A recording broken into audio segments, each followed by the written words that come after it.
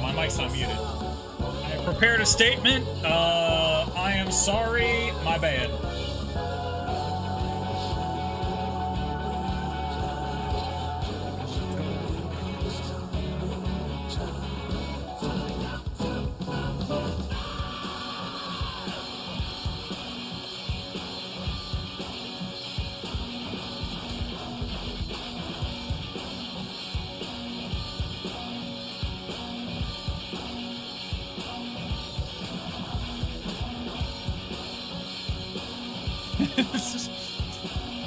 Acting like I found a dead body in a forest and videotaped it and threw it on the internet. I thought that was a momentary lapse in judgment.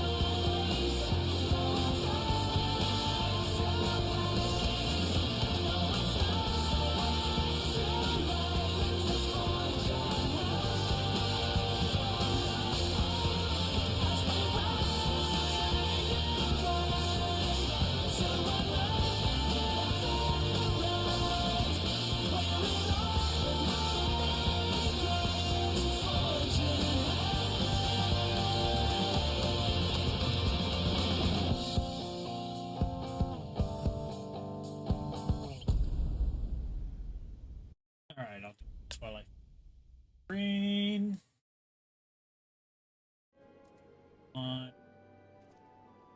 Go to Solo. Alright.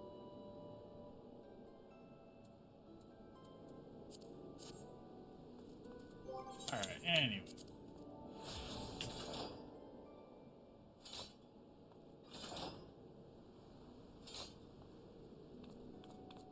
Now we're ready. The next ship to sail.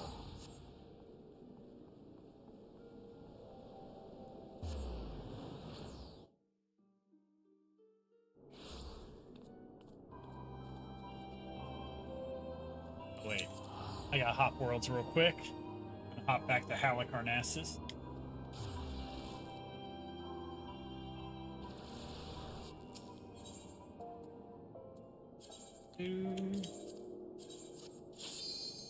Go.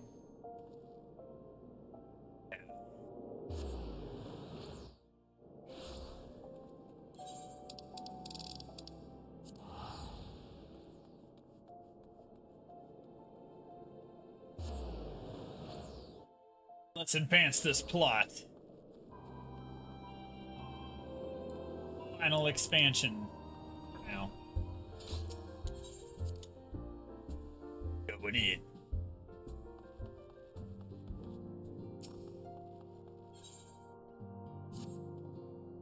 Nomus, do you have some time to talk? I would gather everyone in Dawn's Respite, and together assess the situation in which we find ourselves. Alright, let's go.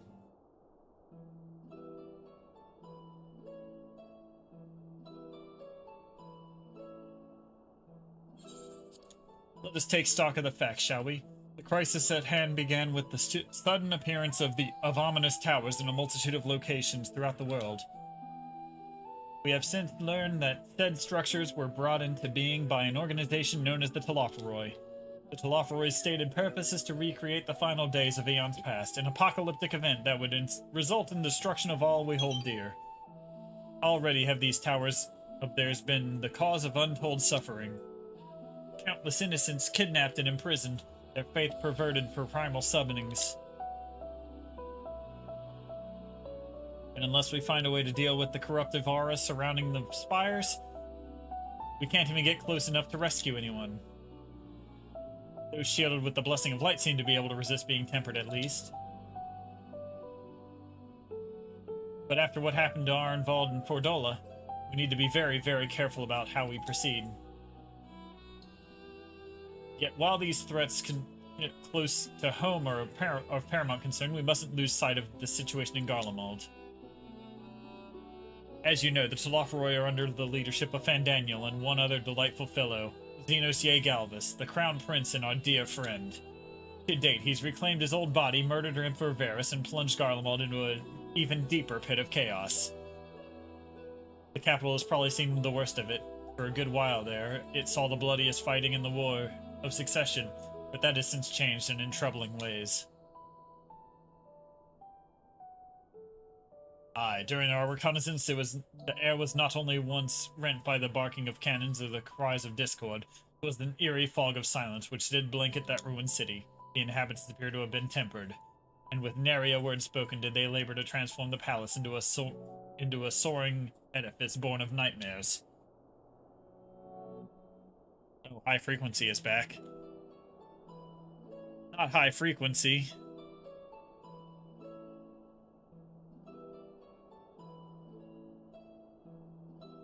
Yet if they were indeed made thralls, it seems safe to assume that these events, too, were orchestrated by the Telophoroi.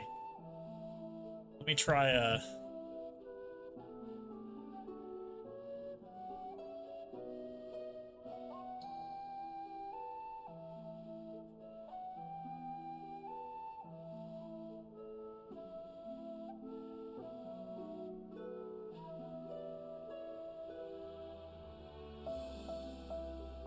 Yes. There we go. A little better. Oh yeah, it was the headphones, wasn't it?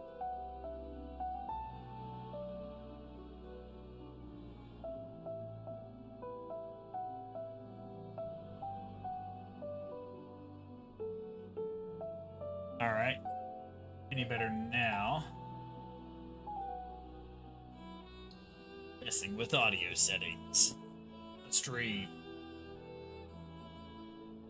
An army of primals is awful enough, but in light of recent developments, I fear it is only the prelude to an even greater catastrophe. We need to devise a means to counter this threat, and quickly, before our allies are overwhelmed.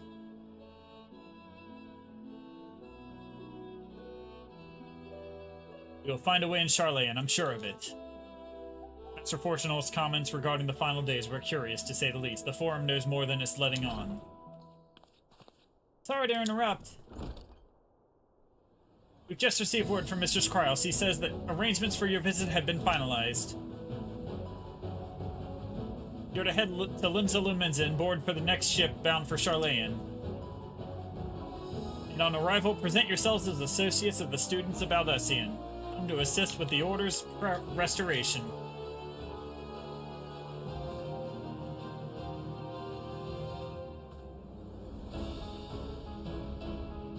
The arrangements may be settled, but what of your thoughts? They must race at the prospect of returning home after so long. I'm eager to see it, of course. We should set off at once.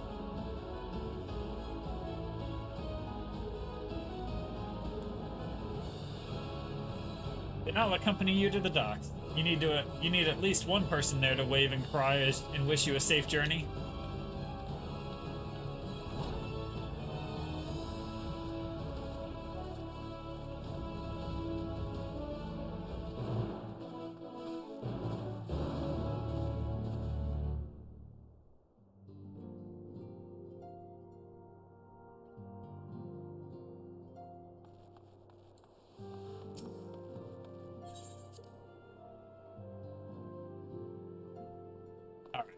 Limsa Lumenza.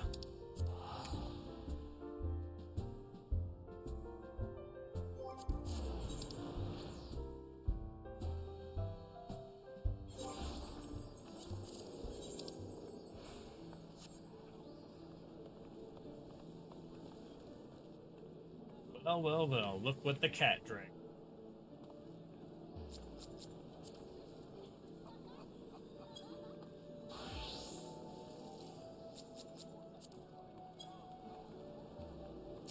Anyway. Arcanist Guild? Yep, Arcanist Guild.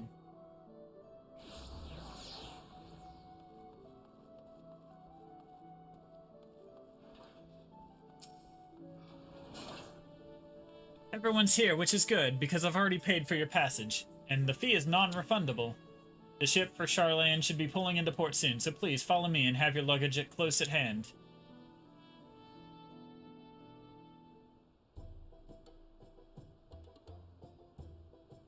Yeah, pretty much.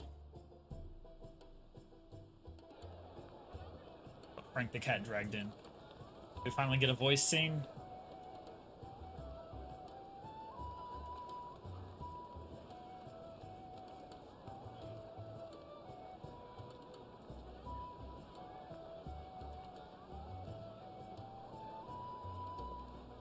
They've almost finished loading our cargo.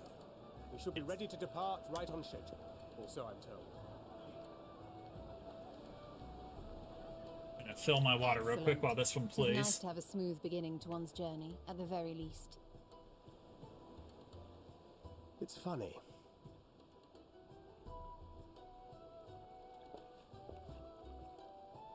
Master Louis Soir came here on a ship very much like this one.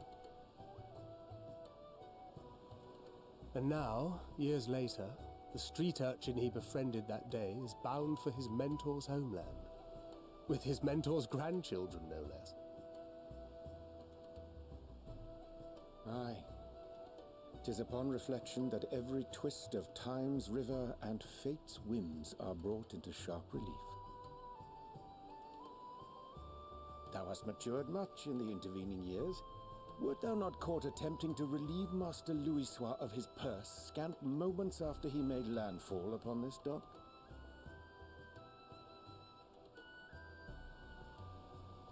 Oh, really? Now that's a tale I'd like to hear.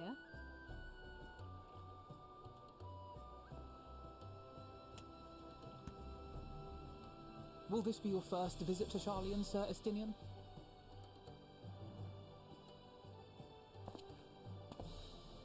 Sir Estinian?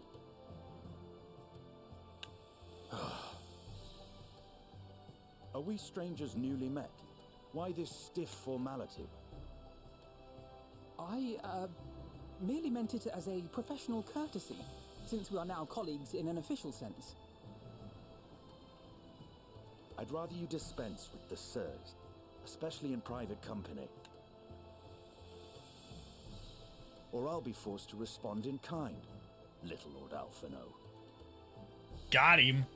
You've made your point, Estinian. Painfully well.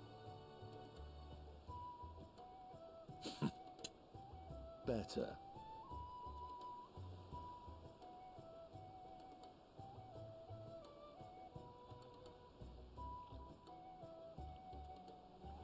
Are you all right, Tataru? You seem positively distraught. Distraught? Me? Don't be silly. I think it's lovely that they get to see their homeland. It's just, we're trying to thwart the schemes of an army hellbent on destroying the world. And once again, I have to stay behind and worry that this is the last time I'll get to see my friends.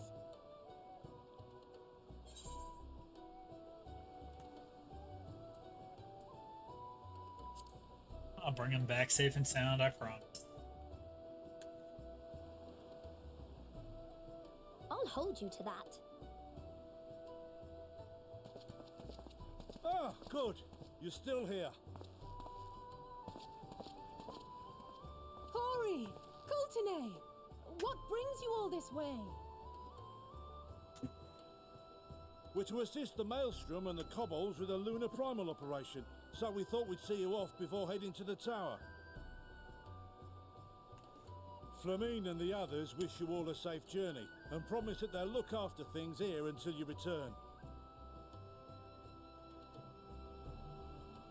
We will too, of course. Aye. We, your fellow Scions of the Seventh Dawn, will do our part to ensure the end of the world won't happen on our watch.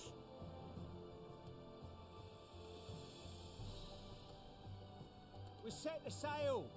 All aboard for Charlian!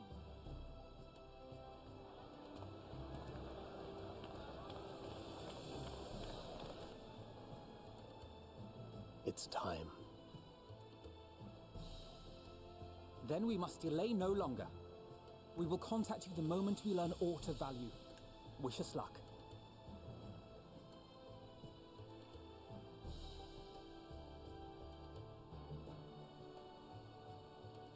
Have a safe journey, and please, please, be careful.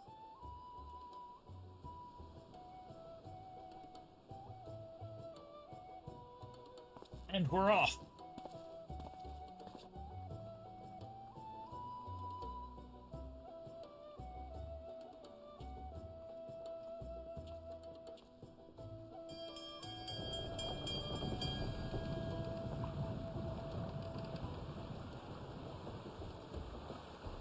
And so you venture forth unto the unknown.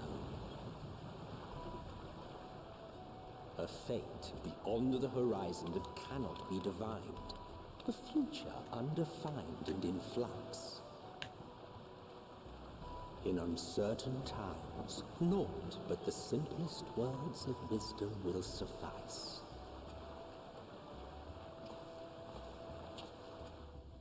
That which lives is destined to die. Love leads to loss.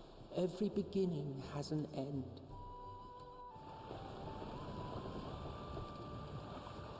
Treasure every moment, every step of your descent. Anybody recognize that narrator yet? I know who it is, so I'll keep my trap shut.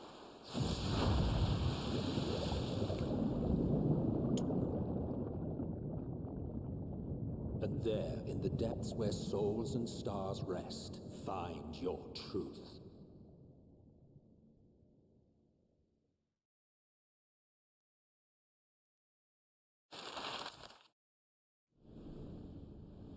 The map.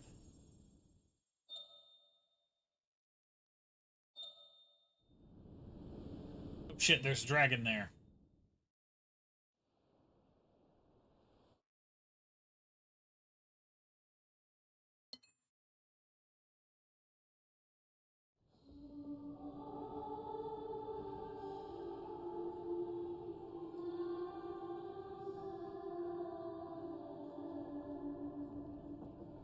Here.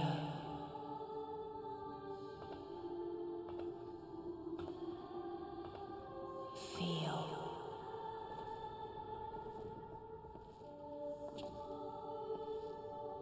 Think. Woman, you haven't talked to me in 3 expansions, and now here you are?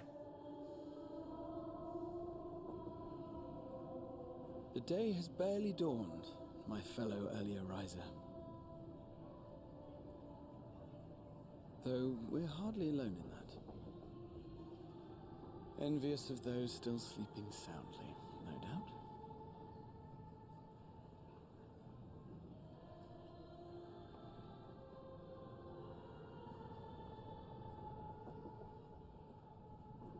Called out to you, you say? I've heard nothing myself.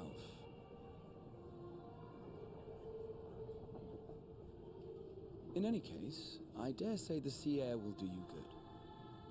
Why not join the others on deck? Charlian should be coming into view at any moment.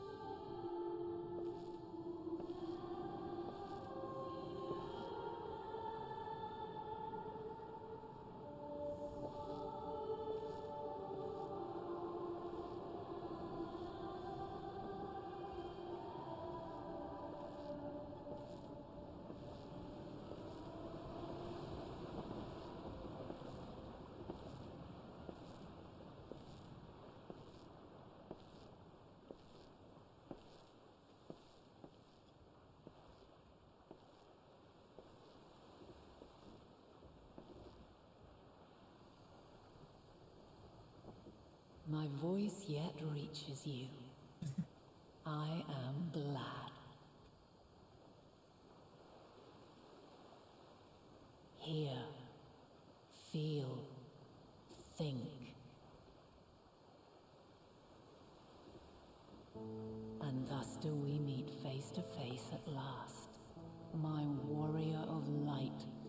guided by the crystal.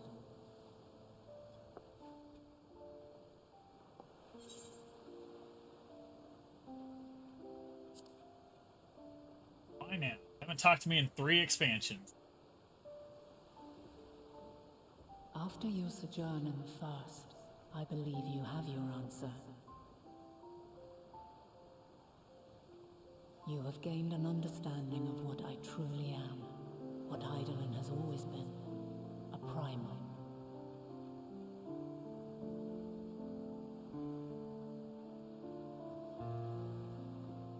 Zodiac was created to forestall the apocalypse which threatened the ancient world, and I was brought forth to bind him. Yet 7 times now, those who could orchestrate a return to that bygone era have rejoined a shard to the god I had sundered. The greater his strength grows, the swifter does mine own diminish. The power to draw your mind into the rift betwixt is no longer mine to wield. Yet though it taxes me sorely, I dare not leave these words unsaid.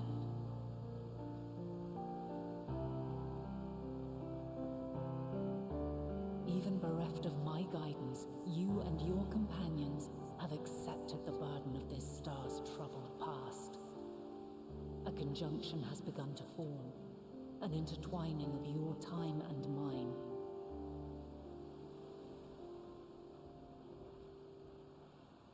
Wheels shudder and turn. Conflict looms. Monumental. Which will decide the fate of this world and all life upon it.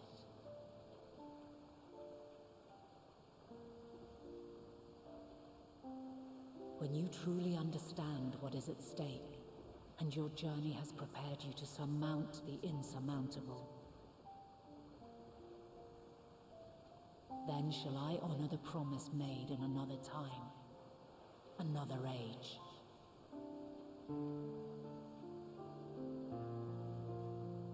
Cast your peepers to the fore, folks. Sharlian's just over yonder. I will not keep you further.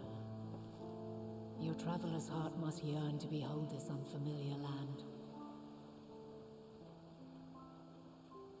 We shall meet again, and soon.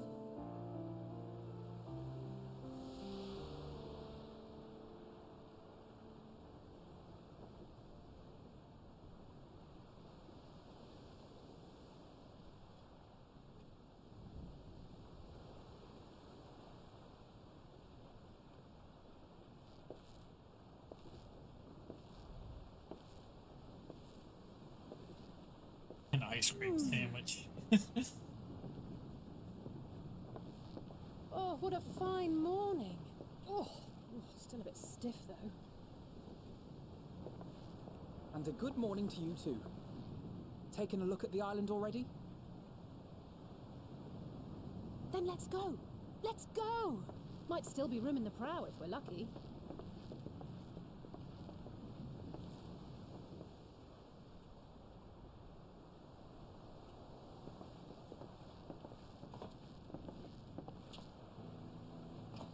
Ah, the sleepers have arisen. There she is. Good old Sharlian. Oh, I see it.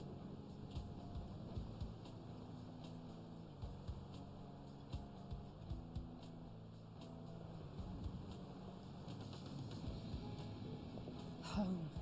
Home at last. Well, maybe not in Father's eyes, but we'll manage on our own, if we must. You do know you're not alone in this, don't you?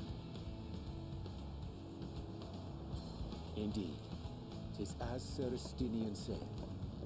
Forget not the comrades who boarded this ship at your side, I prithee.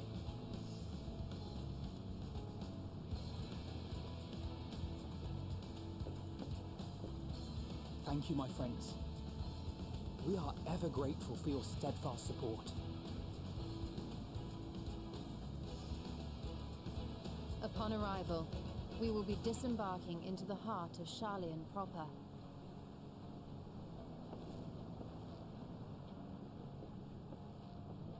There is no greater concentration of wisdom in all the world. I am confident that somewhere within that center of knowledge and learning, we will find the answers we seek.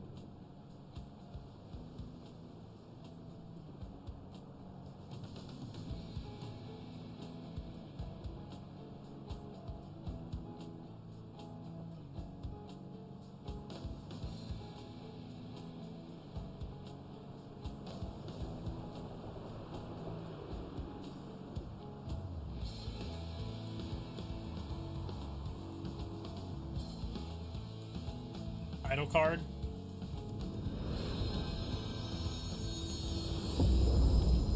There it is.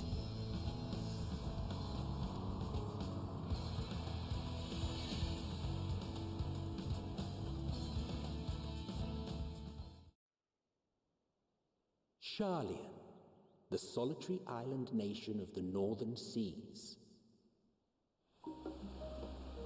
Where under the watchful gaze of Thaliak, patron deity of scholars, academics hoard all manner of knowledge and secrets. Once, they deigned to accept foreign students into a distant colony maintained in the Dravanian hinterlands. How swiftly they abandoned it once the first Garlean boot set hostile foot on Alamegan soil. So averse to the prosecution of war, these men of wisdom, your would-be allies.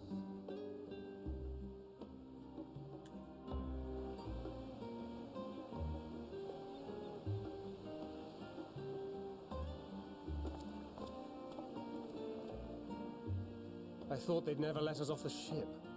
What's next then? Entry applications? Hopefully they find no cause to deny us.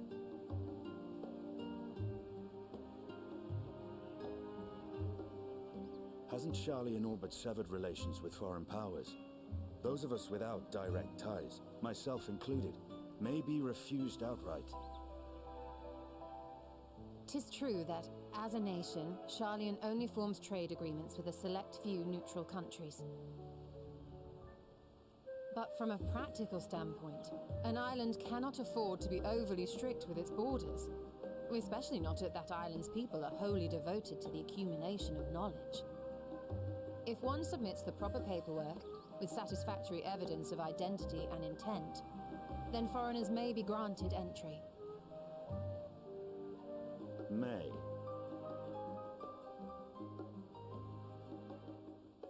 Quite. So let us be absolutely clear on these points before we proceed. The immigration officer will ask for your affiliation and your purpose of visit. Considering Sharlayan's views on intervention, I strongly suggest we avoid any mention of the Scions. Kral has laid the groundwork for us to act as associates of the students of Baldessian, and our ostensible reason for being here is to aid in their order's restoration.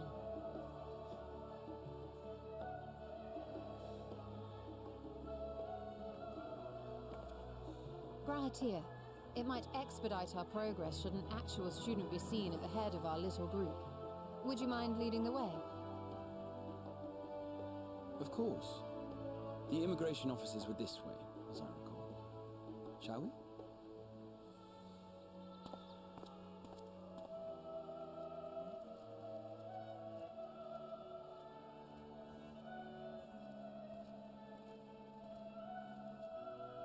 Greetings. We've just arrived and are eager to make our way into the city. Would you be so kind as to process our entry applications? Certainly.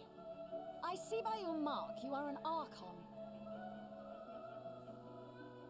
I am. Grahatir of the Students of Baldessian at your service. I was assigned to an Eorzean survey team, but have returned to assist with the reformation of my order.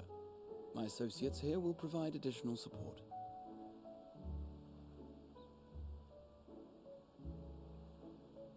Very good. I have paperwork detailing your group and its scheduled arrival for today.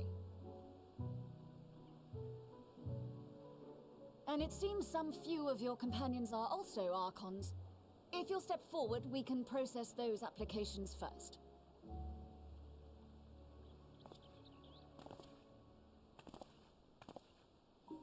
Ishtola rule.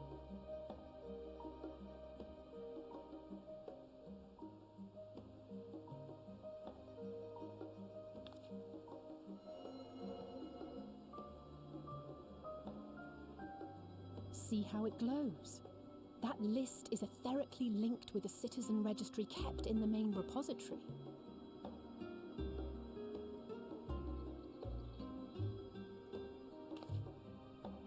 I've confirmed your status as Archons and amended your travel records accordingly. Welcome home. Now, who do we have here?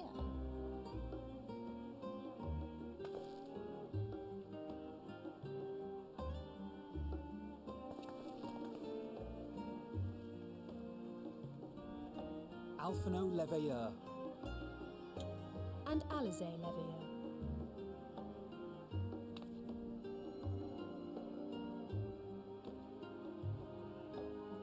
Your applications have also been approved. Having said that, the streets are abuzz with talk of how House Leveilleur's lord disowned his young progeny.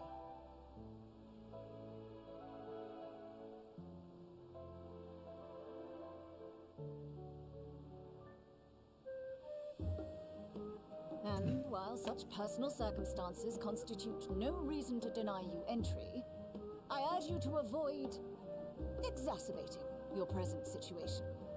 Times are quite troubled enough already.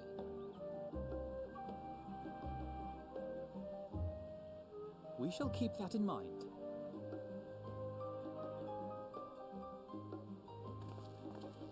These last two are not Sharlayan natives, but you will find their credentials are in order. An application was made in advance.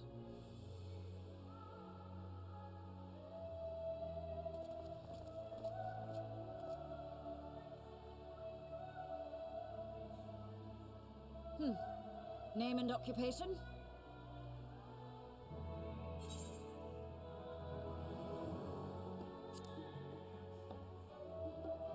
Magnarmus Darkblade, adventurer by trade. An adventurer. Well, I suppose that is considered a valid calling in your native Eorzea, and it does indeed match the profile provided. You may enter. And you, sir? Estinian Valino, formerly of the Order of the Knights Dragoon in Ishgard. Formally, at least. And what, pray tell, is your profession now?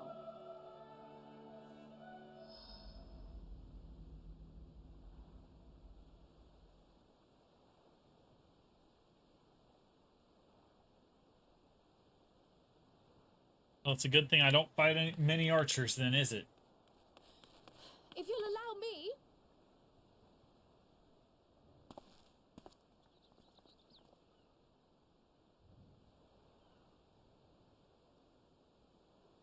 My associate is a mercenary, hired for his strength at arms. Surely you are aware of the dangers we often face on our forays into the wilderness. Mistress Baldessian, if you insist on sponsoring his entry, then so be it.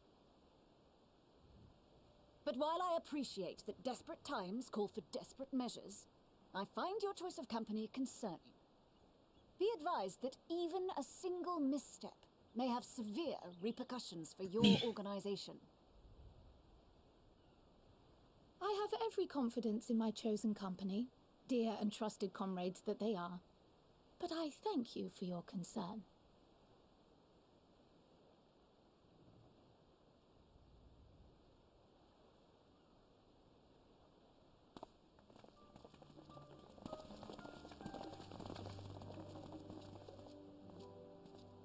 Croyle, it is good to see you.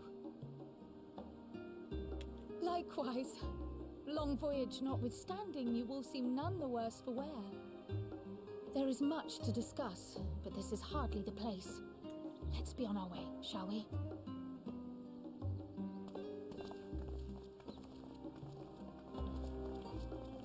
Oh!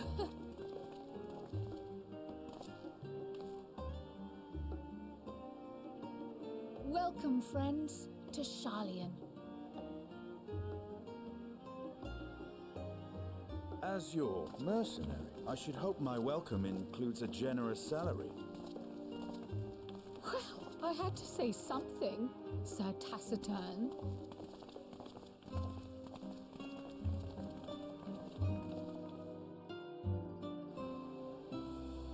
Ah, yes.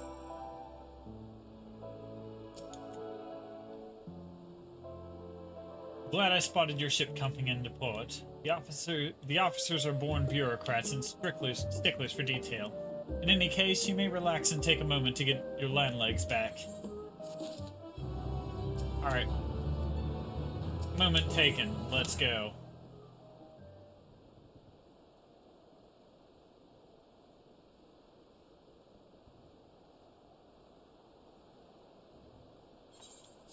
I had thought to launch directly into an explanation of what I've learned and how we might proceed. But this is Magnarmus and Estinian's first time in Sharlayan, and for the rest of you, a homecoming that was long overdue. You must have places you wish to visit and people you're dying to see. Therefore, I propose we postpone our agenda so that you may all have sufficient time to recover from your journey and get your bearings in the city. Once you've settled in, we can reconvene at Baldosian Annex. How does that sound? It's a fine suggestion.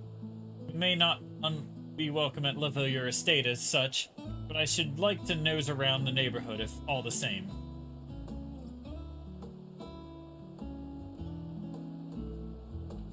I'm equally untethered, as it were. There's no particular place my kin call home. Still, I would not pass up the opportunity to reacquaint myself with the city. Likewise, a quick tour of our old haunts might even yield some useful gossip. The annex was west of the Aetherite Plaza, wasn't it? I shall join you there anon. Yes, we'll see you there.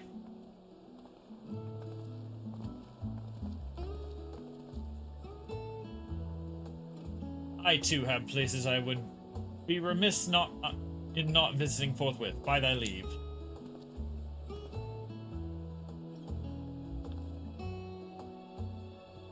What of you, Estinian? My services as a guide are yours for the asking. That won't be necessary. Until we reconvene, I prefer to wander as the wind takes me. But I could... Oh.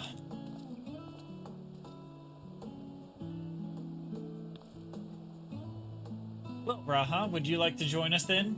You've been gone for quite a while, and this would be the perfect way to refresh those dusty old memories of yours. Oh, of course, if you'll have me. Magnarmus, Sharlayan awaits.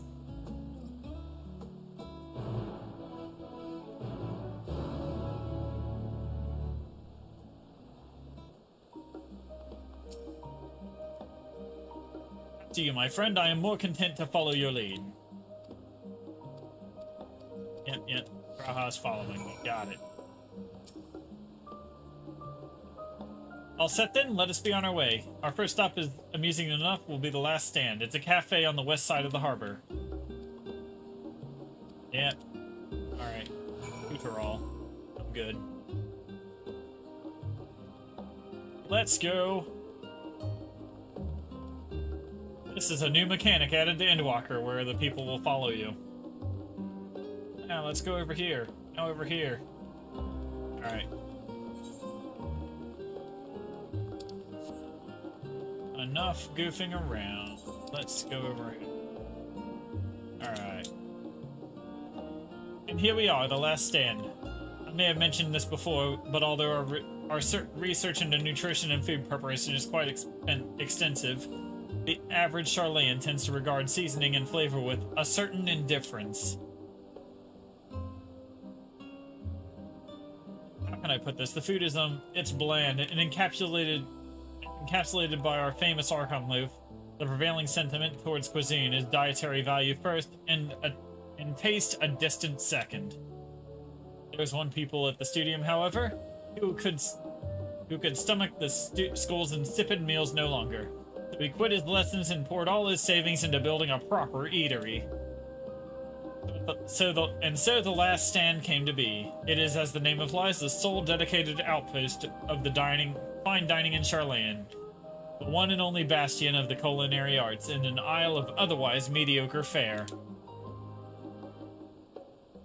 I seem to recall their burger being hailed as one of the more impressive items on the menu, not that I ever had the pleasure of eating one myself. Because you are typically a typical Charlayan when it came to cheap and convenient, Raha.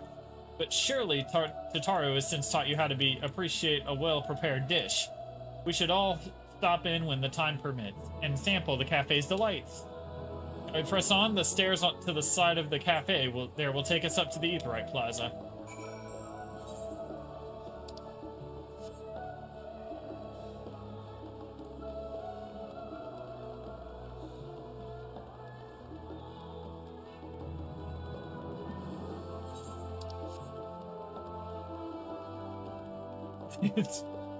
Fire Rat has to spin everywhere now. An unusual shape, isn't it? I assure you, however, that is the perfectly functioning Aetheryte. Remember to attune yourself before we move on. Now, being the diligent tour guide that I am, I should make mention of the Confluence, a research facility located on this very plaza. Its much vaunted discoveries are the reason Charlayan stands at the forefront of teleportation technology. Deciphering the underlying principles of elegant Aetherites, it has allowed us to understand and reconstruct what was essentially a lost art. And off we go to our next destination. Our path leads northeast to the Agora, Charlayan's largest marketplace.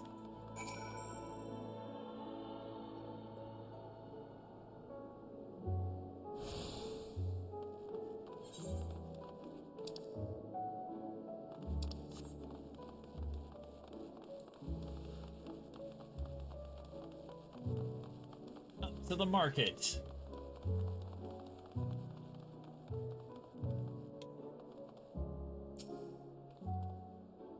Welcome to the Agora, where you can find wares made in Charlayan, as well as a wide selection of imported goods. They also used to sell questionable prototypes from the various research institutes, but I think that practice has thankfully died out for the most part. Otherwise, I can think of no better place to stock up on your next big adventure. Or am I overselling it? On a more serious note, the next stop on our tour is one which has particular relevance to our ultimate purpose here.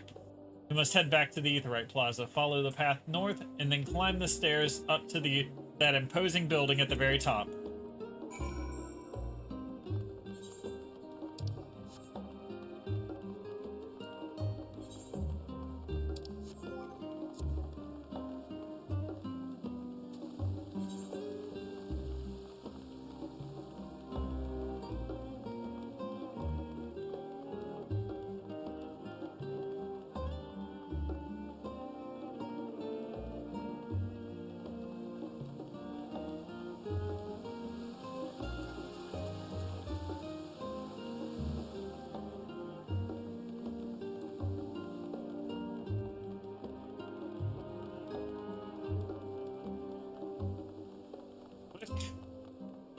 Yoink!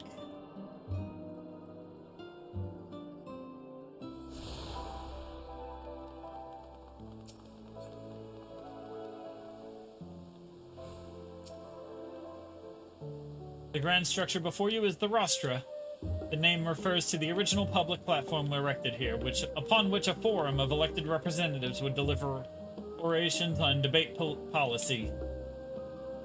Although the stage has since evolved into council chambers, the nature of the forum and the duties of its members remain largely unchanged. Am I boring you, Raha? You seem awfully distracted. My apologies. From here, one can see the entire city spread out below. The vista put me in mind of my arrival in the first. Those who had gathered at the Crystal Tower asked me how they might go about building a new home. Naturally, my answers were all inspired by my knowledge of the finest settlement I could think of, the great city of Charlayan. And bit by bit, those few buildings grew into a town, a community, a Crystarium. I can almost see its echo. I see. Feel free to come up here whenever you wish. I don't think the counselors would object to you simply enjoying the view. Such memories should be treasured. For now, however, the tour must go on. Our spectacles of sightseeing concludes with the fittingly named Journey's End. Walk down the stairs to the east and continue straight ahead.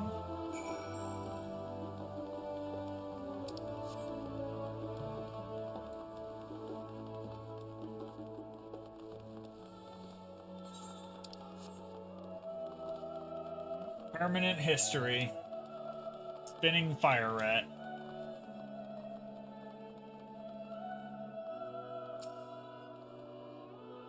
We've arrived at Journey's End. History tells us that this was where those who put ashore the Archon Numcrim built their first homes.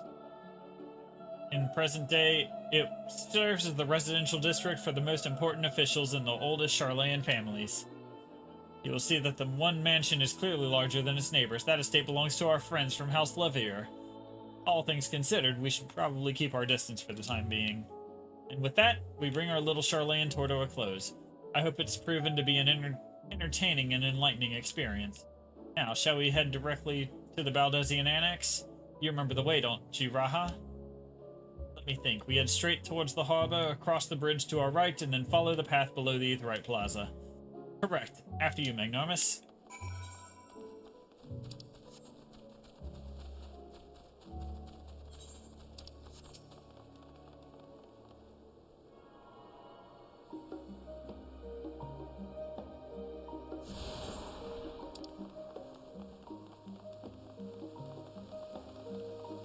Grab all these along the way.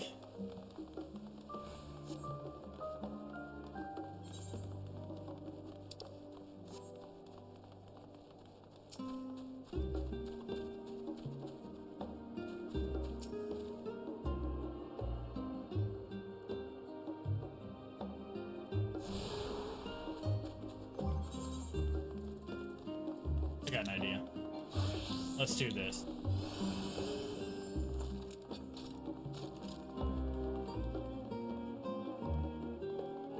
Move this all along a little quicker.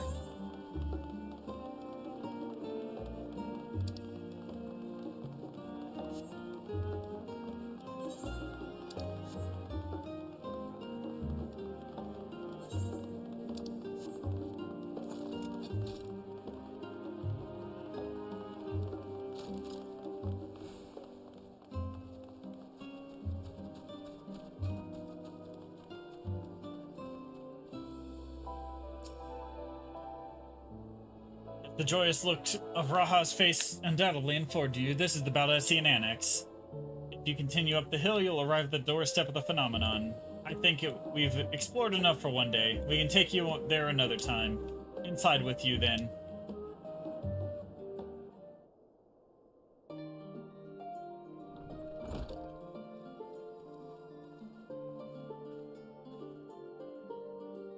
I'm back, and I brought Magnarmus and Raha with me. Ah, you're right about the ship, then. Hello, Graha. Nice to see you again. It's a pleasure to finally meet you, Magnarmus. I've heard many a tale of your exploits. Ujikai Sunjika? It's been an age. Allow me to introduce Ujika Sunjika, Administration Officer for the students of Baldesian. He oversees the day-to-day business of the Annex. The champion of Eorzea has featured prominently in Kryl and Graha's reports, so for me this is akin to seeing a fabled hero come to life. It is an honor to make your acquaintance. This place is the second home for the students. The Isle of Val served as our main headquarters, of course, but we often had occasion to visit Charlayan. Whether to make use of the city's research facilities, attend conferences, or procure supplies from distant shores. And the annex here was built to provide lodgings for our members while we engaged in such activities. Ever since our former headquarters, along with the isle itself, vanished, the annex has served to be as our base of operations. And yet it feels so empty. So, with so many lost to us, our organization is a shell of its former self. The day will come when we will see the students rise again. First, we must ensure that the Telophoroi fall. Then let's get on it. Through that door to the left here is the main hall, where we can discuss our operations moving forward. Once everyone arrives, that is, you probably have time to rest before our discussions begin in earnest.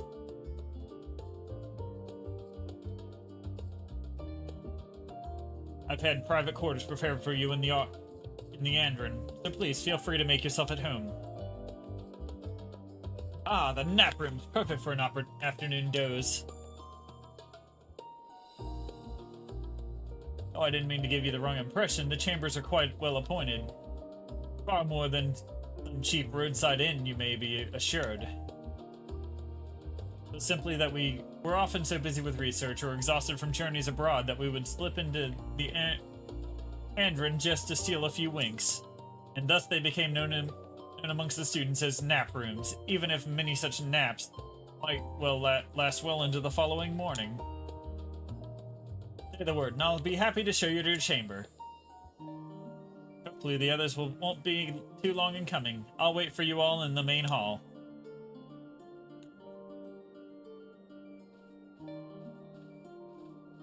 There was, if I go here, am I gonna get visited by a ghost in there?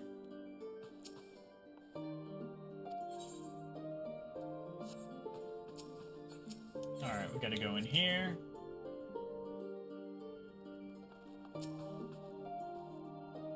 Feeling refreshed and alert, our colleagues should be wandering in soon, so I suggest we stay here and wait for them to join us. Nope, no wink. No wink.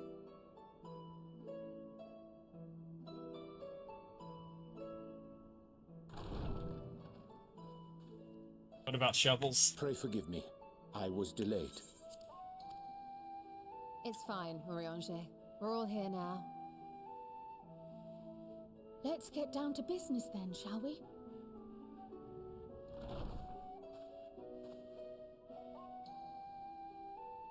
Come what may, we must prevent the Telophoroi's plans from coming to fruition.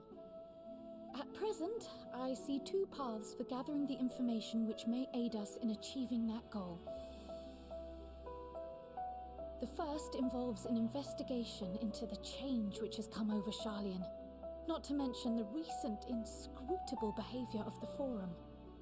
As most of you know, the 99 members of the Forum are elected from the general populace. This alone guarantees a plethora of opinion with regards to foreign policy. The bibliotheques, for example, are a group of conservatives which would have Charlian focus on recording history, while remaining entirely uninvolved in the making of it. And at the other extreme, we have advocates for proactive diplomacy and direct intervention. My grandfather Galef was one such member, as was Archon Louisois. Yet despite our diverse factions and philosophies, the recent vote to deny Eorzea's request for assistance was unanimous.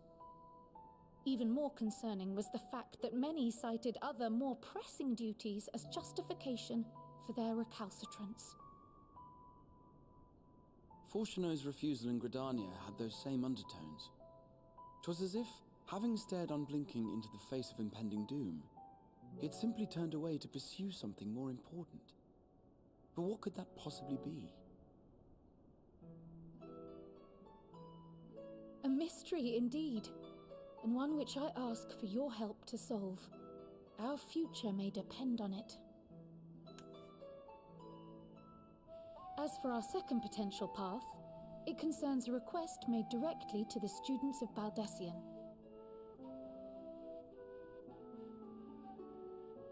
Our organization was founded primarily to study strange and unexplained phenomena the world over. Mysterious relics and ruins, arcane disturbances, and so forth. Compared to our more isolationist Charlian colleagues, we have strong connections overseas, namely with scholars and academics who share our passion for the unknown.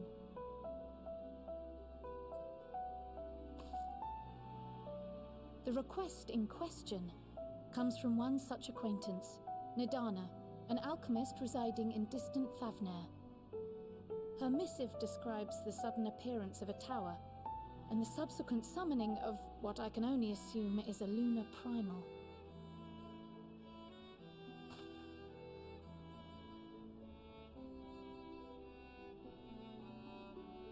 In response to this threat, the satrap of Radzat-Han, the individual who governs the city-state, has instructed the alchemists to find a means to deal with the spire. The artisans of that land are heirs to an ancient tradition, one rather unlike that of their Uldan counterparts. 'Tis possible, nay, probable, that they have gleaned truths unattainable by Eorzea or her Far Eastern allies. They do, in fact, appear to have a strategy in mind, though it will require further research. To that end, they have requested an introduction to a capable warrior shielded by the blessing of light. Assuming we divide our forces to pursue both of Kral's lines of inquiry, then having you join the group heading to Thavnair would seem the obvious choice. But the investigation in Sharlayan is of vital importance as well. Equal, I think, to the Thavnarian one, given that the fate of the world may hinge on the results of both. Yes, it is quite the quandary. And it is.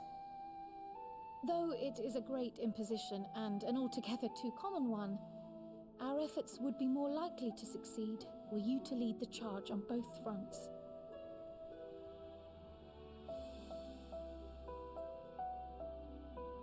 You'll split quest in the beginning to divide the player base so that the area doesn't get a... Defer to your decision. Let us next decide how everyone else might best be assigned. As for myself, I shall continue what I've begun in Sharlayan. I should also like to steal the services of an Archon or two. And thereby gain access to a greater range of reading material. I will help with that. Allow me to offer my assistance. I have some small amount of experience in the field of research.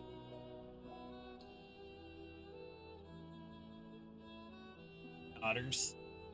Alice and I would also like to help, if you would have us.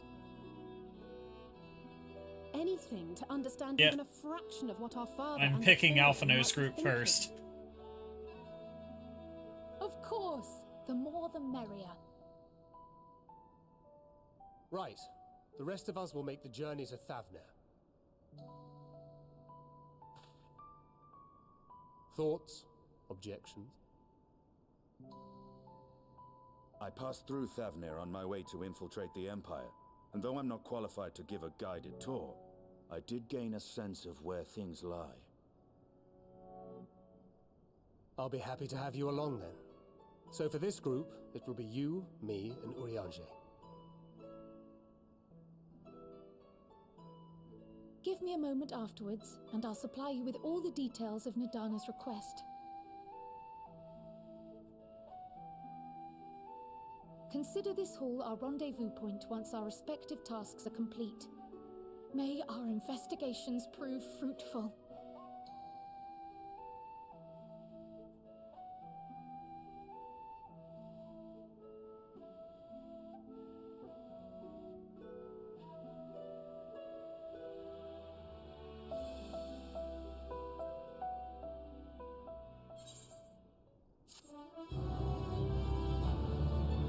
Another quest complete.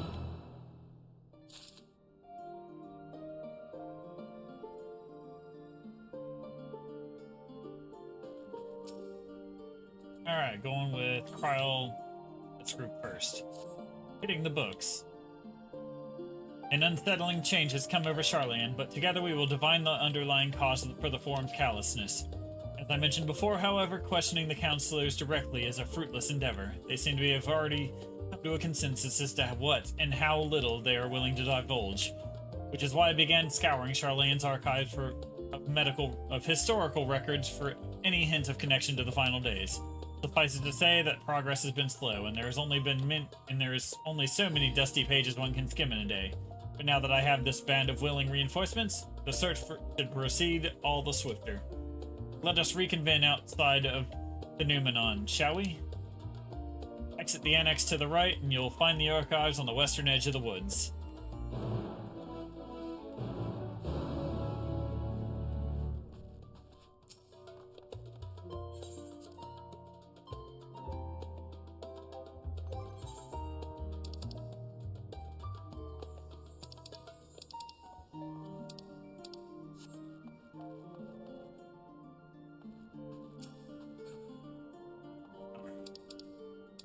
Go this way.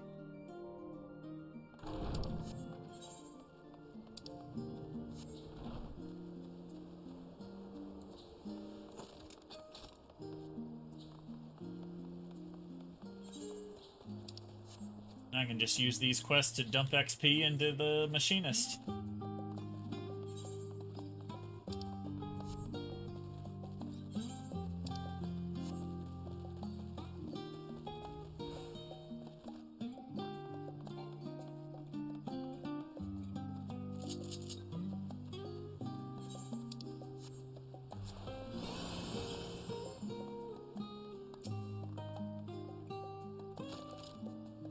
My directions were easy enough to follow, I hope. In any case, you stand now before the doors of the Numenon, Charlene's grandest collection of books and tomes. The building is actually only an entrance, and one of many at that, for the archives of the Numenon extend deep beneath the surface like the roots of a tree. The vast halls of the Great Gubal Library pale in comparison to Numenon's endless maze of subterranean chambers. Any citizen of Charlene is free to enter them and pursue it themselves. Peruse its shelves. Well, most of its shelves. Only Archons are afforded access to certain restricted vaults. I've dispatched a Stolen Raha to investigate those. Meanwhile, Alizé and Alphino will help me continue my search through the stacks open to the general public. Your status presents more of a problem. As a non-citizen, you are only permitted to browse this first floor here at the entrance. Even so, there should be a number of books which touch upon Charlene history or foreign policy. Your task will be to find and study the relevant publications. I promise you a working knowledge of those subjects will make it far easier to spot the sort of clues we're looking for. Let us be about it, shall we? I have told the others to meet us at the stone benches over there once they have found some promising tomes. Happy reading!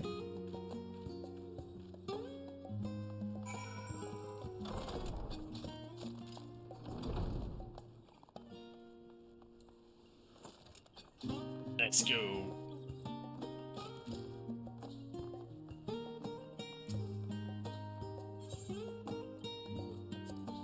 Read the book.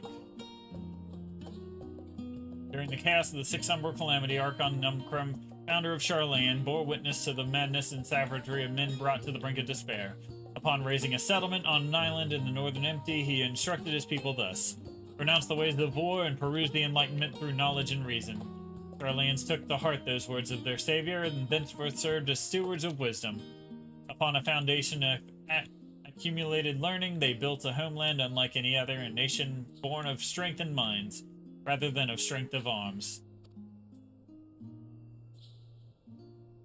With knowledge of economics came shrewd trading. With knowledge of agriculture came bountiful crops. Engineering brought wells and sewers, ending squabbles over water. Wealth of expertise could be bartered for wealth with coin. And the more their wisdom spread throughout the world, the more mankind as a whole would thrive. And so it was that no matter the trials and tribulations of the age, the citizens of Charlene would live by their founders' teachings. For the sake of the better tomorrow, for the sake of a brighter star, they would eschew the tools of war with knowledge, and with knowledge deliver the world. Alright.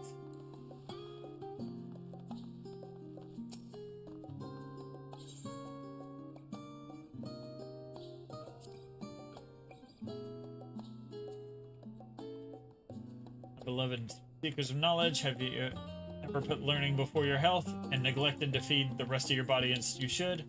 I too once engaged in such foolish practices, but one night, engrossed in philosophical study, I had an epiphany. For all the world's mysteries that drive us to reckless abandon, we have so very few years in life in which to achieve our goals. Thus I do share with you this mantra: I am forever 20 summers young. The number itself is unimportant. You can be 19, 23, or 40. Whatever age you are when you discover this manual, let that be the age you aspire to remain.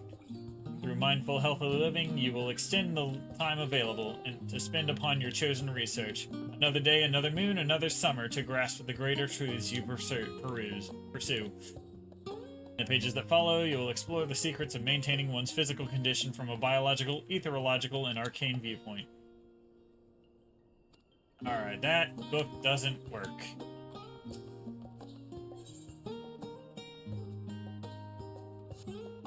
Introduction to the Heavens.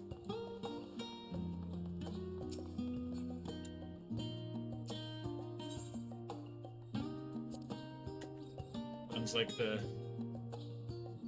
years which followed the founding of Charlayan, civic policy and other matters of import were decided at the Ecclesia, a public forum at which every citizen was eligible to speak. As the city's population grew, however, this format became increasingly impractical. The larger number of participants gave rise to even longer debates, resulting in significant delays of vital resolutions. Various measures were introduced in an attempt to curtail the protracted discussions. But in the year 201, the Sixth Astral Era, it was ultimately decreed that Charlayan would transition to a new form of governance. The nation would now be led by a body of 99 members, citizens chosen from amongst their peers to be by means of a nationwide vote. Thus was the forum as we know it today conceived and created. Alright, that was useful.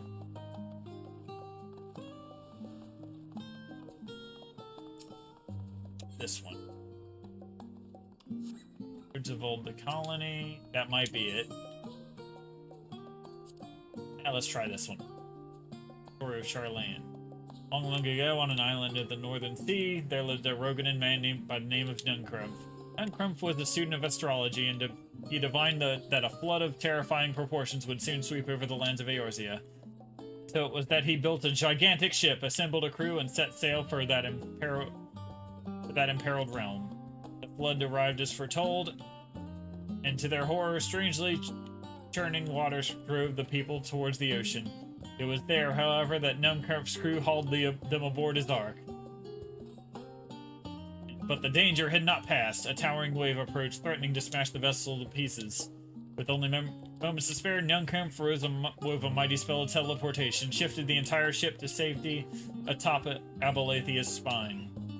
Refugees from the surrounding regions huddled there alongside them. But it was not long before the disputes over the dwindling supply of food led to violence and bloodshed. Saddened by the sight, Nunkrumph gathered to him his crew and grateful passengers and abandoned the ark to those reddened peaks. They journeyed to the coast where they built a new ship, intent on returning to the northern seas. They landed on the beach of an island and settled upon that very spot. The settlement prospered and grew, and by the time in time it became the city of Charlayan we live in to this day. Alright, I did it.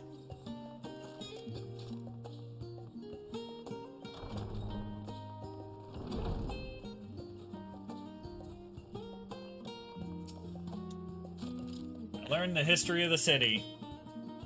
It's basically a Noah's Ark tale. The end.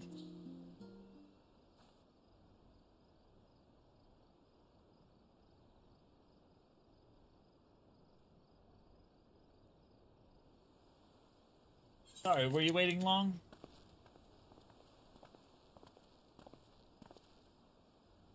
I wanted to make sure I borrowed at least a few promising volumes. Alphino and Kryl should also be along shortly.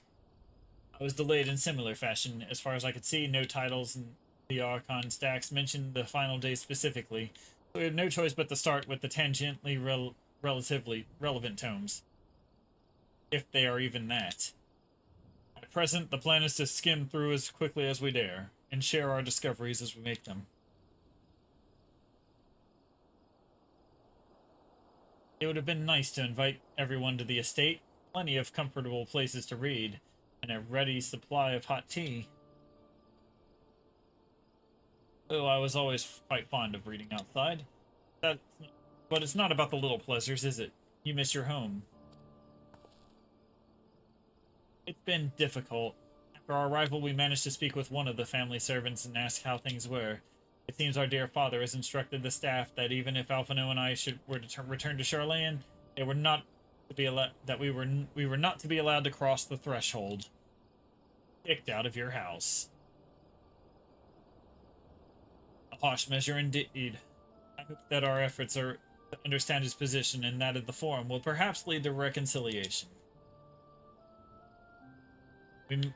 We'll mend this rift one day, I'm certain of it. What of you, Graha? Have you been to visit your family? Or do they not live here in the city? Ah, well, my situation is also somewhat complicated. I was raised in Charlayan, yes, but I was born rather further away. The southern reaches of Ilzarbard, in fact. For generations, my people have dwelt in Corvus, the coastal region opposite the island of Thavner. The Alligans founded a city in the fertile land, and by ship brought in the subjugated tribes of the Mikoti to serve as laborers.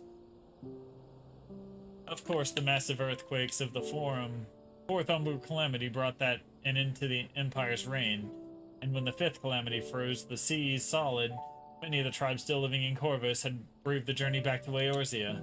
My ancestors, however, chose to remain, that they might prevent the remnants of an Allagan technology from being misused. Isn't Corvus under Garlean rule? For the past 50 years, yes, some semblance of local culture remains, as is the case for most imperial provinces, but Garlemald renamed the region Locus Simonis. When I was a boy, a nearby town came under the jurisdiction of an illustrious imperial family, the nobles of House Darnus. House Darnus demonstrated a singular interest in Allagan civilization, and so my tribe was forced to consider a plan of action. For some time already, the voices had been raised in favor of abandoning our ancient customs. After all, the Allagan eye no longer passed to our eldest children as reliable as it once had. The year of discovery eventually tipped the scales, and the decision was made to bury our ties with the knowledge and traditions of Allag. As the last child born with the Allagan eye, I was given over to the custody of friends and the students of Baldassian, who had me registered as a Charlayan citizen. I never even considered, forgive me. It was an unkind question. Even Thancred was taken in by Archon Louisois, was he not? Stories of adopted waifs, rescued orphans, and the more common among Charlayans than you might think. Yet regardless of our origins, we are all provided with an equal opportunity to learn. With sufficient perspicacity, we outsiders can even earn the vaunted title of Archon. It's exactly why I have such love for this country, and why I wish to remain a nation which its citizens can be proud. Hear, hear, another good reason to get to the bottom of the foreign stubbornness, aside from the trifling matter of our impending doom. Excuse us while we try to make some headway into these books, Magnormus. More company should be arriving any moment now.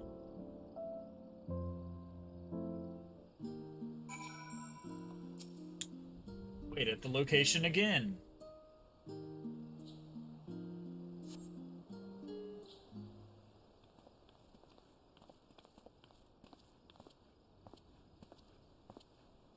We've returned with our selections, although I must say that pickings were quite slim indeed. Mistress Kryl has already flicked through every history book devoted to disasters, and more than a few which barely made mention of them. As such, we will be looking into research papers on the Umbral Calamities, as well as the articles written by prominent Forum members. Perhaps their knowledge into the final days comes from an unexpected source. Speaking of which, might I ask you a few questions related to the final days? I'm the only one here who didn't witness the events of Amarat firsthand, and I fear I may be overlooking critical details. I'm your guy. My thanks. Now where to begin? First things first, what kind of phenomenon did the ancients encounter as the final days grew nigh?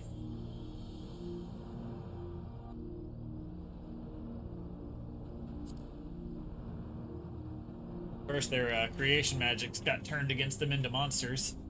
Yes, the unfolding catastrophe wrought havoc on all manner of life. The chaos extended to the ancients themselves, causing their powers of creation to spiral out of control. Fear and despair manifested in terrible, tangible fashion. Meteors raining from the sky, fire erupting from the ground, indescribable abominations of prowling in the streets. More or less aligns with my understanding. If only the arts of creation had survived until present day, we might have had something substantial to analyze. To the best of our knowledge, however, those techniques were not preserved or passed on. Istola surmises that the closest known magic is that of the summoning rituals promulgated by the Ascians. Was there aught else of note which heralded the approach of the final days?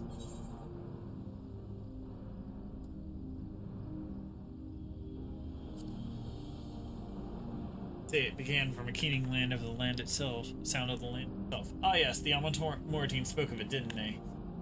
We never did hear this sound ourselves, of course, thrust as we were into the midst of madness.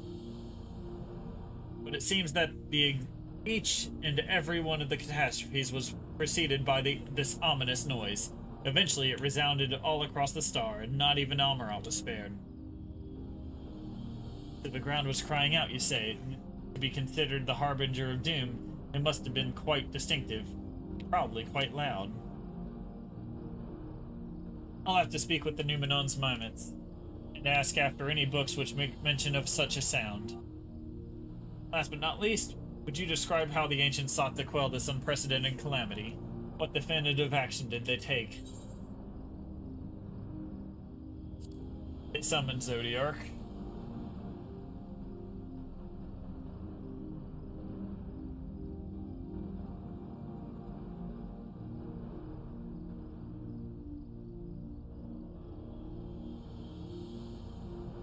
Oh, bridge channel. Alright.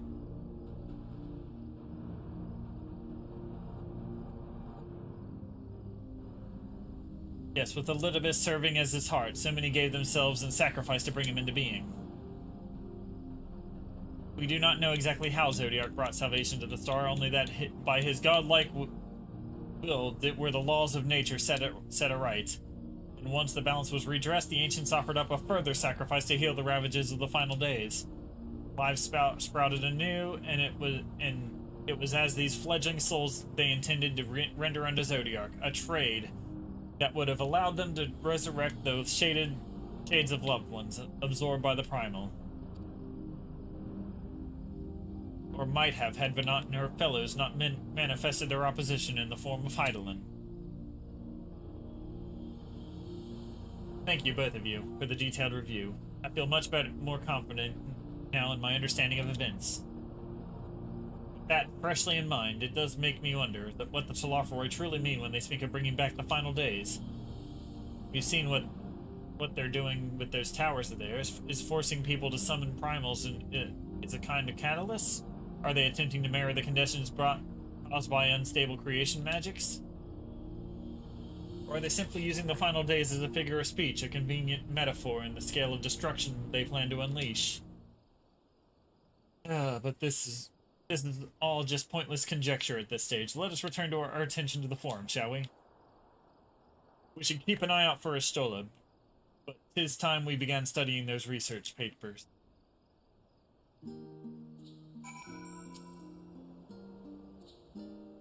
Another waiting. Waiting yet again.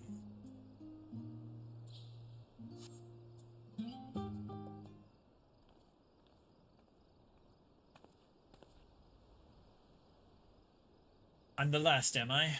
Well, my extended search of the Archon stacks produced one or two possibly useful books, but I wouldn't get your hopes up. If you recall, Urianger learned of the source's reflections from the Garun oracles. For its potential to cause panic and confusion, that tomb was deemed apocryphica and sealed away in the Great Gubal Library.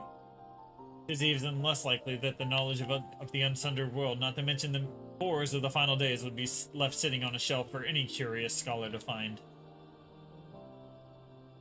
It stands to reason then that my colleagues, be they archons or counselors, should perforce be largely ignorant of the subject. Yet when you confronted Master Fortunault with the knowledge of the Telophoroi and their machinations, he scoffed at the suggestion that they posed a threat. He seemed adamant that the Forum would know if the final days were truly upon us.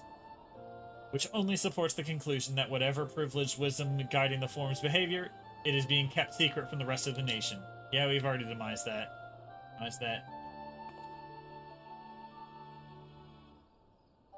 Not that I would mean to excuse myself for reading duty. Whether they contain mention of the final days or no, these books could yet hold something of value. You were thinking of leaving, weren't you? There's plenty of work for everyone.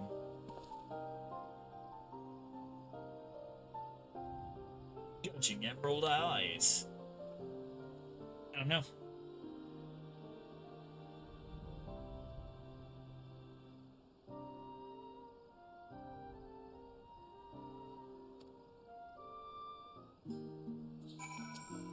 Alright, let's turn this quest in.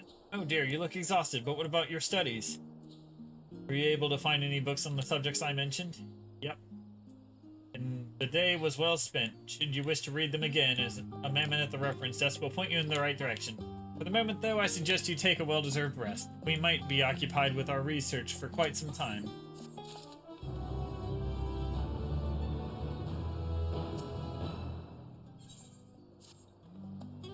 Ready for a tea break, Magnarmus? I know I am.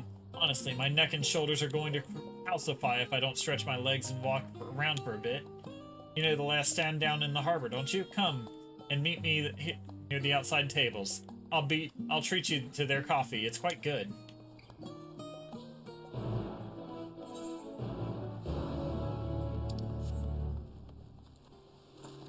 Get this one real quick.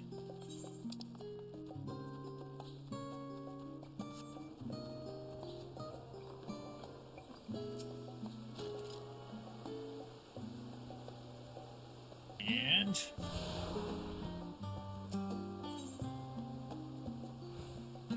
oh, I forgot. It's an annex. All right.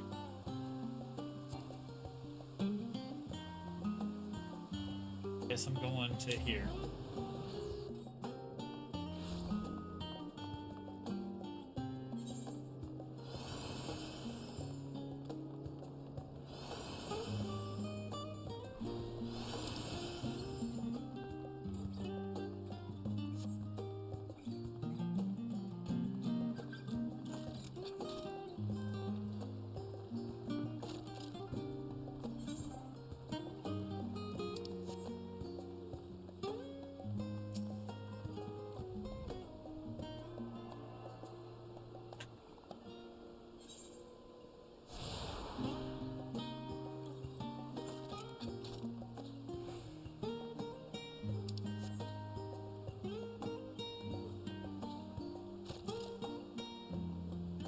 As busy as ever, I see. How very Charlene that no other gourmet cafe has sprung up to compete for customers. Actually, this crowd gives me an idea. Before we place an order, why don't we ask a few questions and gauge the mood of the city? I'm interested to hear what the average citizen has to say about the Telophoroi. Might even learn something new. Worth a try, don't you think?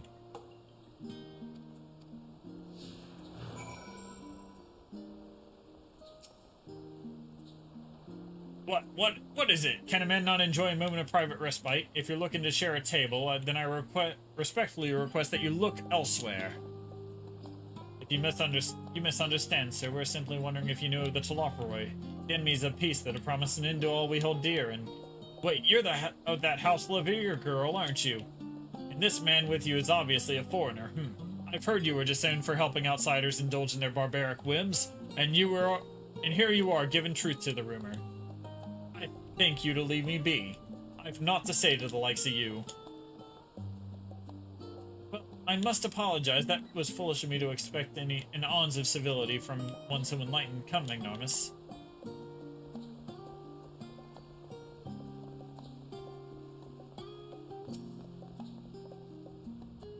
Yes, I don't believe I've had the pleasure. Excuse the interruption. We were hoping you might share your thoughts on the Telophoroi and their unconscionable plans. My goodness, if it isn't the young Miss Levier, my apologies, but I work in the offices of the Forum, and if word reached Master Fortunault that I was helping you, I'd see, we're sorry to have bothered you.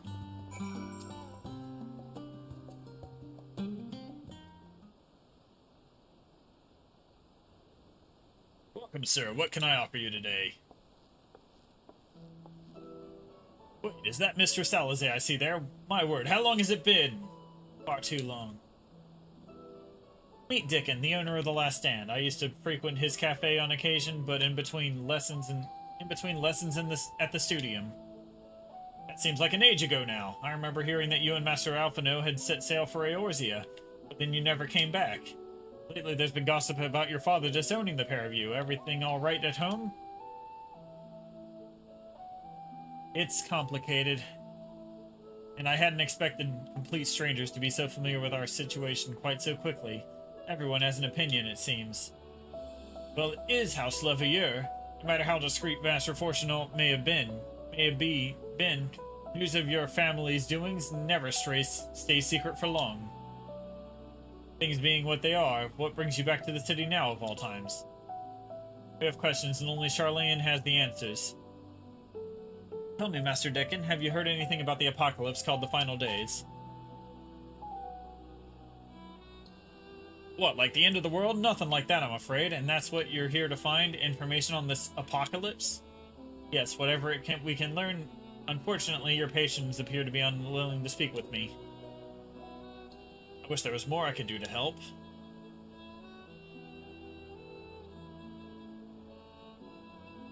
But maybe there is. You're a visitor to Charlene, aren't you?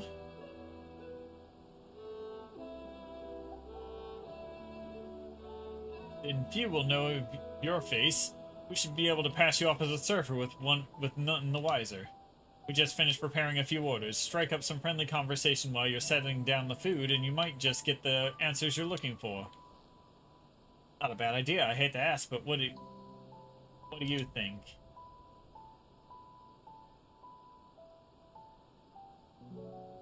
That's the spirit. Pay attention now. I'll explain where each of these dishes needs to go. The tea set is for the chatty group sitting by the water's edge. The omelet is for one of our regulars, a Highlander by the name of Gisla. She's sitting at an outside table with a friend of hers. Behind them, you should see a Makot gentleman. He ordered an oven-baked lobster.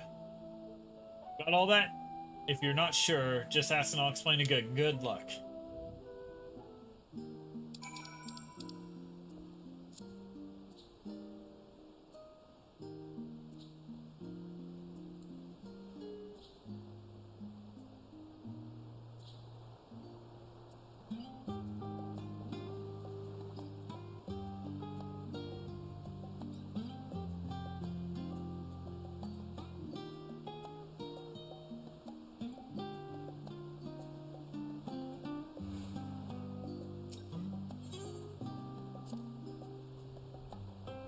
The chatty groups. Oh, my tea set. Lovely, thank you.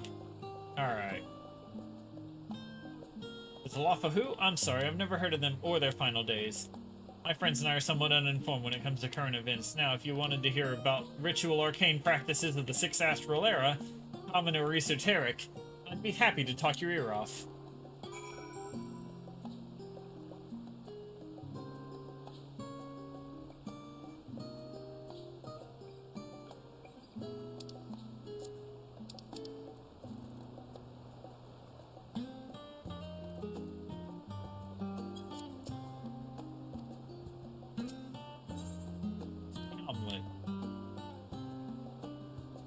Finally, 2468. Let's dig in, no time to waste.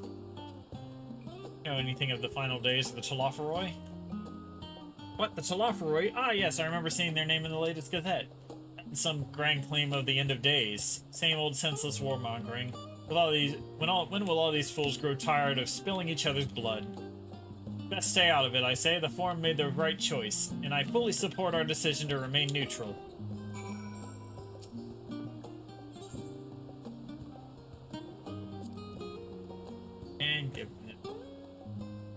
Alas, the oven-baked lobster is mine.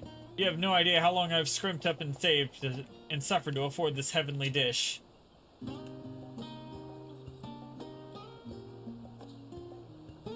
final days, this is the first I've heard of it. Although that would explain why my friend has been rushed off his feet. It must be a busy time to be a gleaner. You don't know what a gleaner is? They're collectors of a sort, travel the world, procuring things that we haven't got here in Charlayan. Priceless books, unusual live specimens, and so forth. So named for those folk who trail after the reapers in the fields, picking up every grain which was missed. Aye, by all accounts, gleaning is a most meticulous and demanding profession. If these Salafroi make good on their audacious threats, then many uncatalogued rarities could be lost forever. Why else would the gleaners be buzzing about in such a frenzy? Watch the harbor, and you'll see what I mean. You're carting loads in from the docks all day. It's never been this hectic before, not like this. Alright. You gotta sit at the harbor and watch the gleaners. What he said. Any trouble with the customers? Were you able to get anyone talking? The last one? Interesting, they seem unaware of the final days aside from whatever vague news the gazettes are printing. Even Dickon had nothing to offer. He's the best source of gossip in the city. The Forum does have secret knowledge. They've done an impressive job of ensuring no one whispers it in the wrong ear. In any case, thank you for playing the part so well. Here's that cup of coffee I promised. But let's enjoy our drinks somewhere else, shall we? Maybe behind the peristyle, away from gossips and their wagging tongues.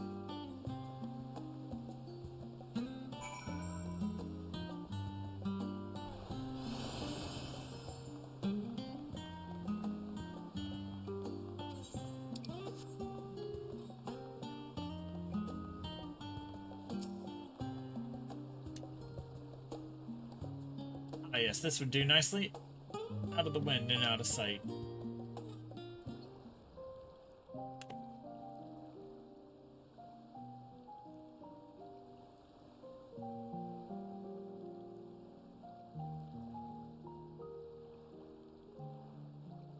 When our father disowned us, I couldn't believe what I was hearing.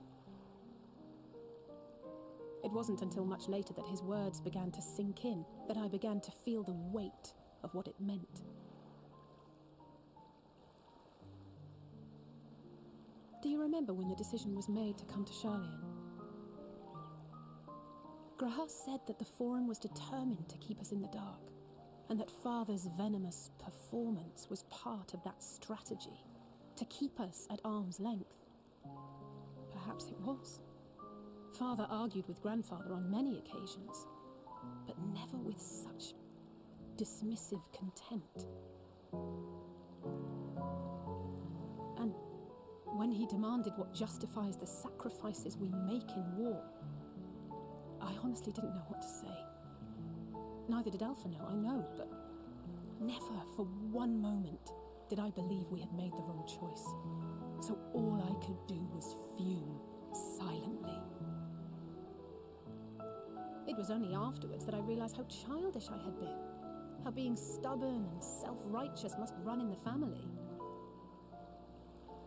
If I could have just mustered a civil response, then things might have turned out differently.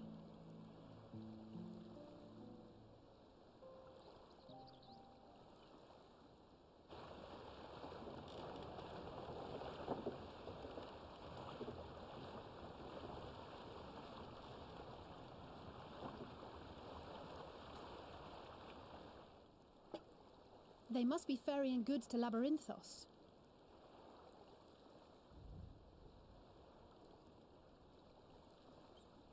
About what now? A vast complex beneath the island. Charlayan is famous for archiving knowledge from around the world. Well, that knowledge is not preserved exclusively in dusty tomes and desiccated samples. Our living library, comprised of all manner of flora and fauna, is housed and studied within that underground facility. Still, that did seem to be an unusually large shipment. When I lived here, it was rare to even see such cargo transported by boat.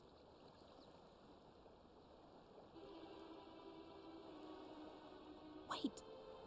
Didn't you hear something in the last stand about the gleaners coming and going more than usual? Well, I think they're the ones we saw manning those boats. And gleaners answer to the Forum. If the appearance of the Telophoroi prompted this sudden burst of activity, then Labyrinthos may hold a clue as to what the Forum is planning. Holy shit, you're right.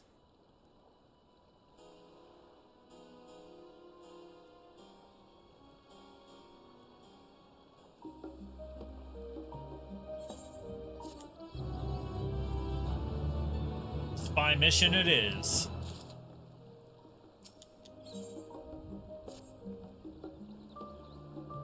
We should tell the others what we've learned about the Gleaners. Go on ahead to the Numenon. I'll join you in a moment. Master Dickon will want his cups back.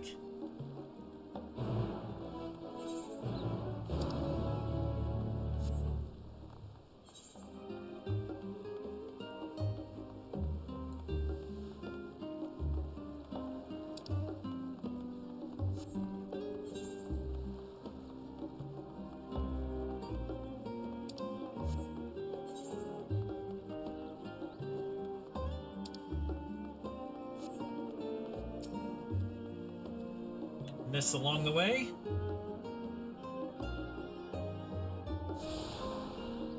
And that should be the last one. There we go.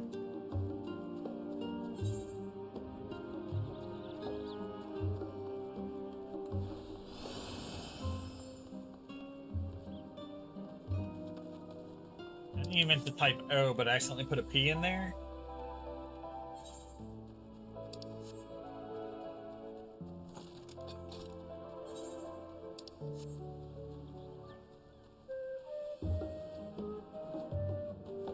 I called it.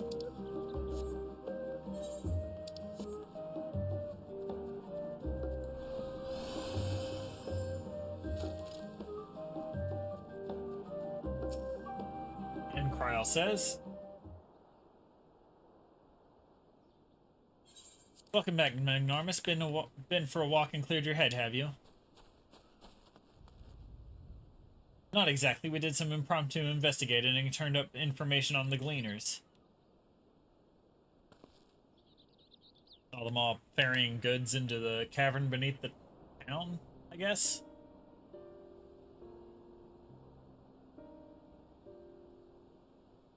It makes sense. The Gleaners take their requests directly from the institutions and bureaucrats, but as you say, they ultimately answer to the Forum. A sudden and significant increase in Gleaner traffic and in cargo. It certainly gives the impression of an overarching plan to be put into motion.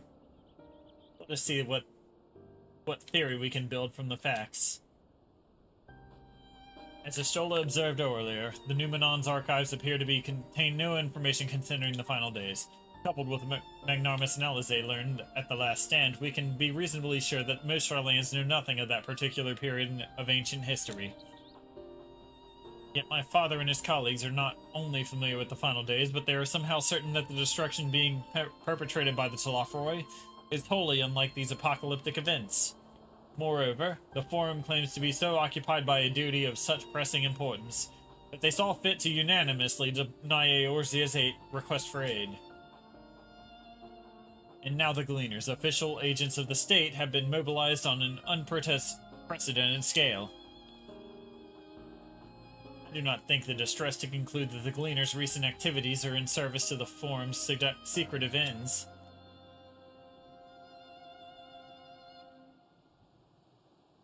In which case, our next course of action seems obvious. We visit Labyrinthos and assess the situation for ourselves, and if we're lucky, the Gleaners will be far more receptive to our questions. A fine idea. I'm glad you approve. You won't be disappointed, I promise. As for myself, there are a few more subjects that I would like to research. I may join you later, but feel free to leave behind your borrowed books and be on your way. I'll see to it that each is returned to its proper place. That would be a great help. Thank you, Raha.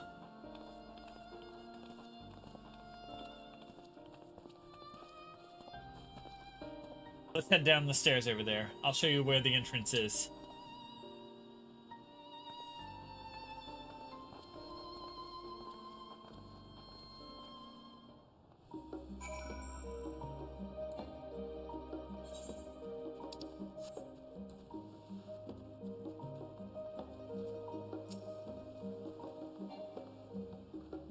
Ready? Labyrinthos is not too far from here, but you may find the path a bit disorienting. I'll take the lead, so stay close. Follow Alizane. Do not fall too far behind. Off we go then.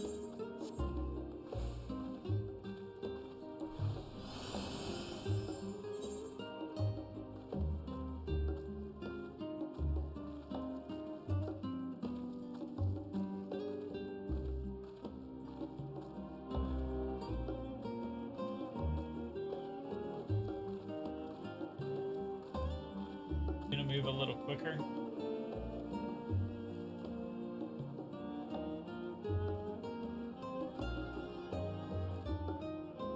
Now we run. Try to keep up. Alright.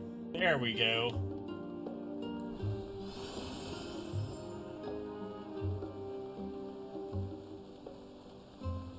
Keep to the path straight ahead.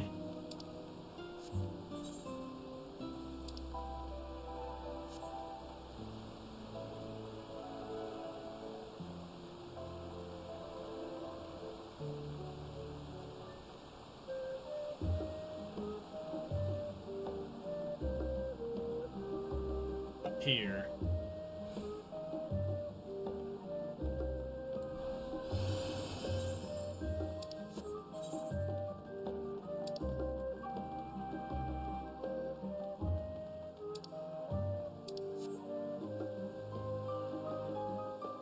The rostra, not far now.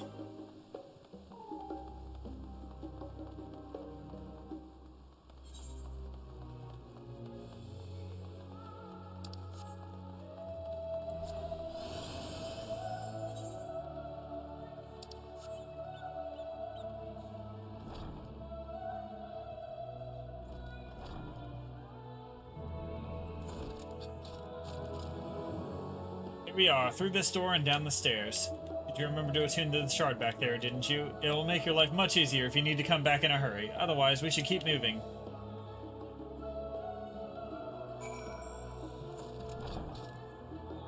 Let's go. Down the stair.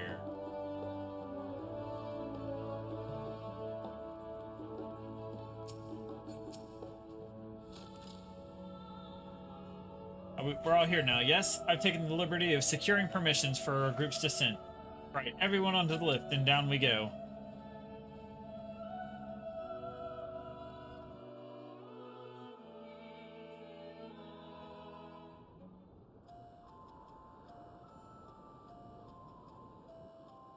Deep beneath the scholar's city shines a false sun within a fabricated sky.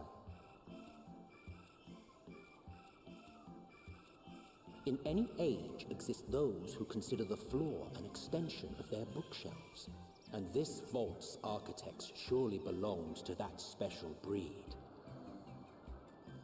If the stack grows too high, start a new one. If no room remains, then make more rooms. And make more A simple rooms. solution at first, and then bit by bit, a profound transformation. Knowledge buried beneath knowledge, a growing, creeping labyrinth from which there is no escape.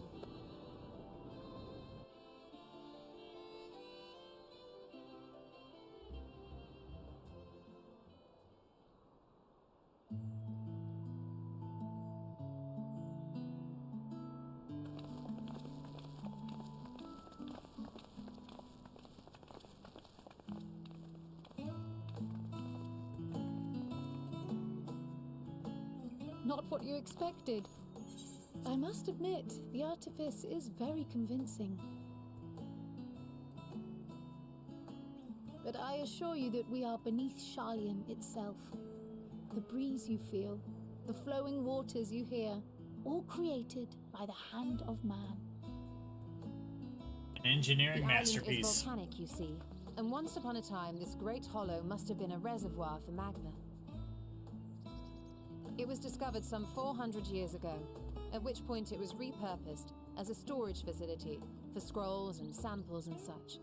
Renovations have continued, with nigh on no interruption to this day, with the lower levels still undergoing expansion. On Aren't those people gleaners?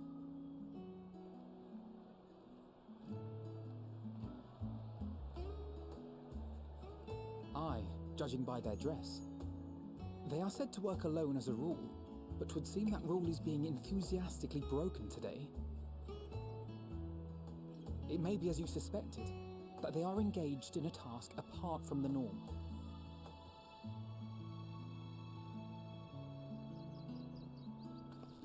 Let's spread out and get some answers then. And Frank the cat gets it.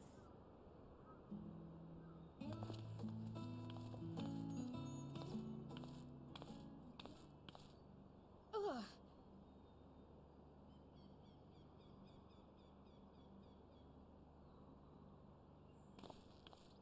Did you call to me just now?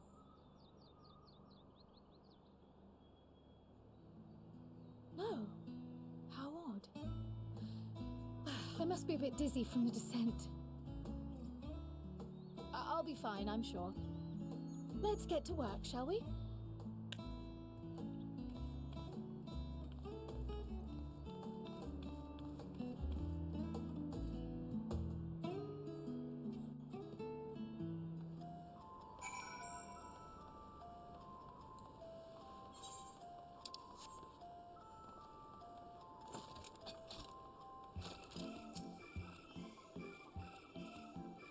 You want to know what I'm doing? Hauling books and ore and fauna. If it needs hauling, I haul it.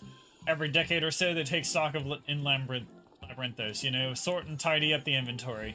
Never seen an operation like this before, though. They did one just a few summers ago, even. Then, with no warning at all, the mess gets dropped on our laps. Ordering from on high, damned if I know the reason. Could be that they're changing the layout, eh? Preparing for the next big expansion?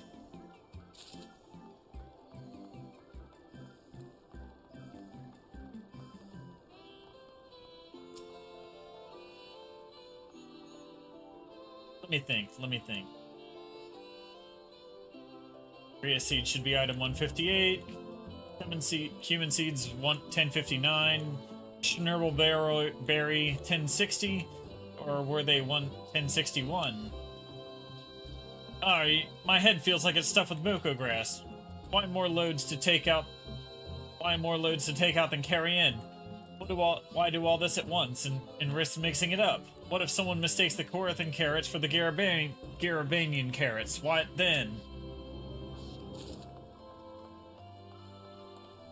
Alright.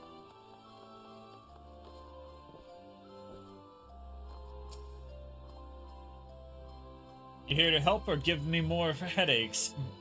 Because you don't have the look of Gleaner, and I'm in no mood for idle chatter. One of my colleagues was so exhausted he took a tumble and crashed into a pile of crates. Now I have to pack marmots for running loose. Exchange with Bill, alright. But I can mount up here. Any luck, Magnarmus? What tales did the Gleaners have to tell? They're all being worked to death. This grand operation began without warning, and every item they bring in, they're sending more inventory somewhere else. That wouldn't explain the haggard faces I've been seeing. We were right, the Forum is definitely up to something, and they're turning Labyrinthos upside down in the process. Next quest. We would do well to learn more of what specifically the Gleaners are being tasked to do, as well as who tasked them to do it. If you're game, Magnarmus, I have an idea. Didn't one of those Gleaners say something about escape marmots? Perhaps if you were to help him capture said creatures, he might be inclined towards a more friendly and enlightening conversation. In the meantime, I will turn my charms upon this Gleaner here. We can compare notes afterwards. Happy hunting!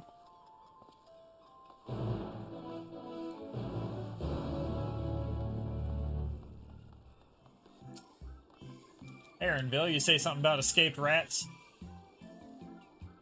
You was to help me find the marmots. I have nothing suitable to pay you for your services, but if you're offering out of the goodness of your heart, I'd welcome the assistance. The name is Aaronville, friend. Specialist in the collection of live specimens. That said, the capture of these Axian marmots It's a trial I've no desire to repeat. Grizzled mice, they call them. For mercy, there are no other marmot species on this tier at present. So there should be no mistaking our little fugitives. If you happen to catch any, stuff them in this sack, gently, of course.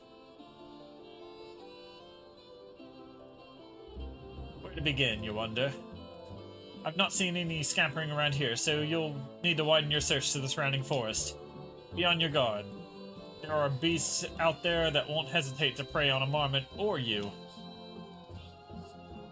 I'll search the trees to the west. The eastern part of the forest is all yours. Good luck.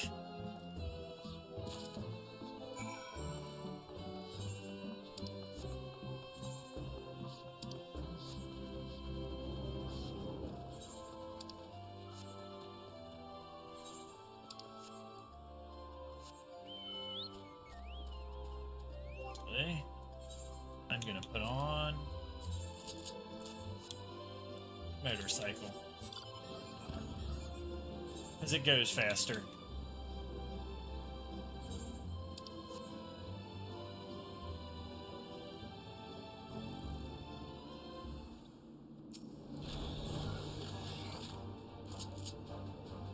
All right, let's do this.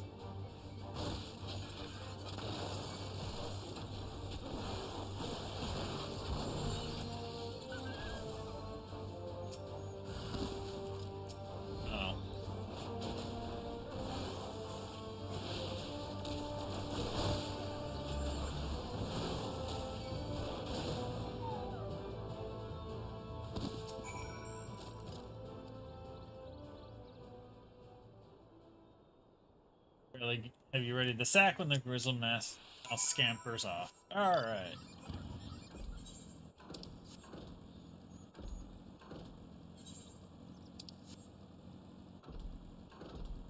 And we are out of here.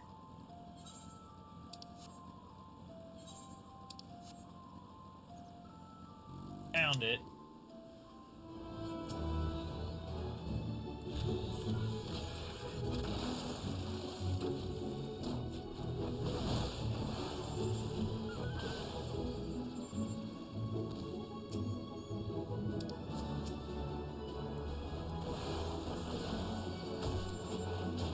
Finally get to kill something at least.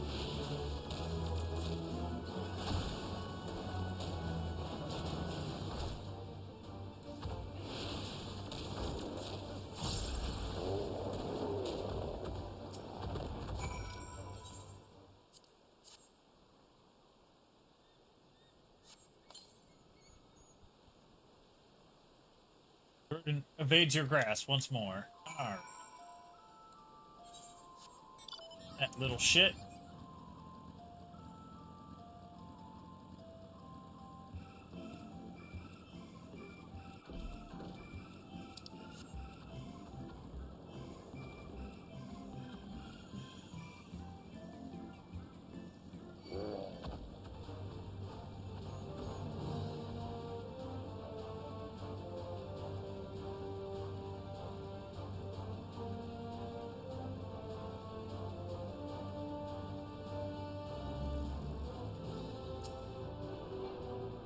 Yoink! I'll be taking this.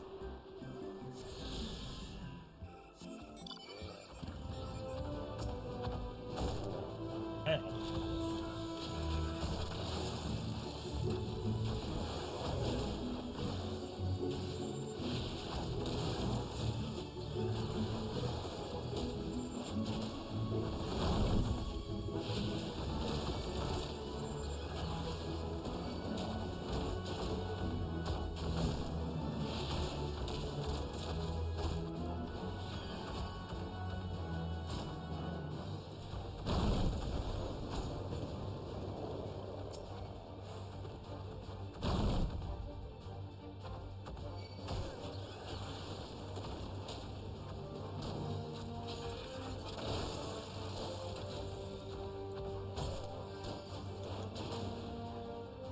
Right, like you mean it.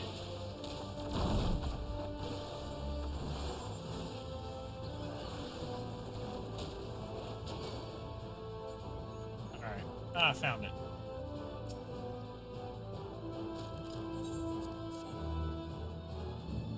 I got it cornered now.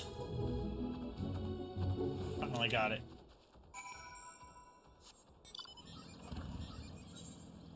Let's go back. Deliver the squirming sack to Aaronville. Oh, an ice cream truck. I should have used that. I ran away so many times.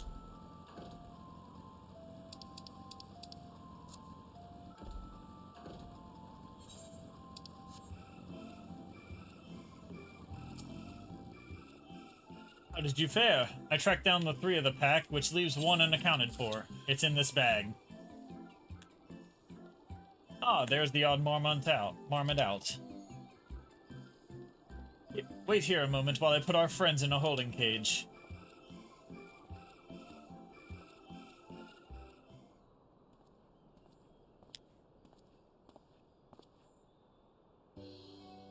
Thank you. The marmots seem to be unharmed. They've held up well in isolation, but it's much too soon to release them into the habitat. It's a good thing we were able to recapture them so swiftly. You have my thanks. I tasked you to capture them in the first place.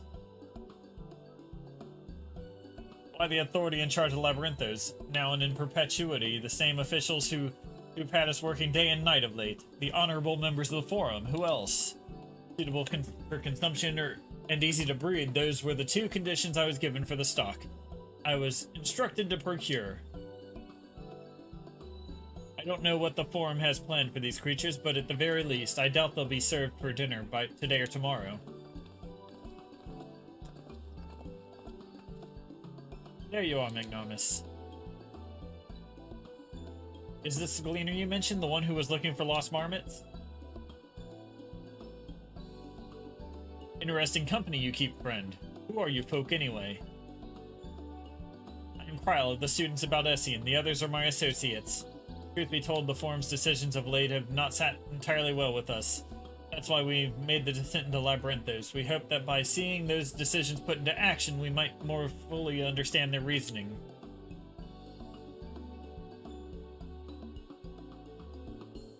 Wise and practical. Never hurts to try and gain a broader perspective, does it? Anyway, duty calls. Other animals to capture and enclosures to empty. Once again, I'm sorry that I can't offer you more for your services.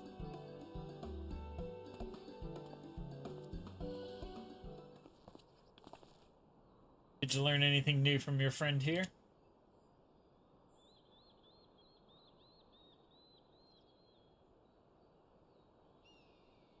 We've confirmed that the order for this ambitious operation did indeed come directly from the Forum. However, the Gleaners have not been informed of its purpose. I'd say that fits everything we've heard thus far.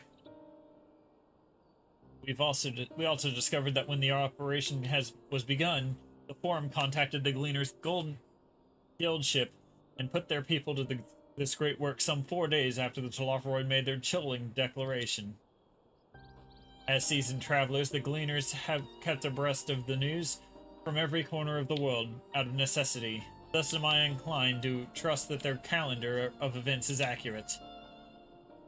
Altogether, it gives distinct impression that this undertaking was a sudden and unexpected development. Yet I find it hard to believe that such a comprehensive restructuring of Labyrinthos and its archives could have been planned in so brief a window. Hey, this plan was long in the making. They were but awaiting the right time to put it into effect. And the Telophoroid's declaration was what set it all in motion. It seems likely, but let's not leap to conclusions just yet. For the moment, I suggest that we conduct a wider investigation of Labyrinthos. The more facilities we visit, the more pieces of the puzzle we stand to find. In that case, how about we head to the Archaon? From there, we can reach the lower...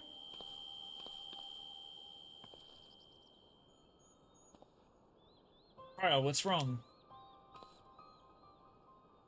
I'm fine, truly. The sudden descent has left me with a bit of a headache, that's all. Nothing will stop me from soldiering on. Let's be about it, then. At least allow me to take the lead. I'm fairly certain I remember the way the Archaon. We'll follow the path east through the forest where you were chasing after that mouse. Or marmot, was it? Anyway, it is the trolls you need to watch out for. Killed a couple of those too.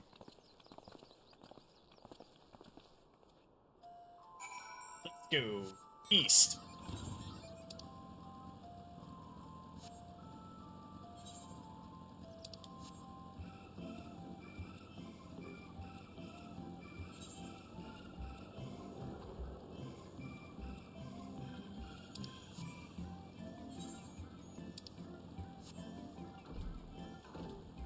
To the east.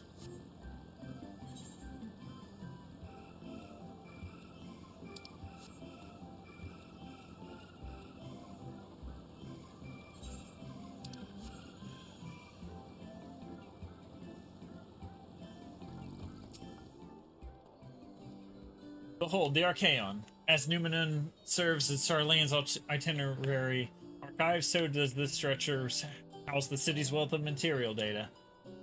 The architecture, too, is similar. This building you see is merely the upper entrance, an access point to the vaults carved into the cliffside itself.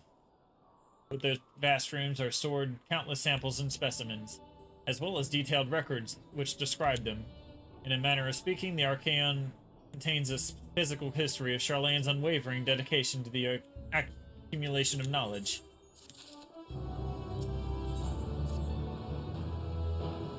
But we won't be learning anything of value standing out here. Let us proceed into the main building and speak with the custodian.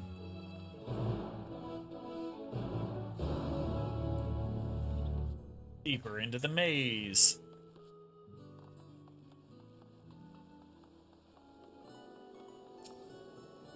First,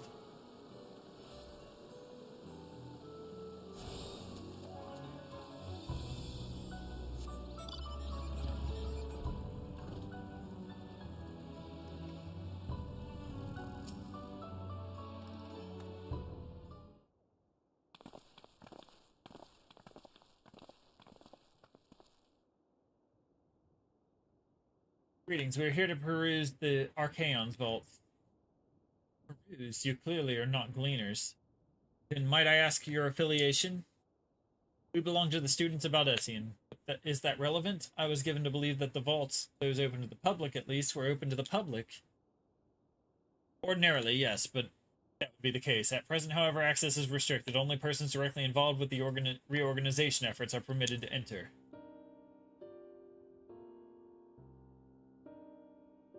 Not us, then, I suppose. We had better get a move along to another facility. This building has a lift which connects to the middle tier, yes? Might we at least make use of that? That service has also been suspended, I am afraid. For the time being, priority has been given over to the conveyance of inventory. What? So this is as far as we can go? I apologize for the inconvenience. Please come again after our restructuring operation is concluded. By that time, it will be too late, and we're so close to getting answers. We need to rethink our approach. Let us step outside for the moment, shall we?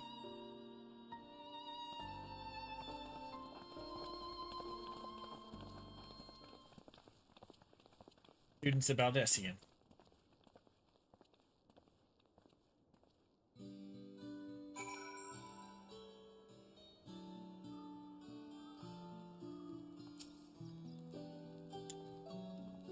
We are at an impasse.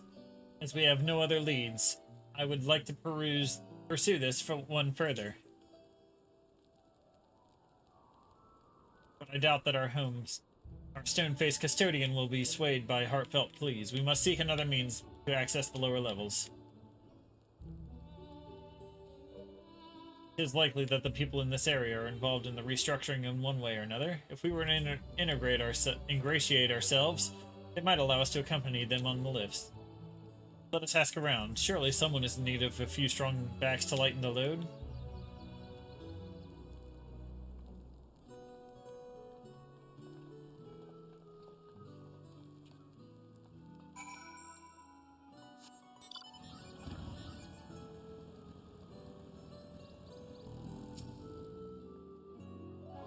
Am I taking the lift? Oh no, we're just students. They won't let us into the Archaeon, even though we've Actually, we've no idea what it is we found. There's no record of such a creature anywhere, but it was wandering around Tranquility, and so we thought to donate it to the vaults. Oddest little squeal, don't you think? Anyway, I suppose we'll have to take care of it until the Archaeon is open again.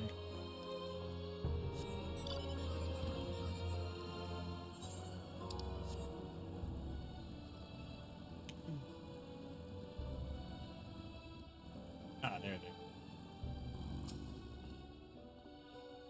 What's that? Take you down the lift with me? Sorry, but not a chance. I've been up and down all day, and only now have I finally found a spare moment to rest. I did see a gleaner fellow heading out the gate there, though, shouldering a large pack engaged in some manner of task. Maybe he'll be headed down below after he's done with whatever it is he's doing.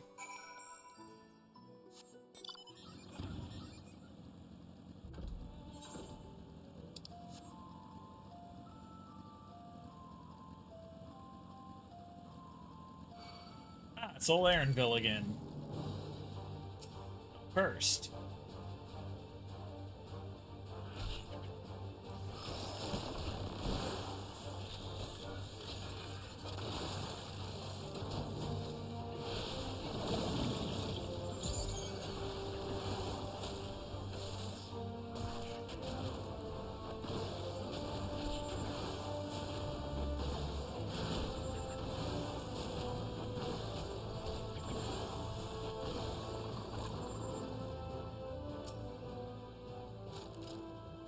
Right, you'll frighten it away. Just firing a bunch of guns here. Ah, it's you again. Don't mean to be rude, but I'm in the middle of another task. The Cloudkin I need to capture is close, very close. I'll help you. You wish to help me with this too. Spend your time in unusual ways, my friend. Still, 2 hunters are generally better than 1. Very well. The canal here is common gathering spot for birds of all kinds. But the one I'm after today is the hornbill. Its feathers are green and its cry a distinctive call. Single it out and shoot it with this sleeping dart. The effects are short-lived, so I'll lie in wait down by the riverbank to claim our quarry. Be sure to hit the right one.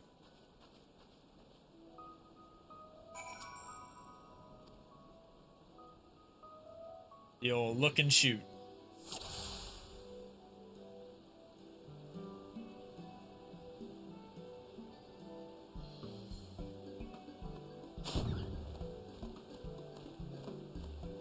Oh, I've sedated the wrong bird.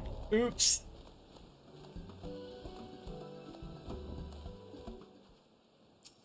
It's hunting season.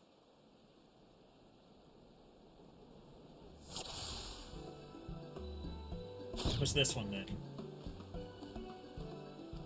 Nope. Damn.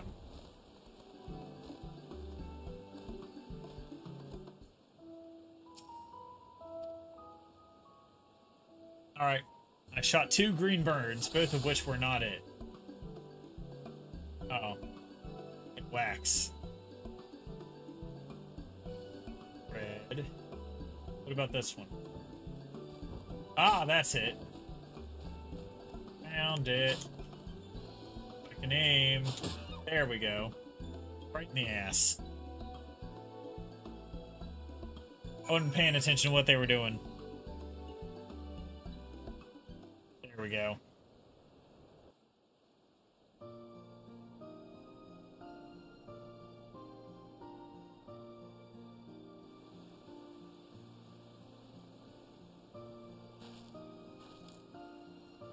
Yeah.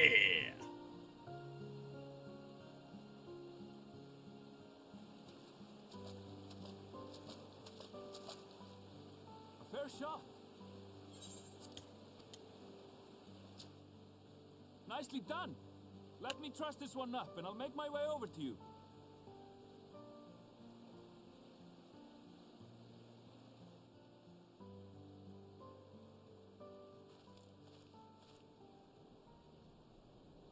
Yeah, just ignore like the first 4 shots that I took there. There you are. Any new revelations? I shot a bird.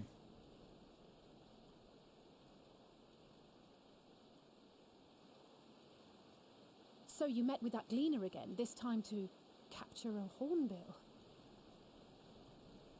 I understand catching and bringing in creatures from the outside, but what's the point of chasing after ones already here? Oh, it's a simple thing, really. Making room. Occasionally, we remove specimens no longer needed for study, or those we've had difficulty raising. But we can't simply turn them loose. Safely returning such creatures to their native habitats is another facet of a gleaner's duties. But not in this case, I'm afraid. I've been asked to bring the bird below.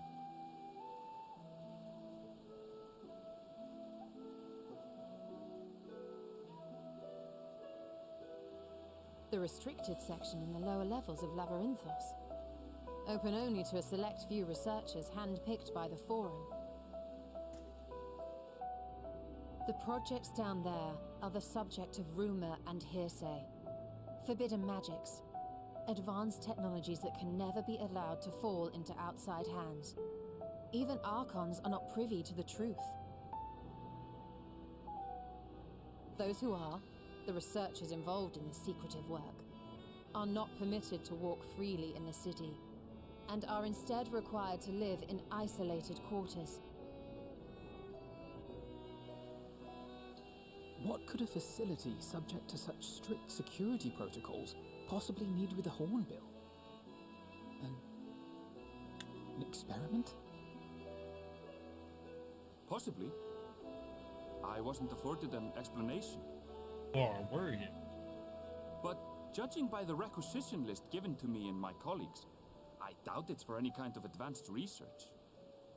I'd be more inclined to believe we were making preparations to migrate to the south. Mericidia or thereabouts. What? Why would you say that? Much of the flora and fauna we were asked to procure could serve as reliable sources of sustenance.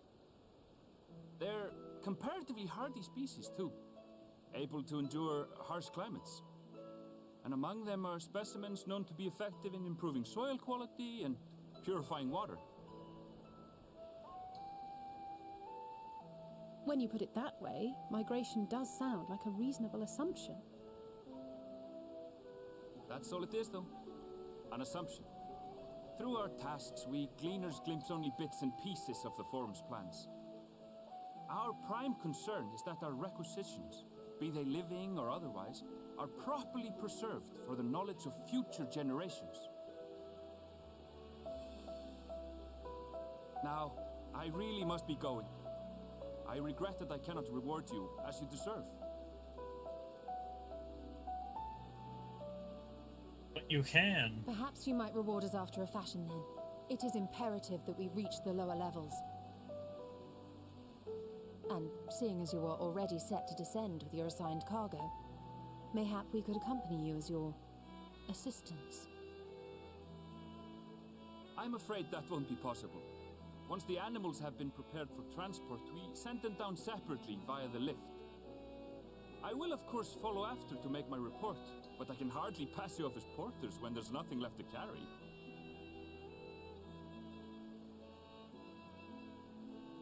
Indeed. Pray forget I said anything.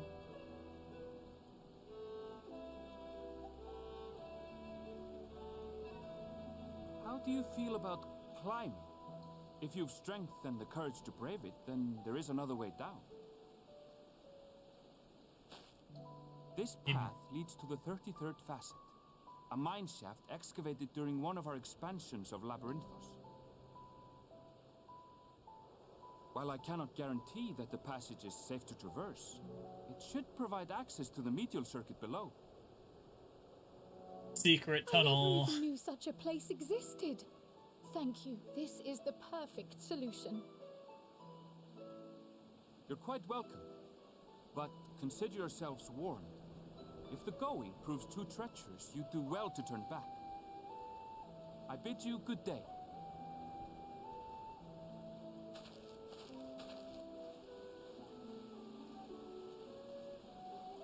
Well, turning back is hardly an option, not when we've come this far. Let's go and take a look at this mine shaft. Yeah, let's go.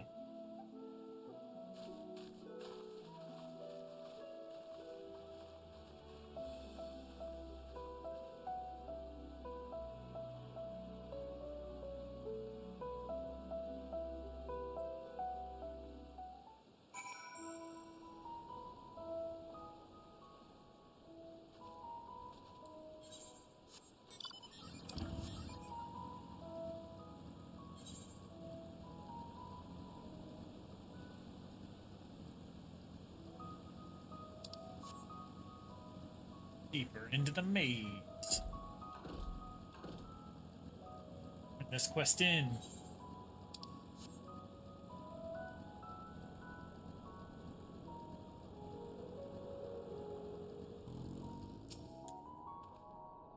This must be it, the entrance to the mine shaft.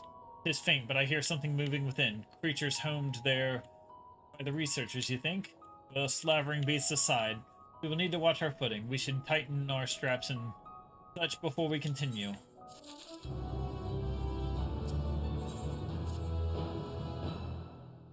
Assuming everyone's tightened their straps and checked their gear, then I say we head on in. Given the terrain ahead, though, it might be wise to leave some distance between us. We don't want to be stumbling over each other if it comes to a fight. Take it slow and don't forget to check your surroundings from time to time. We can meet up again at the other end of the tunnel.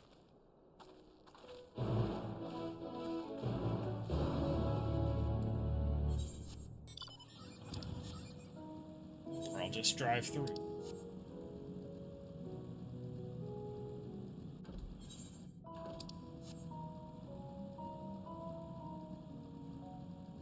Survey the area and defeat any monsters that appear. Alright.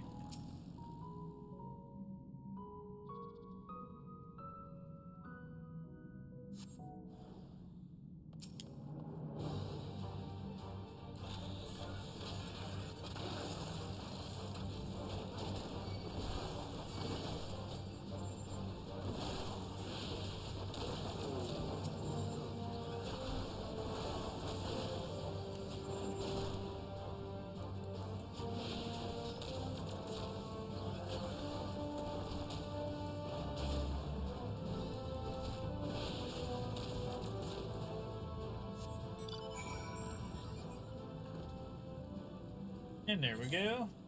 Next.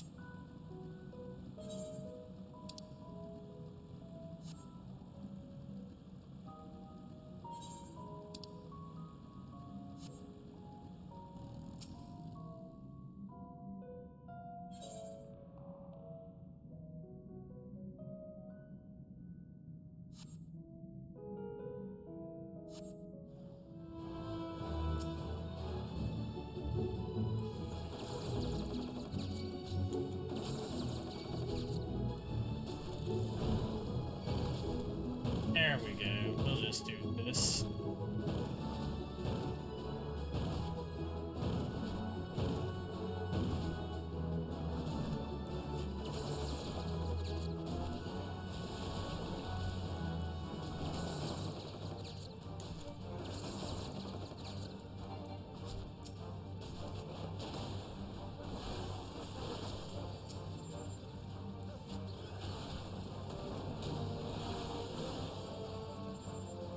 And next area. With Alphino.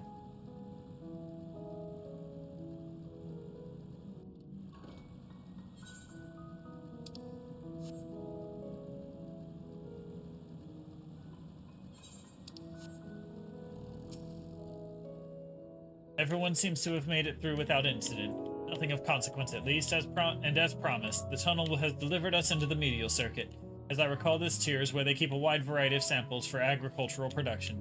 If Aaronville's assumption holds true, that specimens are being collected in preparation for a great migration, then we should see evidence of such plans in the area's research projects. Let's follow the path to the nearest farming facility and see what we see.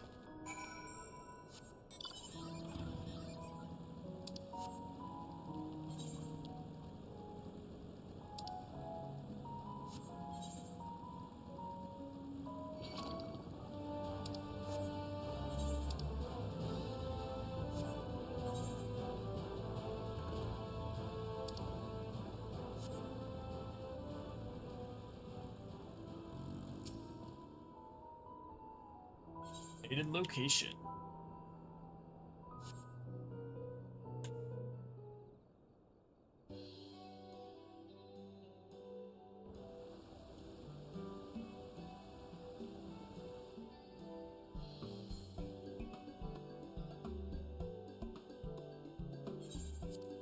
Aha, now I know where we are. This is Mariel Agronomics.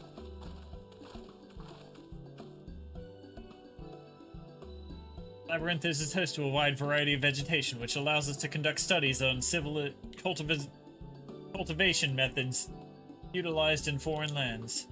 And it is this facility which coordinates and oversees those efforts. The fruits of their research go to feed their Labyrinthos colleagues, or so I hear. More notable success might make it to the Agora. Food so exotic you'd be hard-pressed to guess their origin, let alone how they might taste. Indeed, mystery vegetables without a name. Only a list of nutritional benefits scribbled on a card. I see no gleaners hereabouts. Yet these workers seem to share that same sense of urgency. It's possible they know something of the forum's plans and their underlying motivations worth looking into, wouldn't you say?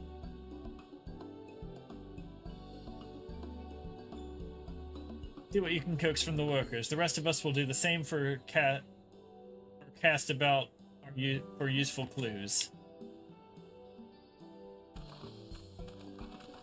Alright, let's get some clues.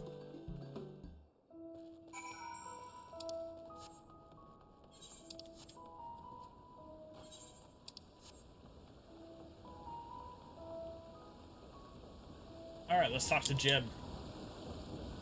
Oh, hello there. We weren't expecting visitors. Not with use of the lift being restricted. How did you make it down here anyway? I came through the tunnel. The mine shaft, you say? Well, you're a much hardier soul than I. Under normal circumstances, I reward such tenacity with a guided tour of the fields, but I'm afraid the forum has us filling order lists a mile long. Massive yet detailed requests, literal wagon loads of crop samples, and hardly any time to put them together. When I first heard of this grand reorganization, I assumed we would be shuffling around old stock to make room for the new. Then came the orders for ridiculous quantities of seeds we've already thoroughly researched. Passing strange, eh? I pressed for an explanation, and was met with a vague assurances that all would be revealed in due course. Not the most satisfying answer.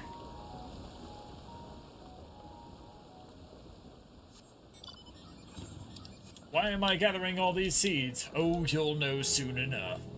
That's the answer you got. Do I have ought to be taken down below more than I can carry, and then some? Most of our stock is sent off via cargo lift, but some has been earmarked for aerial transport. Hence the stack of crates atop that hill over there. God's hauling the lot up that slope was a job and a half.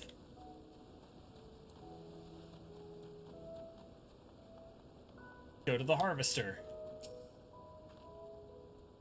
What crops are we raising? Well, as you can see, this one is a variety of grape. Only needs a good source of sunlight to grow, and the conditions here are nothing sort of perfect. Hardly surprising given that a native to a particular locale in the very place upon which Labyrinthos was modeled, a region in the south of Ilzabard. It boasts remarkable habitat diversity, allowing for a myriad of flora and fauna to thrive.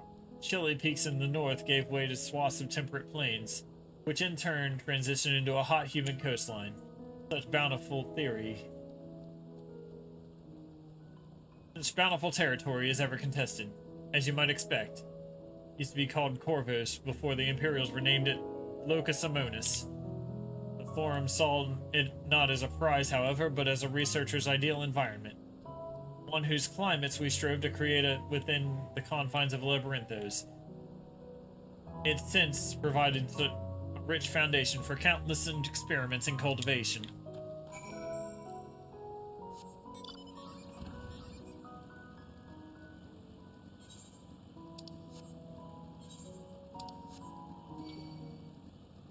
Investigate the stacked boxes.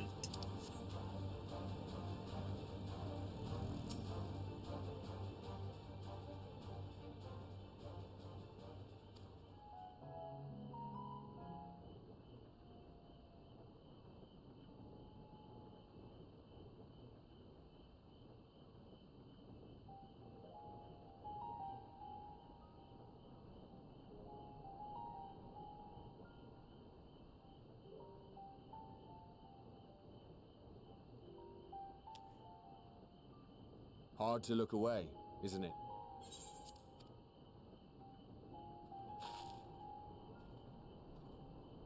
But they're more than pretty flowers. Heart blooms are attuned to ambient emotion.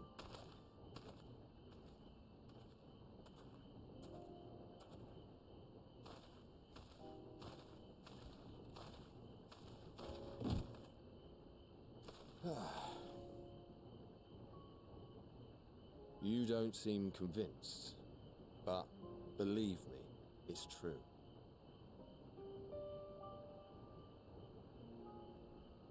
This ashen grey, for instance, it mirrors the anxiety and urgency of those working nearby as they rush to fulfill sudden orders. Intense feelings like those spur the petals to change colour.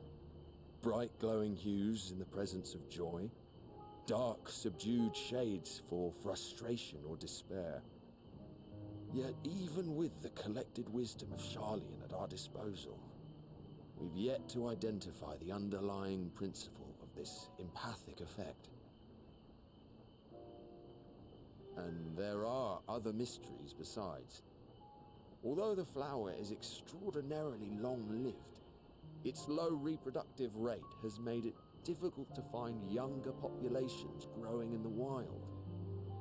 With too few sightings to map its distribution, and no closely related species to track, we've been unable to pinpoint its land of origin.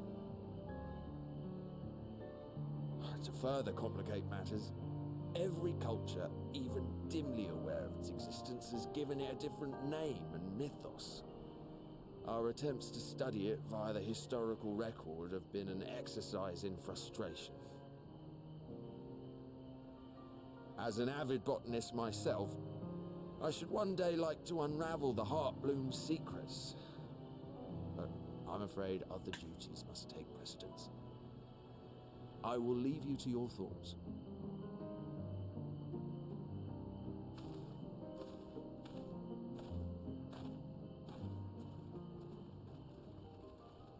Right. He told me about the mood ring flower.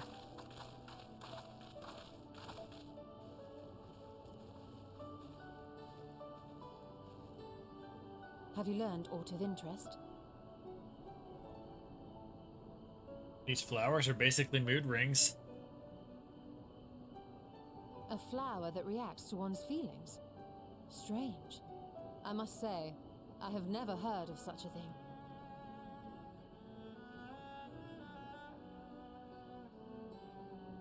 This is all very fascinating, but as it stands, we fail to gain any significant insight into the Forum's undertaking. Indeed.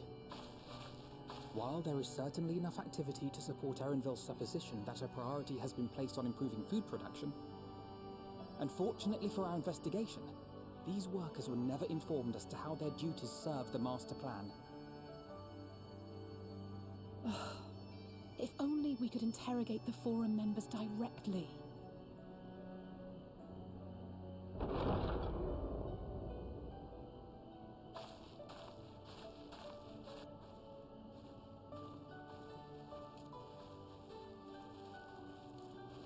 Isn't that the entrance to the arcade?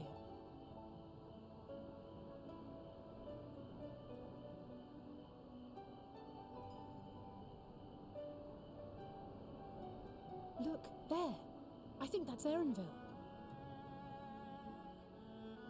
A little difficult to tell from here, but I think you're right. He did say he was coming down to make his report. Erenville receives his orders from the Forum. Would it not follow, then, that the superior to whom he reports is a Forum member, or at least a close associate? You mean to eavesdrop on their conversation? What of the risks? Ours alone to bear. We won't interfere with Erenville's work, nor will he be implicated as an accomplice. If you're not comfortable taking part, I can do this alone. Nay. I said myself that I wished to know Father's intentions. And no answers will be forthcoming should we simply ask nicely. We can apologize later, should it come to it. Right now, we need every crumb of information we can get our hands on. Consequences be damned.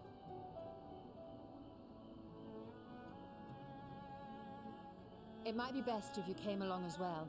In fact, we should all...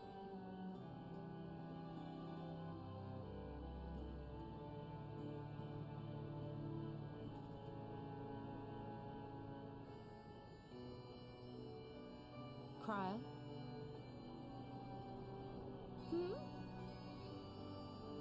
Oh, yes. That certainly sounds like a plan. I'm glad you agree.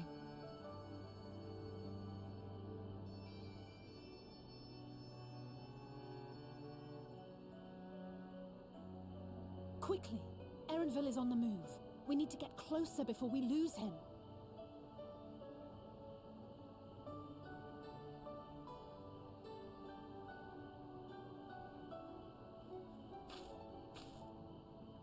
Almost. I can almost reach you.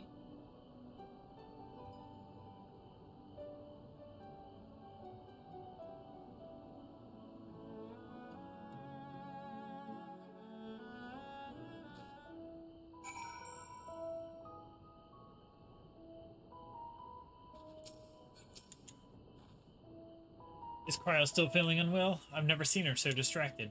Keep an eye on her, but keep moving too. We cannot let our quarry slip away.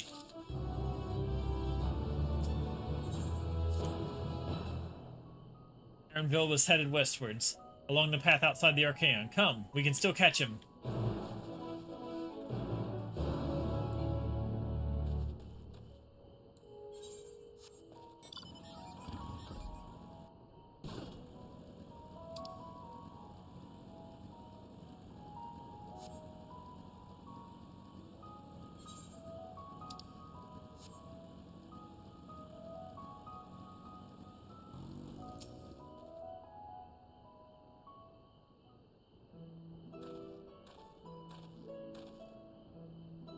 Hold a moment, I have an idea. Memory serves, that colossal wall-like structure is the Logisticon Beta, one of Labyrintho's climate control centers. Oh, shoot.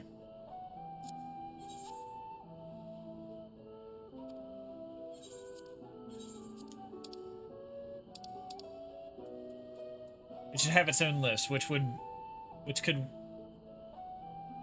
access the upper or lower tiers. If I were an agent of the Forum, I would make for a convenient meeting place.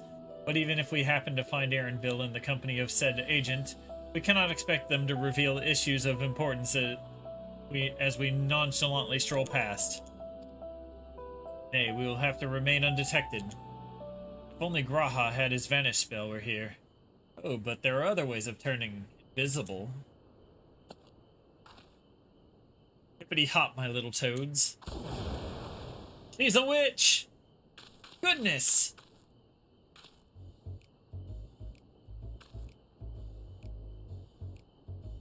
Turn me into a toad. Unaccustomed to transfiguration. Worry not, it'll wear off with the passage of time. I suggest you and your green companions hop along and catch up with Erenville. Should you need feel the magic's fading, return to me and I will refresh the enchantment. What am I to do in the meantime? Wait here with me. In your current state of mind, you'd be as likely to leap into the jaws of a predator as you would learn anything of note. Which reminds me, where are the creatures hereabouts? In that form, you are essentially defenseless.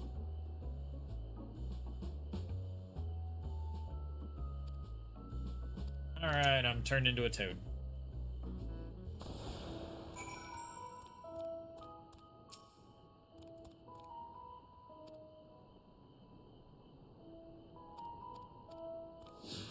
Alright, let's go.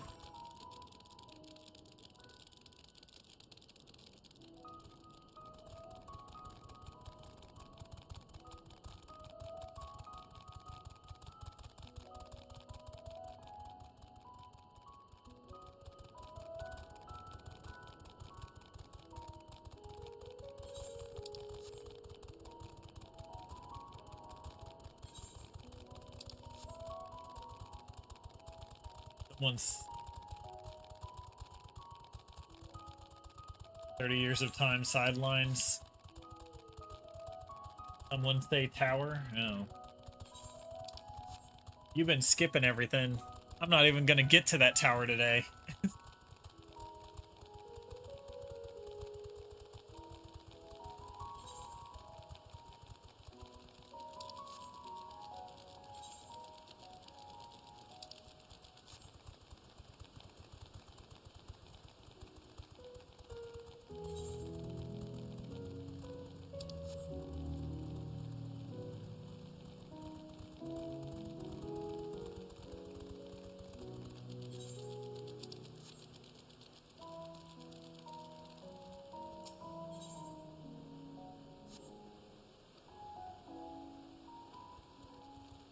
That's not what I wanted.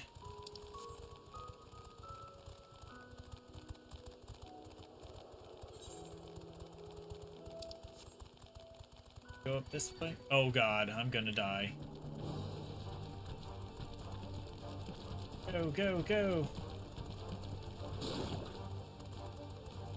What I wanted.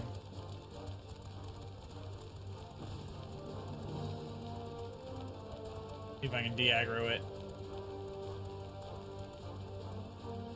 That did not work. It did not work.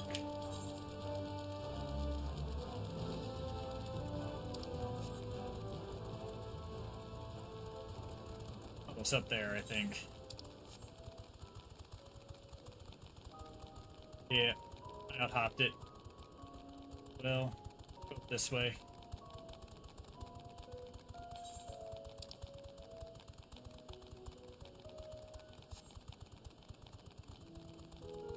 Ah, there we go.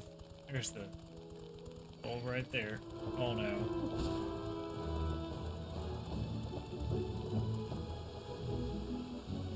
There we go. Made it.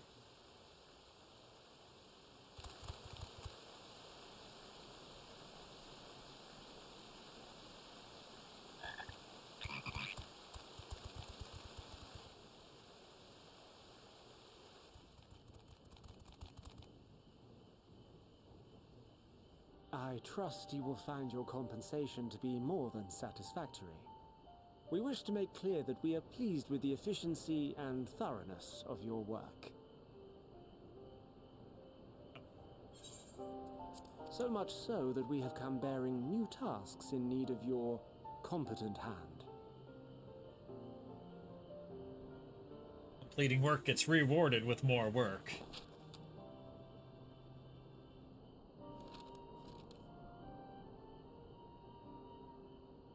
Another lengthy list.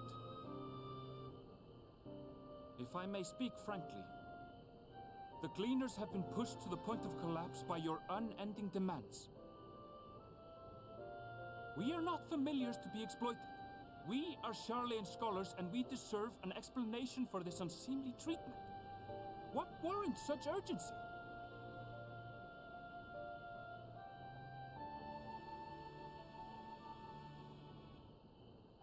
In an age long past, Charlian was charged with a momentous duty.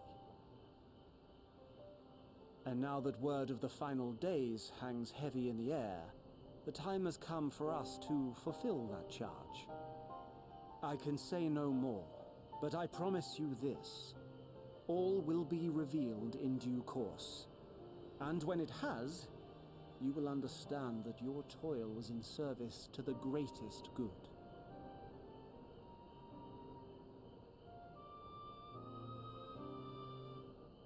Then I will do your bidding. For now. But unless you wish the Gleaners to rise up in protest, I advise you to offer tangible improvements for our working conditions. Your promised revelation does nothing to address present circumstances. A fair point. Your concerns will be conveyed to the Forum.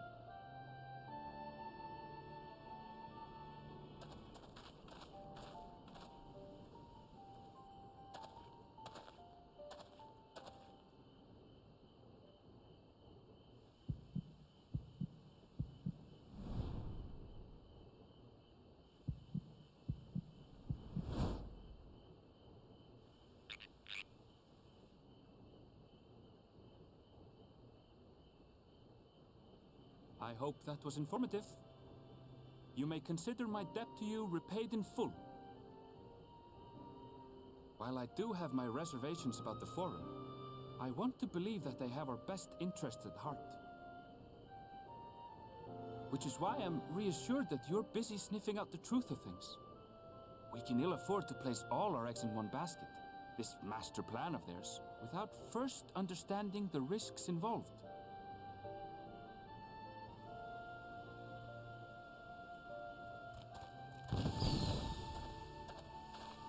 Wait! How did you know it was us? If you mean to impersonate a toad, try studying the real thing. And don't try to fool an expert. Ooh, he's good.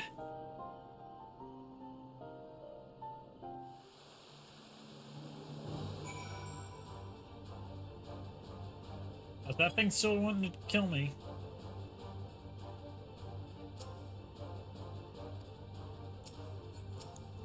I guess not. I suppose we should have known a gleaner who specializes in animal procurement would not be so easily deceived. Yet he seemed inclined to put his trust in us all the same. More importantly, perhaps, we've discovered a new piece of the puzzle. This momentous duty. The Forum agent mentioned. Erlayan has been called to action. And the Telophor's declaration was the catalyst. Whatever charge it is they hope to fulfill, they deem it of a significant import to disrupt all of Labyrinthos, not to mention ignore Eorzea's request for aid. What duty could warrant the direct involvement of the Forum and commit all of its resources? Judging by what we just heard, none of the Gleaners were offered any kind of explanation. At this point, it seems abundantly clear that we'll learn nothing by pressing them further. We should head back to Estola and Cryle for the moment. See what they think of this.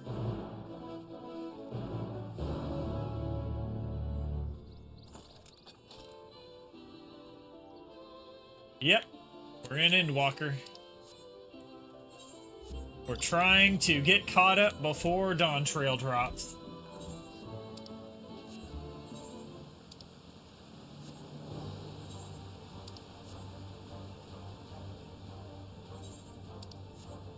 This is the first line of the split quests. We're working on the, I'm doing the Charlayan first, and then and I'll be doing the Thavnair quest.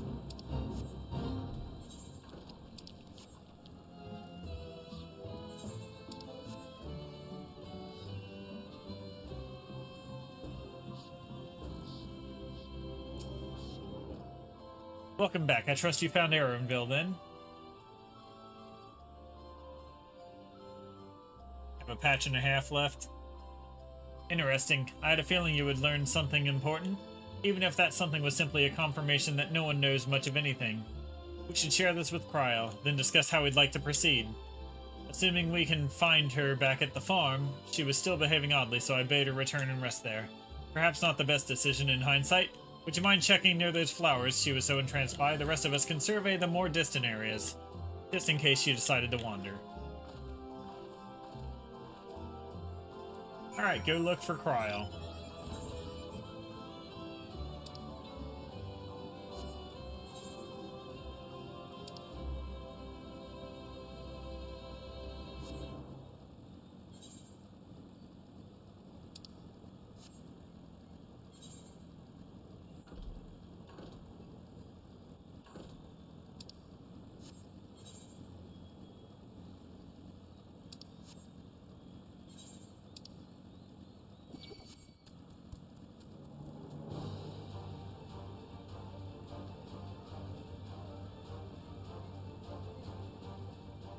Here we are.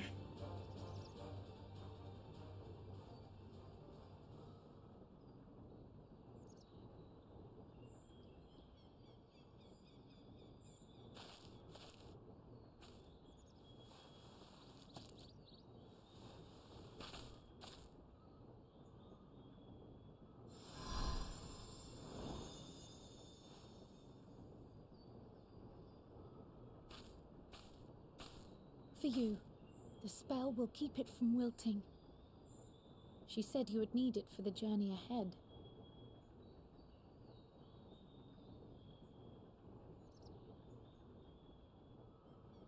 Will you speak with her now? I cannot hope to match Minfilia's clarity, of course, but...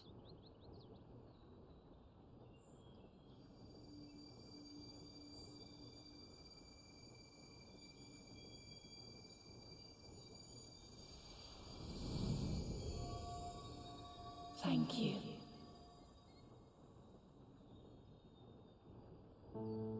Do not worry. She has lent me her body for only a moment.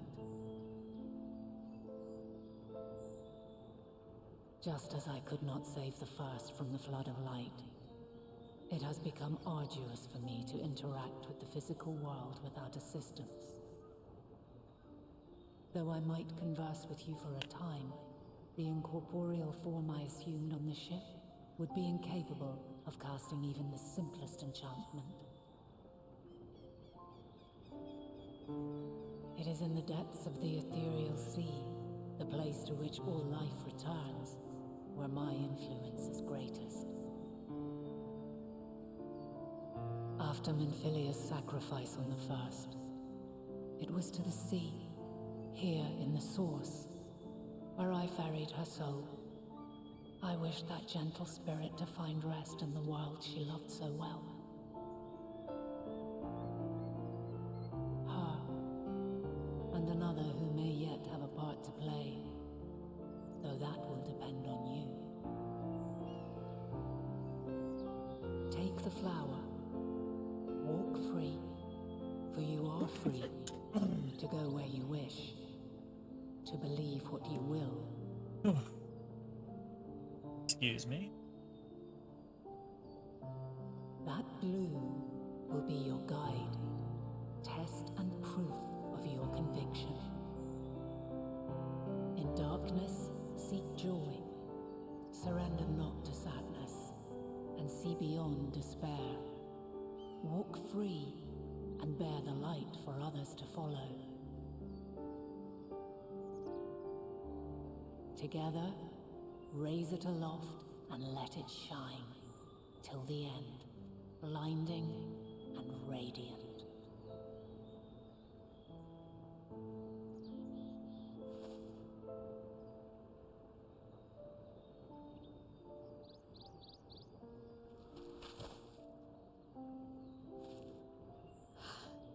That was all too brief.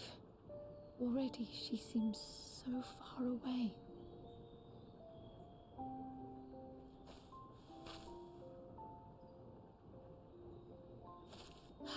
My apologies if I startled you. Ever since we began our descent into Labyrinthos, I had sensed another's will, straining to reach out. Even with my particular talents, though, I was unable to make a connection at first, so weak and tenuous it was. Once I took hold of that wispy thread, imagine my surprise to discover it was Heidelin herself. Needless to say, it seemed wise to learn what we could before letting go.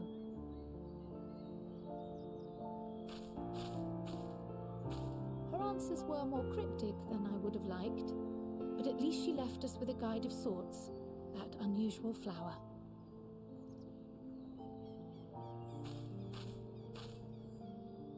Yes, we are definitely making progress.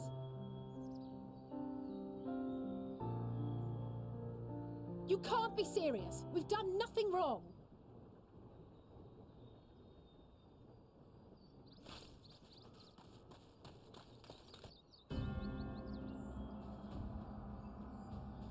Except for spying as frogs.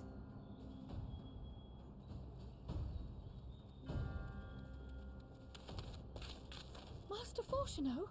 What business has the Forum with us? Obstruction and suppression, apparently. Mistress Baldessian, our records show you facilitated the Scions' entrance into Sharlayan by claiming them as assistants for your organization. We are aware of your investigations. After alerting the major institutions to the presence of potential troublemakers, we received word from an Archean custodian. A group operating under the auspices of the students, skulking about Labyrinthos and engaging in clandestine behavior. Clandestine? We may not have entered Sharlayan as scions, but we did naught to conceal our identities. Our only purpose in this city is to seek the truth. I can think of no reason why our actions should warrant the Forum's intervention. 'Tis not our way to discourage the pursuit of knowledge, but the timing of such pursuits must be considered, not to mention their potential impact. With the world in chaos, we, the true caretakers of wisdom, have committed ourselves to an undertaking that demands the utmost discretion. And we will not risk its success by turning a blind eye to disruptive foreign elements in our midst.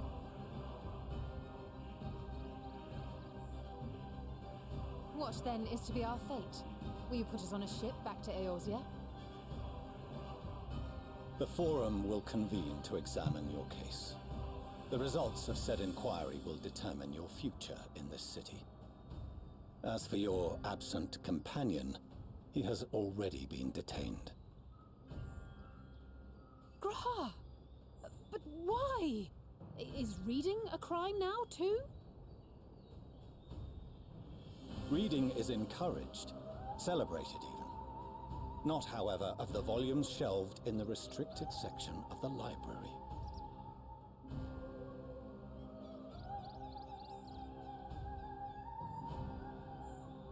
Refusing to comply will only make matters worse.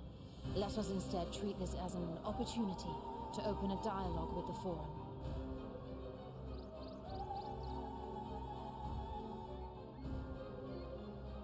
Silence is often one's best defense.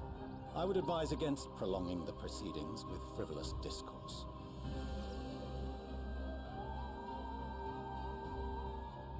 But enough. This is not the place for debate. The rostra await.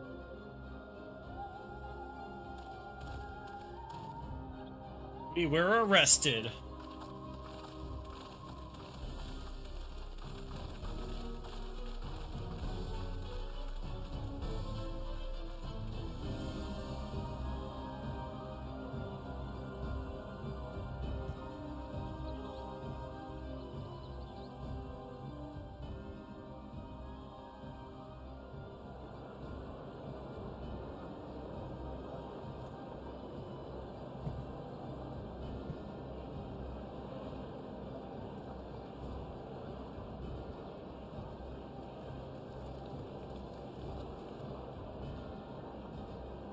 You don't look good in stripes.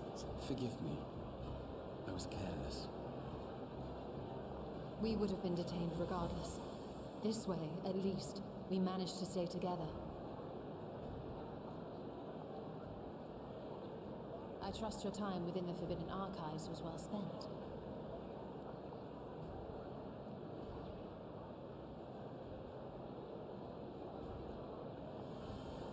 The Forum will come to order.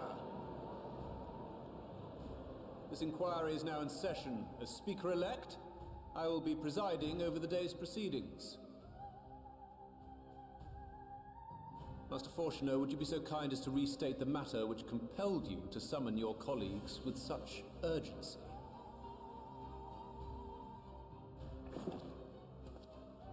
As you are all aware, we recently denied Eorzea's request for Sharlayan assistance. Since then, certain individuals dissatisfied with our decision have taken it upon themselves to interfere with our work. They entered our nation masquerading as associates of the students of Baldessian. But these malcontents are better known as the Scions of the Seventh Dawn. These militants wield influence with both the Eorzean and Eastern alliances, and are inextricably involved with the crises presently afflicting the world at large. Loose in our city, These warmongers sought to meddle with and expose matters of state secret. What are they, if not a dire threat to be expelled?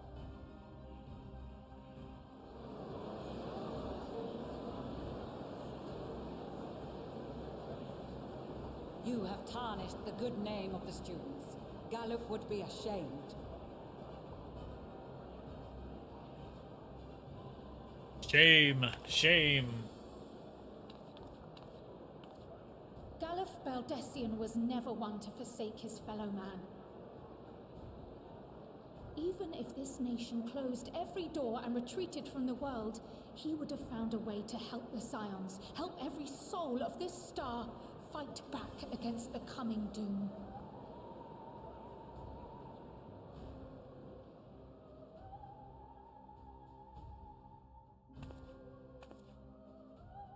A terrible enemy stands poised to lay waste to all we hold dear. In the face of such madness, Eorzea reached out to Sharlayan, a respected ally, in the hopes of forming a united front. Was your curt dismissal truly the best you could offer? Or are you so preoccupied with your momentous duty of an age long past that even the end of the world is unworthy of your attention?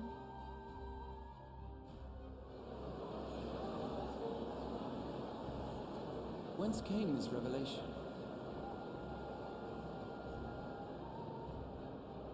From the mouth of a forum member within fortuitous earshot. Hey, they took my sunglasses. Then it seems your findings support my own. This will not stand.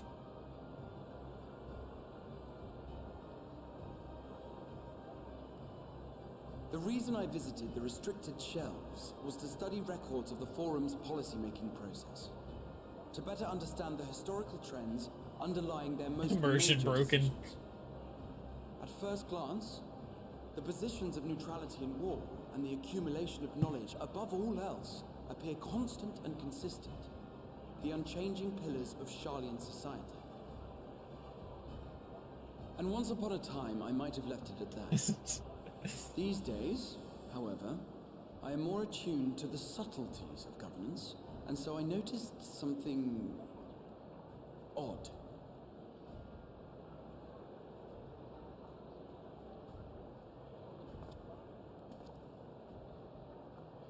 From a particular point in time, the purpose of these policies shifted. No longer was knowledge preserved for the benefit of society. Rather, society was to be gradually reshaped to ensure the preservation of knowledge.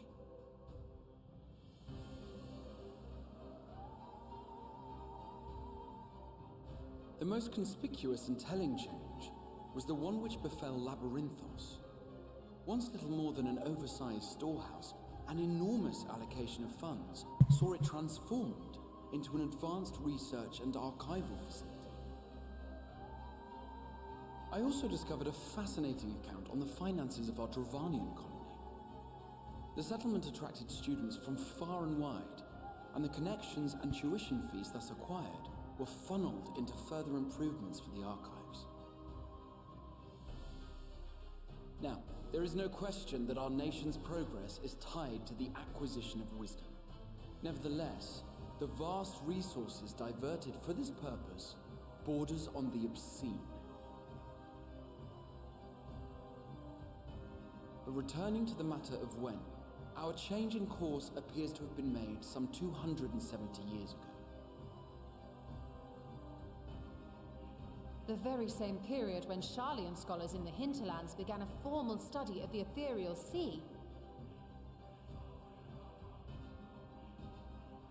You found something, did you not? And whatever it was, gave rise to your oh-so-important duty. Mind your tongue, Archon. If you had seen... Oh, who's force choking him? Vader here. Yes. We are bound by a duty we cannot ignore. Knowing this, what would you have us do? Abandon our vital work and join you on the field of battle? We will never choose the way of the sword. We will fulfill our mission, not through strife and bloodshed, but survival. Come what may, we shall live on. We must. Do as you must, then.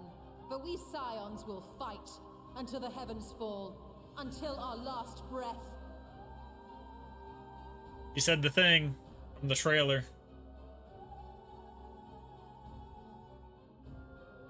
Such misguided zeal.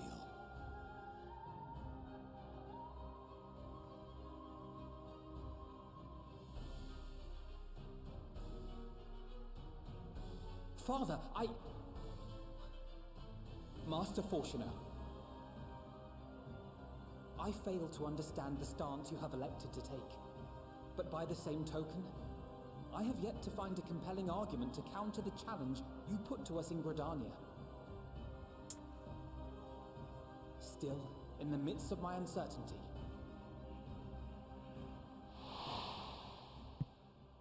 I must trust in myself to do what is right, as others have chosen to trust in me.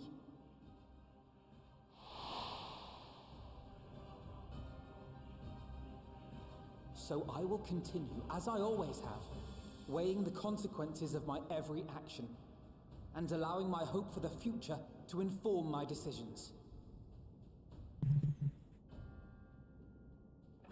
That's quite enough. Have you all forgotten the reason for this assembly? Skolok Monteshane.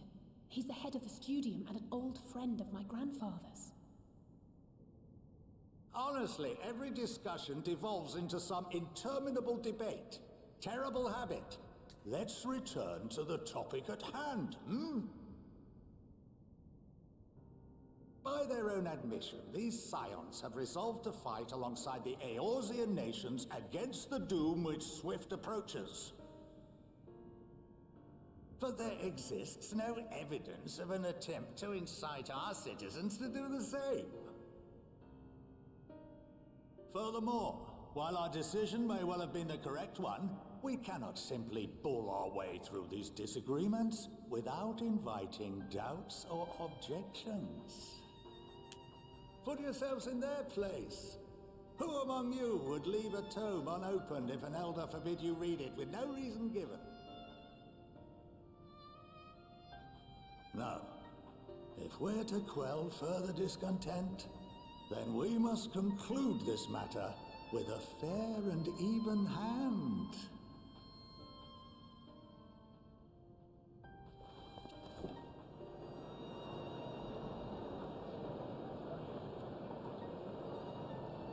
Order! We will have order! Master Monteshane raises some valid points. Keeping such concerns in mind, I propose we enforce the following measures. Until further notice, the students of Baldesion are to cease any and all activities within the domain of Sharlayan. You will also refrain from any further investigation into the Forum's decisions and duties. Failure to comply with these restrictions will result in the immediate expulsion of your Scion associates. Oh, they're gonna expel us? Didn't know I was in school. Let us put this judgment to a vote. All in favor, raise your hand.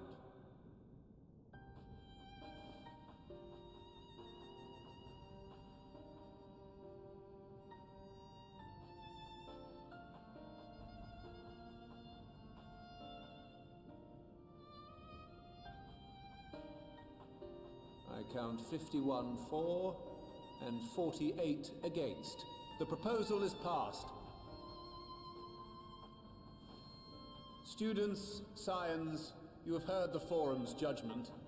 Pray abide by it, or face the consequences.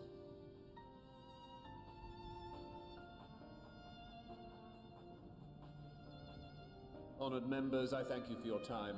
This inquiry is concluded.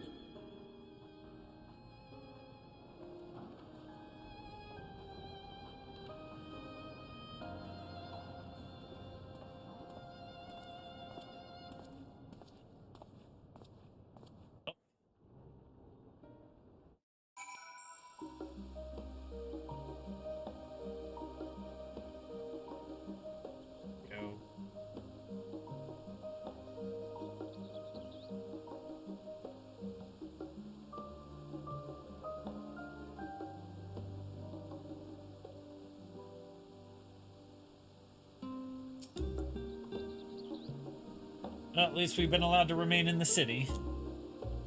Endless investigations have not been in vain. We now know that the mysterious duty of theirs began with whatever the Forum discovered in the ethereal sea. With our freedom so sorely curtailed, however, we will struggle to learn aught more of substance here in Charlayan.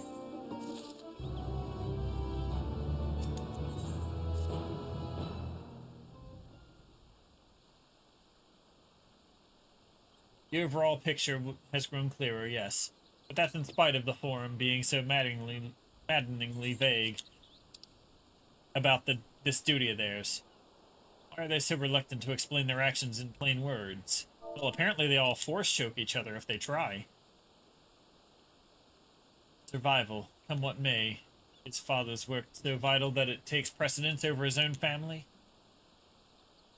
Alpha no Alizé, it is you! When I heard you'd been dragged before the Forum, I came as swiftly as I could. So glad they allowed you to stay. Mother?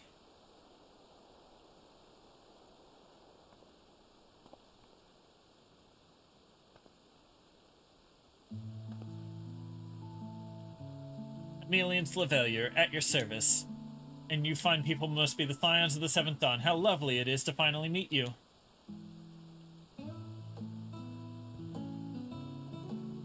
Mother, please, we don't wish to make things difficult for you if word reaches father that you are here. Oh, bother that. Am I to be chastised for speaking with my own children? I am very well aware that you and Master Fortuno are not on the best of terms at the moment, but I've been absolutely desperate to see my darlings again. You will come by the house, won't you? I have gifts waiting. The timing couldn't be better. As matters stand, we shan't be going anywhere until we discuss matters with Thancred's group and reconsider our options.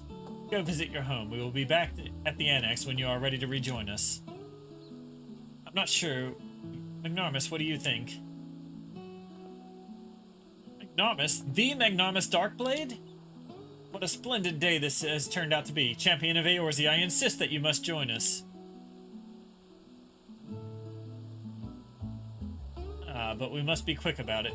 Not for my own benefit, but should my husband return and find you enjoying our hospitality, the servants will be made to suffer the consequences. Magnarmus, if you would be so kind as to escort my children to the estate.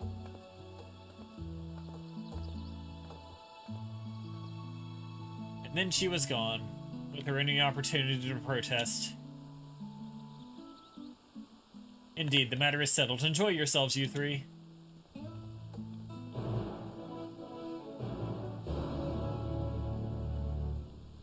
Final quest of this chain. I apologize, my mother is not one to take no for an answer. Still, I am glad, relieved even, to see her in such high spirits. What say you, Magnarmus? Though it seems we shall have little enough time to enjoy it, will you accompany us to our visit home? Fine, if we're going, then let's get it over with. But be sure to stay in the entrance hall, no peeking into our private chambers, thank you very much. Whatever not, your room was always perfectly neat and tidy. Everyone has things they'd rather keep to themselves, don't they? Cherished mementos you couldn't bring yourself to throw away, childhood toys. I mean, God, never mind. The Lavelier estate is that way, straight down the stairs, come on. Let's go.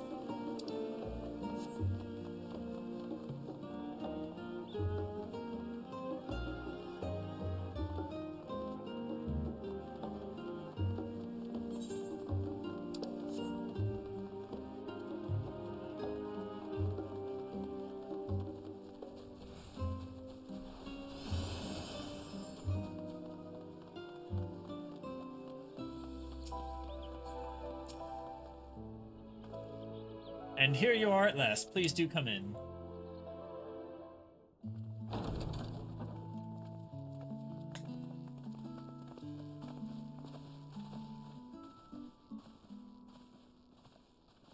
Welcome home, my lady.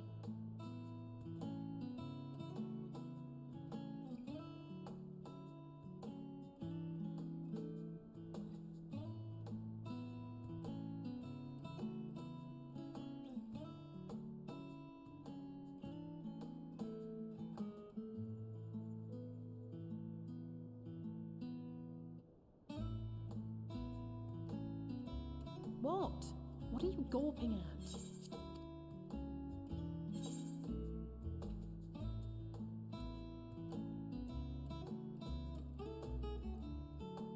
House Levere and all its grandeur. Oh, God, please don't. It makes me feel like a spoiled princess.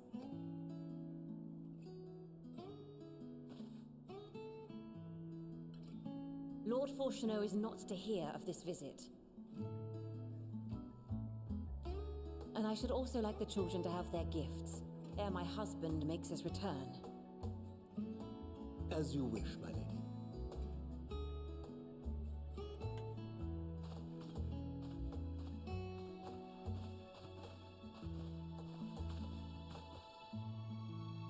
Master Alphino, Mistress Alice, if you would accompany me upstairs. We shan't be long.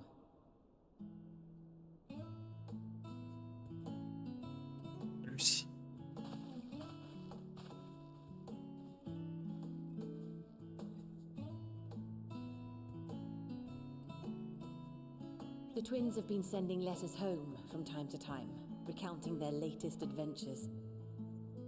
I am sure they withhold certain details, of course, if only to keep me from worrying.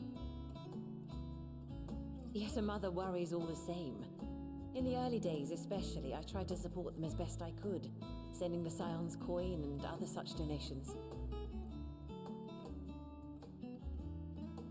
Fortunately, they have found the strength to overcome adversity time and time again. Their words grow more confident with every letter, their depictions more vivid. The triumphs and defeats, the joys and sorrows. It is clear that they have come to find value in every experience.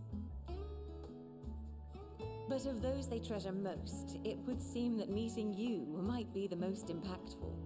Why, since that fateful day, I do believe there has not been a single missive in which you were not mentioned by name.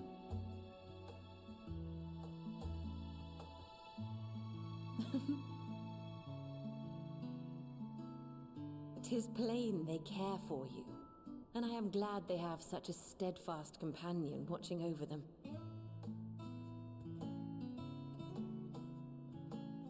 Under normal circumstances, I would offer you tea, but alas, these are anything but. In any event, why don't you keep me company whilst we await my children's return? Perhaps you might regale me with a tale or two of your exploits.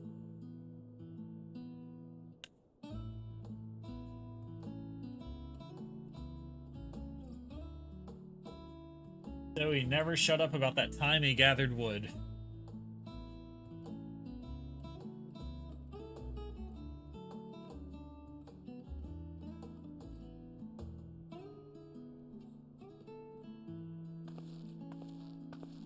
When you mentioned gifts, I wasn't sure what to expect.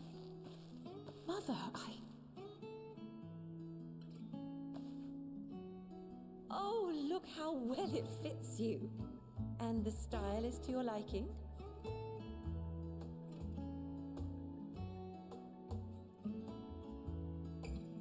It's perfect. Exactly what I would have chosen. But please, tell me you had something different made for Alphino. Naturally. You are hardly little children anymore. And while I shall miss dressing you in those precious matching outfits, I must respect the individuals you have grown to become. See for yourself.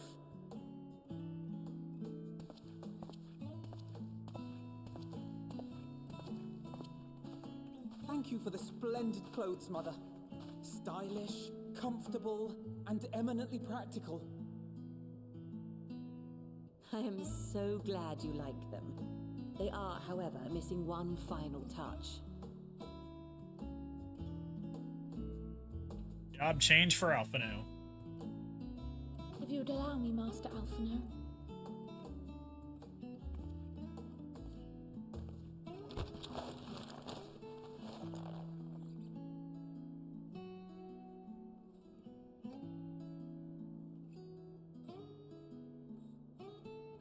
Wait. Are these sage's tools of the trade. They belonged to your father.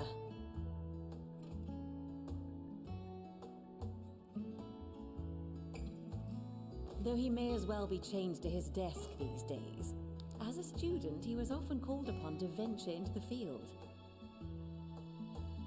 He wielded those armaments, both to heal and to harm in no few battles. None so fierce as those you two have braved, perhaps, but battles nonetheless. Thus did I pull them out of storage, to show you that he was not always the man who stands in vehement opposition to you now. And also because it would be a terrible waste of ridiculously expensive House Leveilleur commissioned artistry.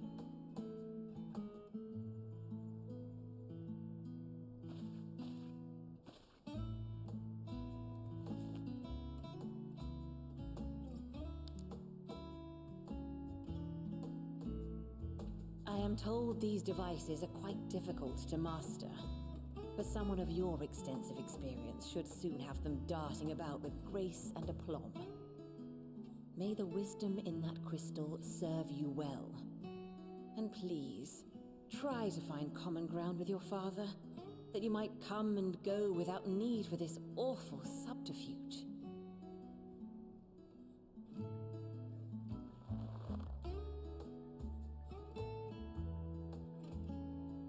We will, Mother. I promise.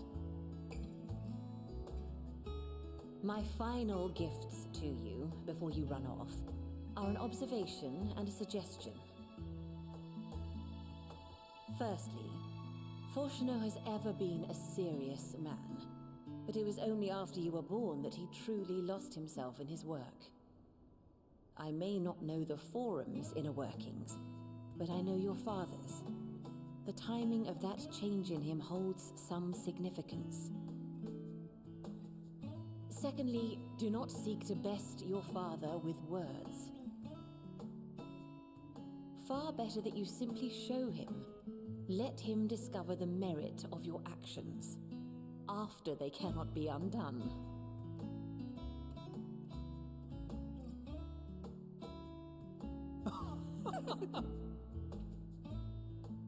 Oh, Mother. We shall take your wisdom to heart. Thank you again for these gifts. Actions that cannot be Farewell undone. for Well, now. I cannot undo lopping his head off. Safe travels, my children. Eat well, stay warm, and keep your friends close.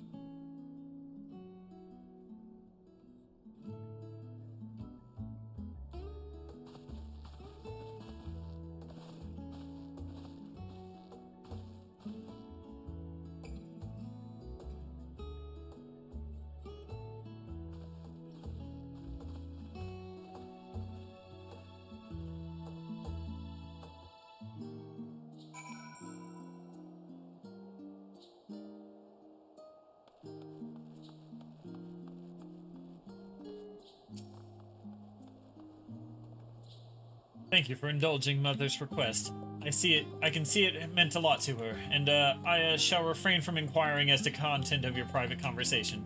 Our visit was all too brief. For now, however, it will live to suffice, as will these tokens of home that we will carry with us. These gifts to help us remember who we are and whence we came. But enough sentimentality. Let us return to the annex and rejoin our companions.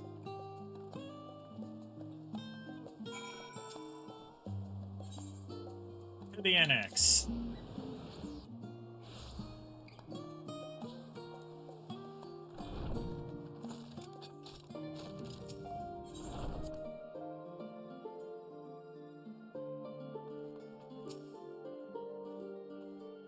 Enjoyed your time with the Laviers, I hope.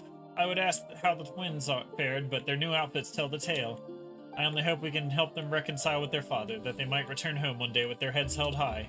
In the meantime, we edge ever closer to the secret of the Forum strives to hide. In the flower bequeathed to you by Heidelin is sure to guide us in going forward. I'm confident that once you've scouted the situation in Thavnair, we'll be well equipped to plot out our next move. Alright! I'm gonna wrap the story up here for the day, but there's one little side quest I want to do. To the Crystarium.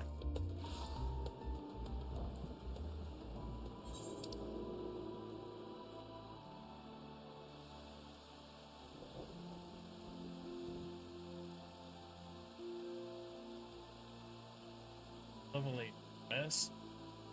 That one.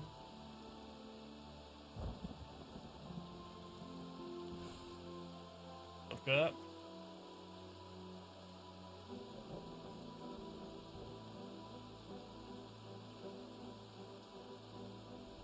Aha, it is that quest. Okay.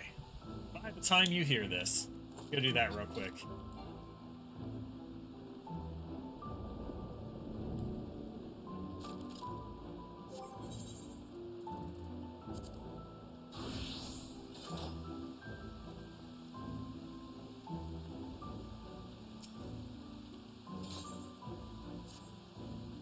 Excuse me a word, if you would be so kind.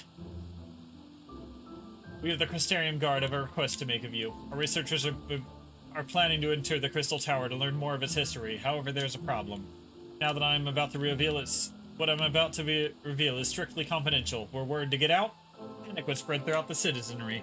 Our scouts have reported that ferocious beasts and bizarre machines roam the hallways. Until we can eliminate these threats, none may enter. Strange ethereal readings have also been detected, and we suspect that the phenomena are linked. The Exarch has ordered us to seek your aid in making the tower safe for our researchers to go about their work.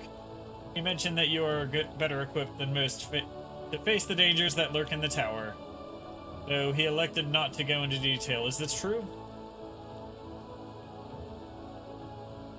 Then your prior experience may prove beneficial. Come, let us proceed to the entrance.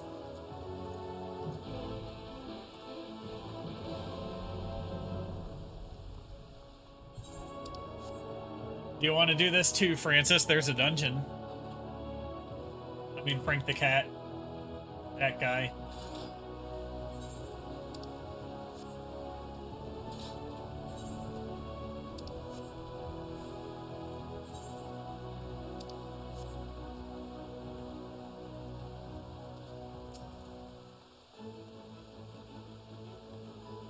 I take it your preparations are complete.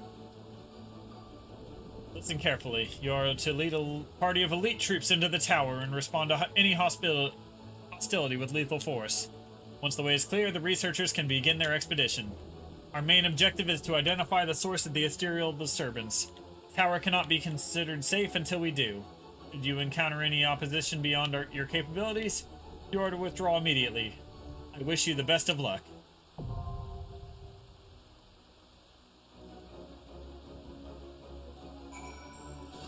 Yeah, we'll end it with this dungeon.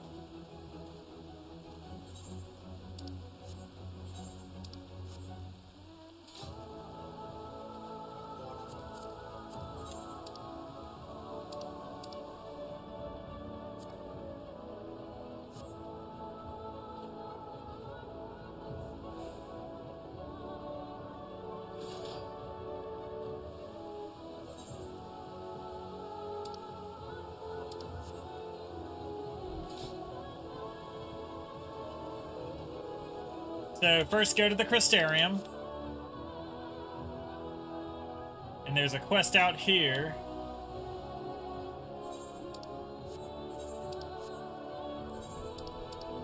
Go to the Crystarium. You'll come up here, and you'll go this way. And there's a quest called By the Time You Hear This.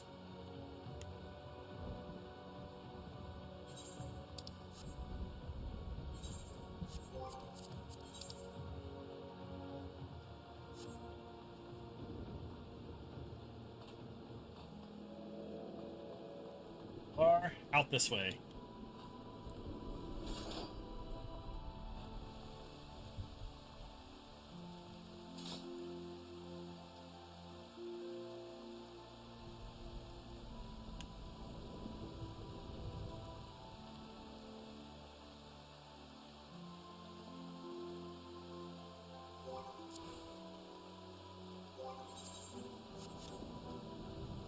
And then I guess go Summoner for this quest.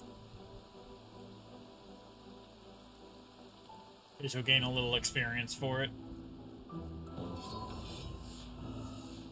And I'm already tanking.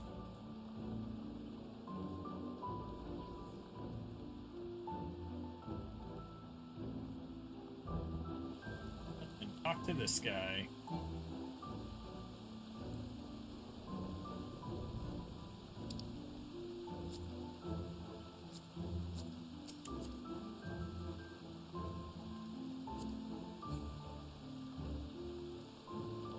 Alright. Duty Finder.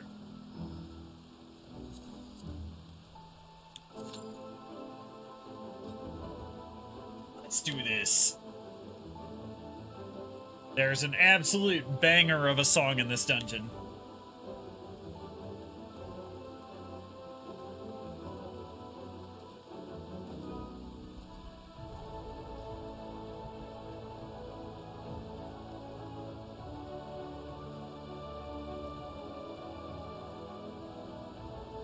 This is about how the Crystal Tower made it through time and space to the first. And the secrets lie in the dungeon.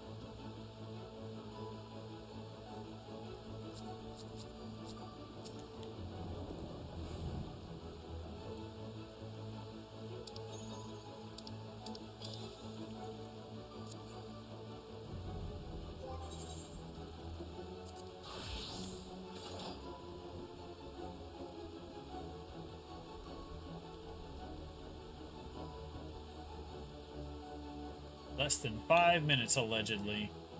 What if I try to go to Gold Saucer and run my thing? My daily scratch-offs. Will it kick me then? Will it pop then?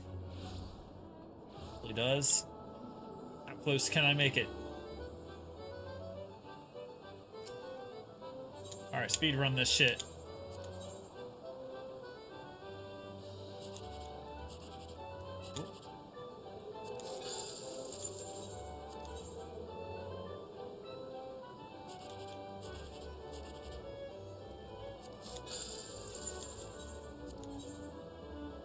Terrible ticket.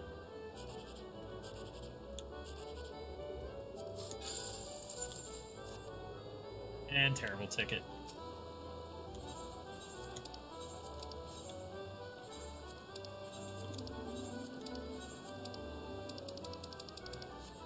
Good. And there we go.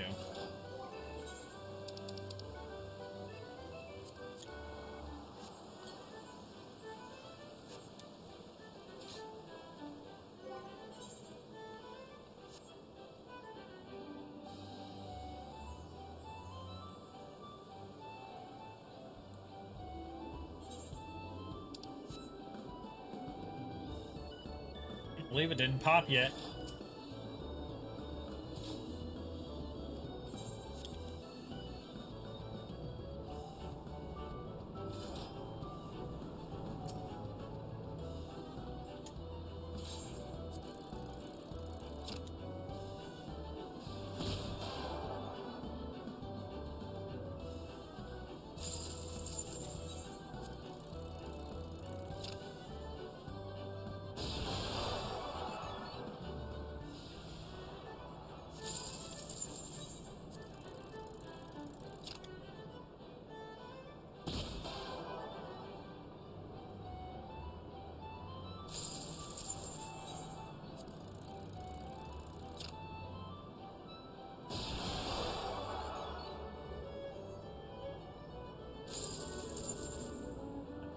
Needed that too.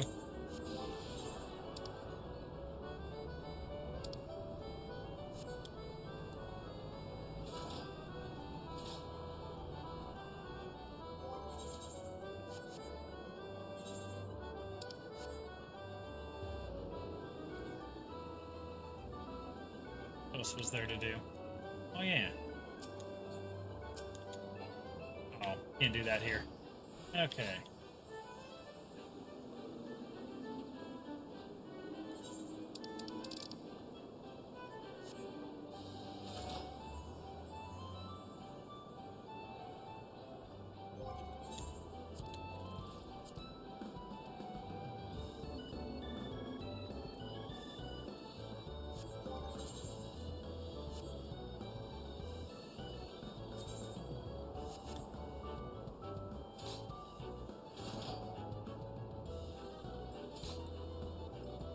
Still waiting on a healer, huh?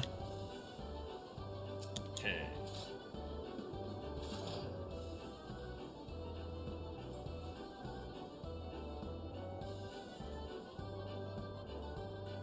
I set the controller down and think about getting water, maybe. Let's do that.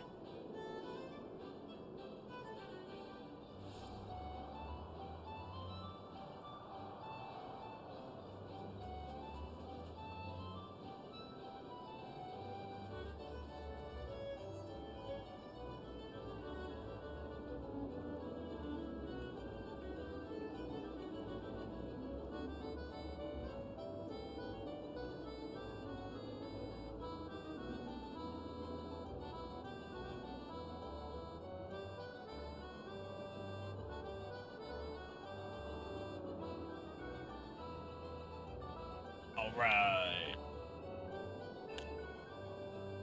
Well, we mainly need the healer. DPS is easy to get.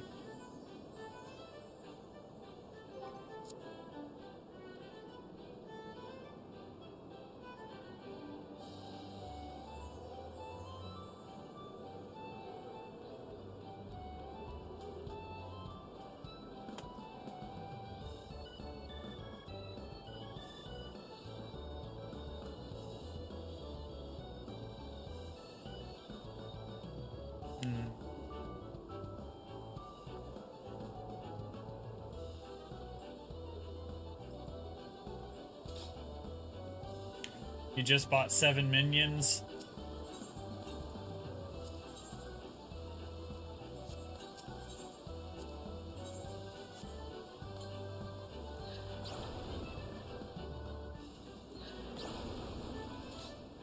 Cool. I know what I'll do.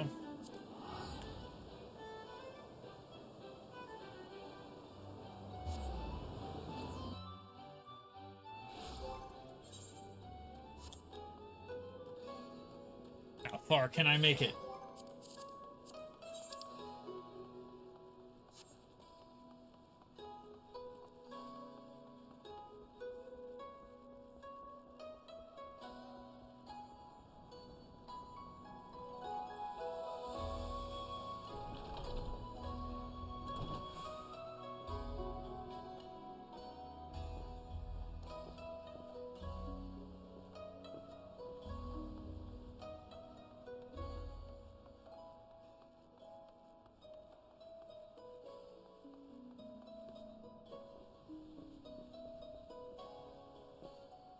Can I do it?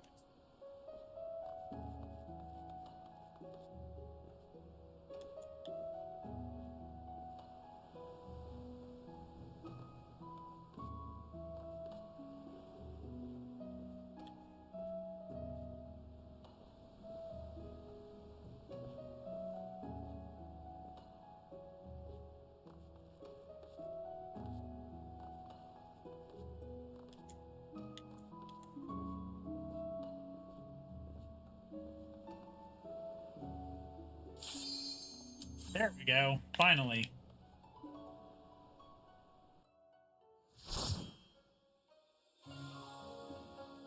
Oh, look. Look, he wasn't needed.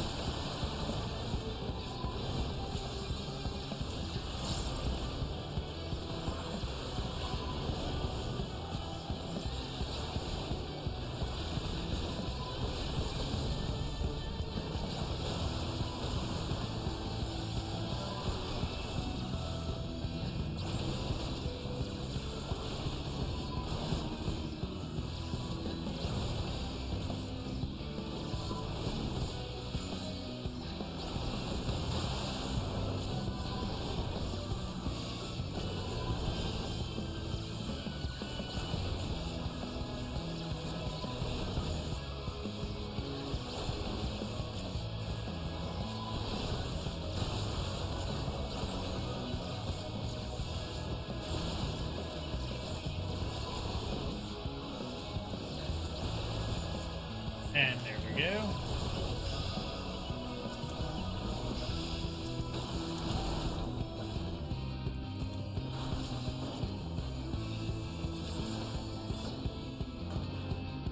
The healer's pokeballing.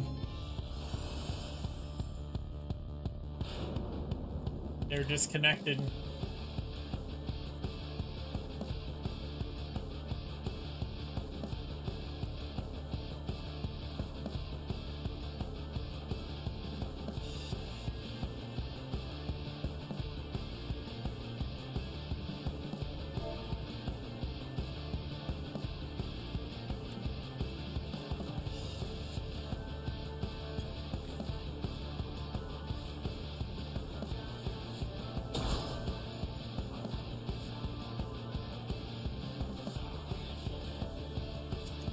Oh well, let's see how far we can get.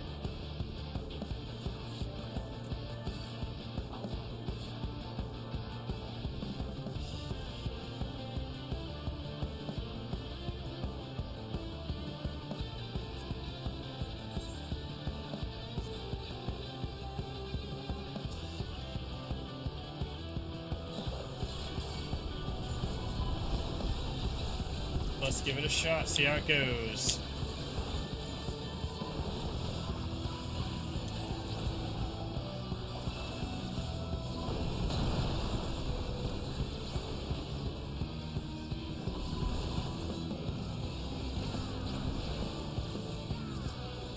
Alright, you stop ignoring me.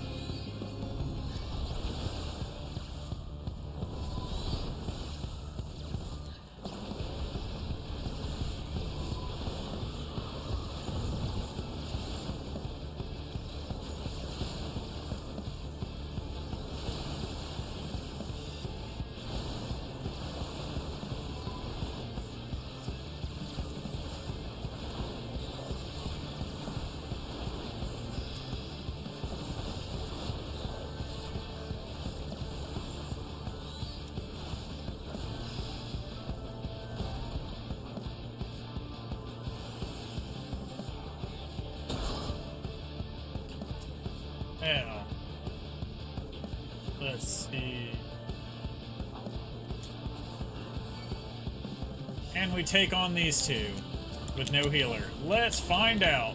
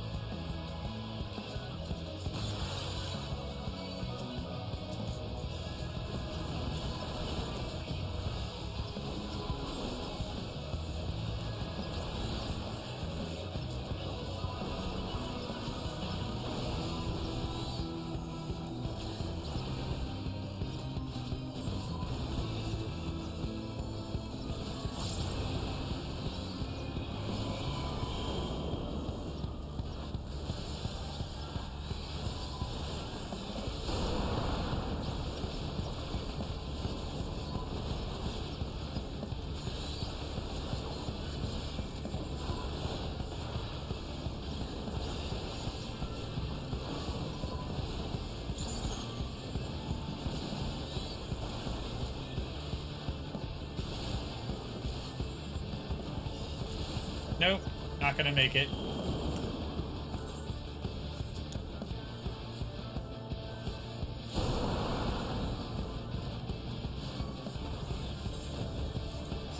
Good job with the res. The cat.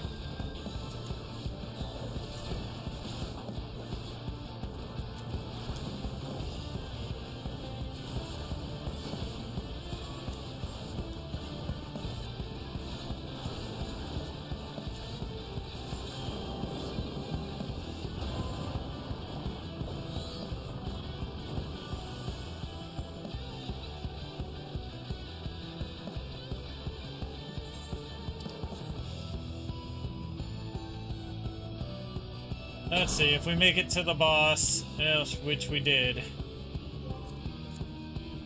Alright.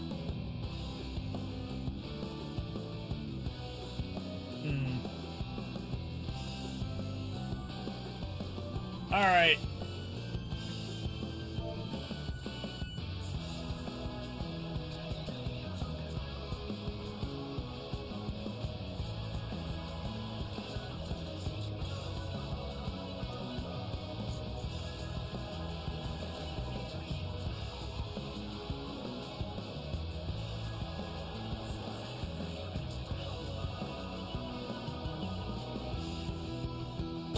Let's give it one try, then we'll vote kick the healer if they're not back yet.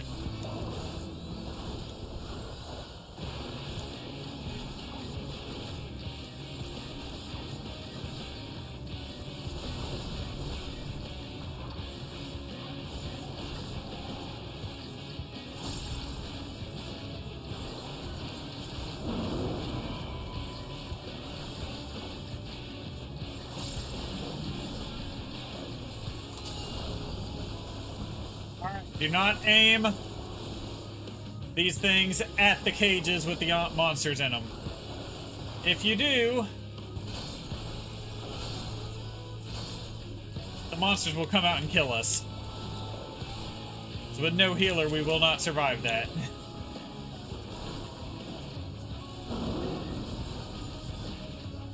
So if any AoE's targeting you, keep it away from those cages on the side of the map. Like that. Don't touch the cage. Oh, one got out.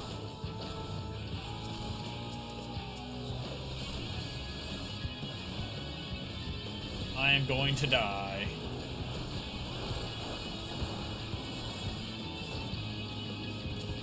Oh, shoot.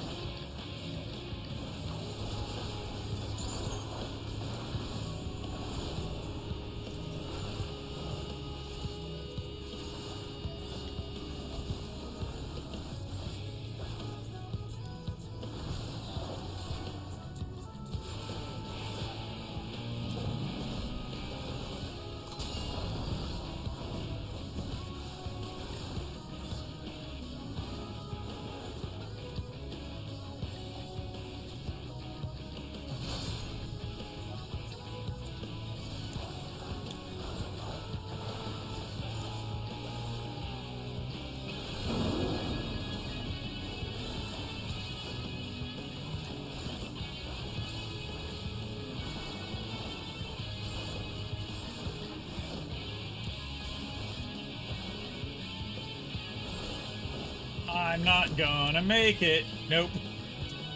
It was a good try, though. Alright.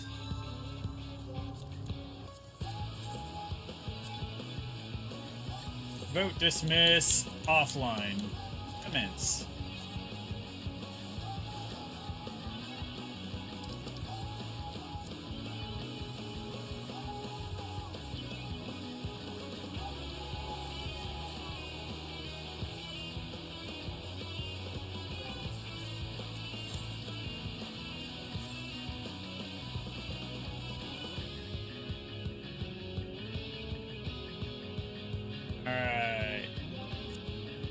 Alright, Frank, you're the leader, so... Alright, there you go. You're finding the member. You got it. Go looking.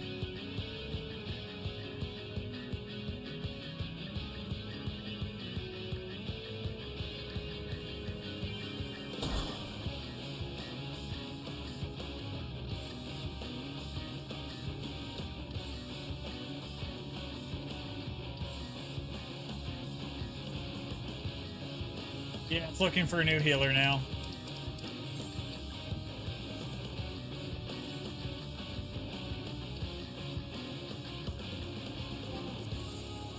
If someone were to,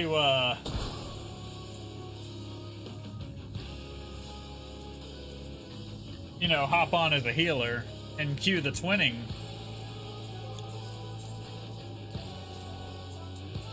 it would pop right in here.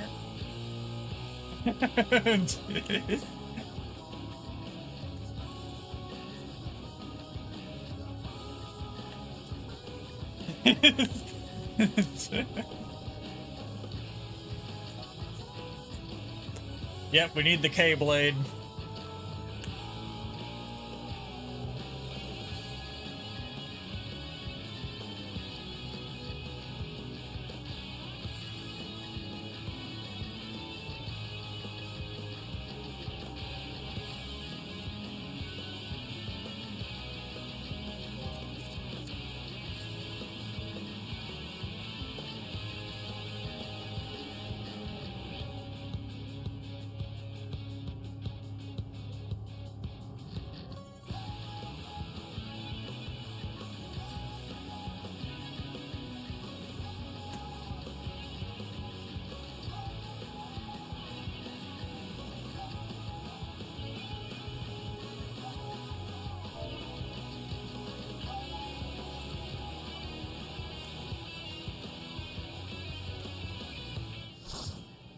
Oh, look at that. And it is the K-blade.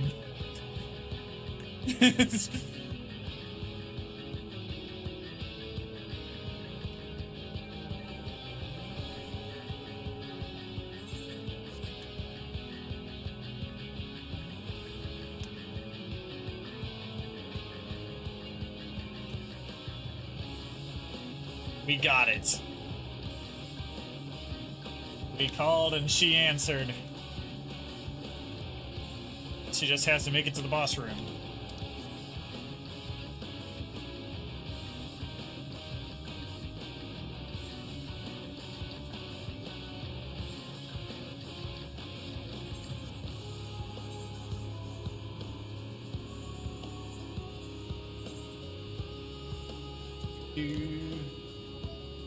She's getting closer.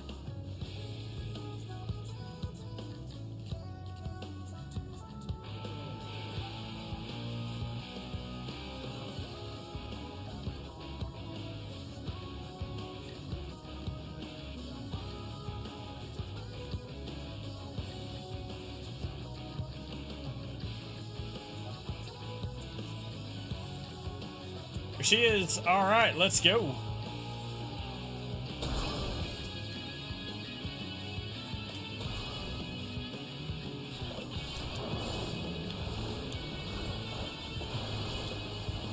All right, try not to let the monsters out of the cages.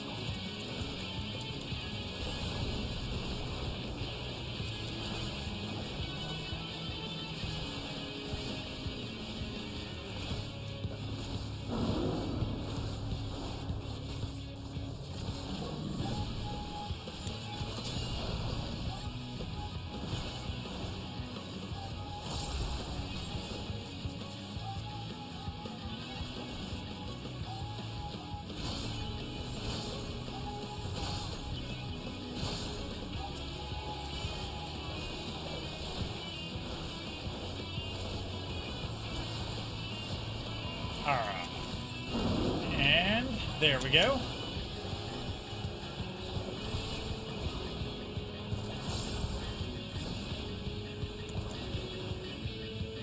Remember, stay away from the cages.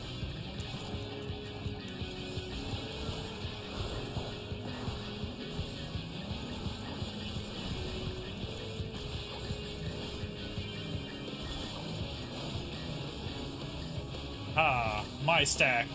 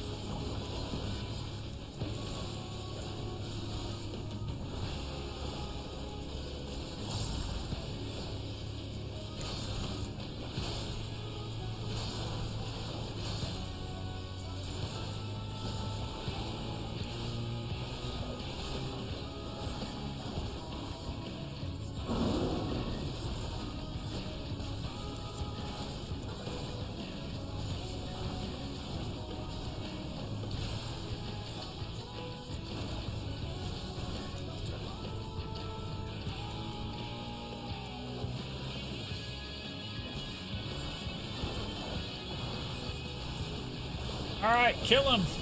He's almost done. And he's done. Alright.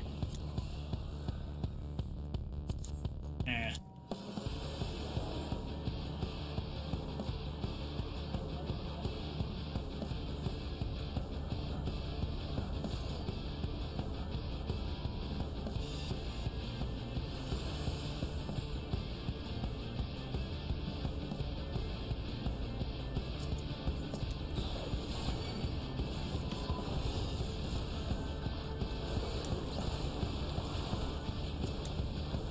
Alright, now I can finally do some wall pulls.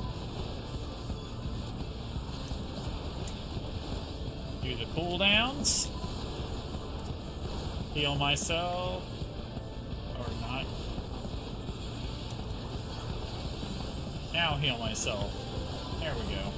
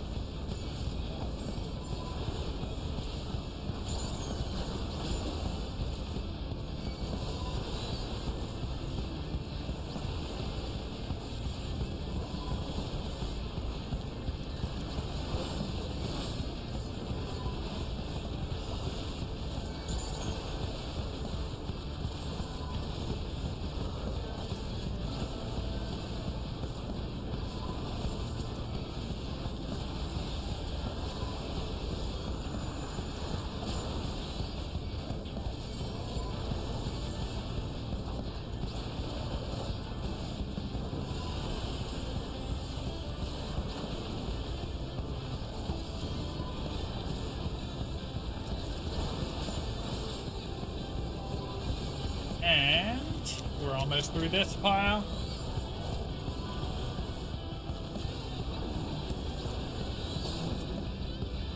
there we go. Good run, everybody. Alright.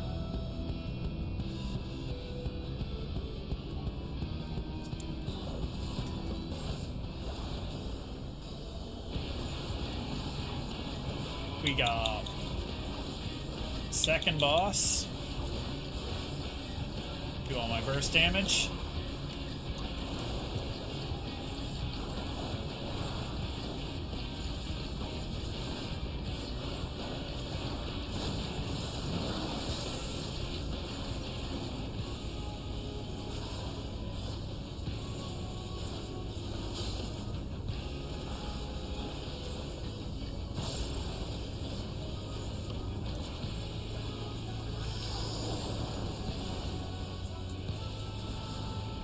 I'm in a good spot. Alright. Miss me.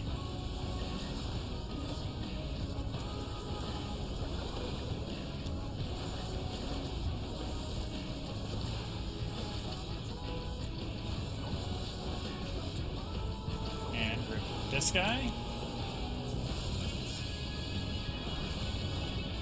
Get out.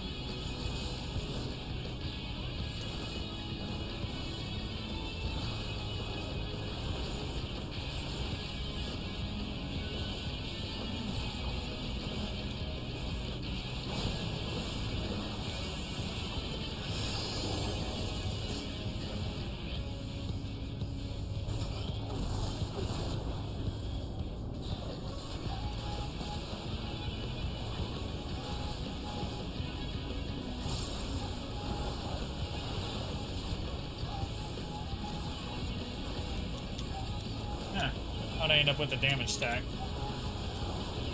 Odd.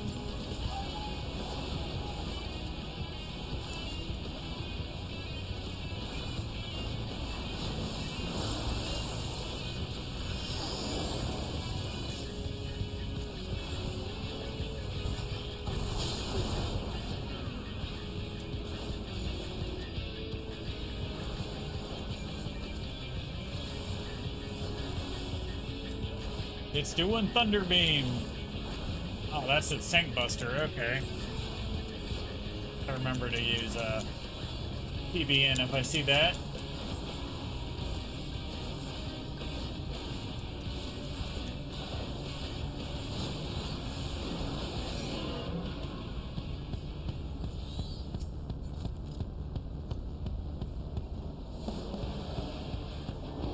Whee!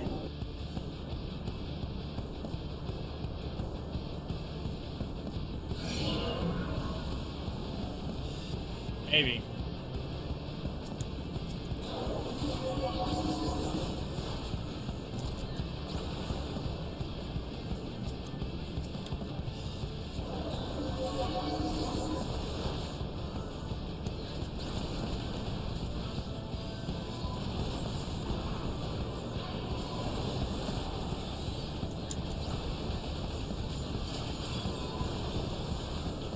All right, everyone, light them up.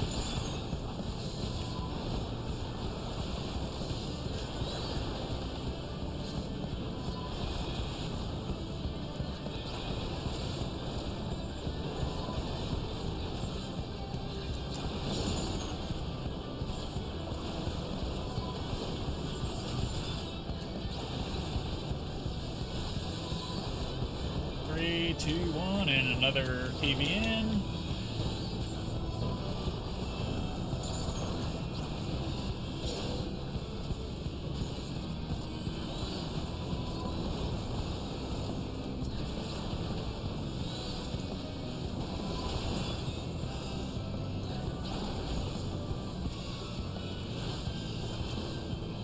Last guy. Alright. Next area.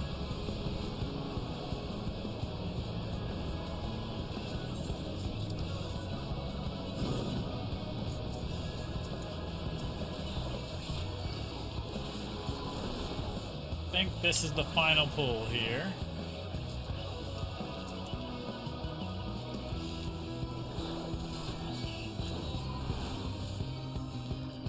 Final round.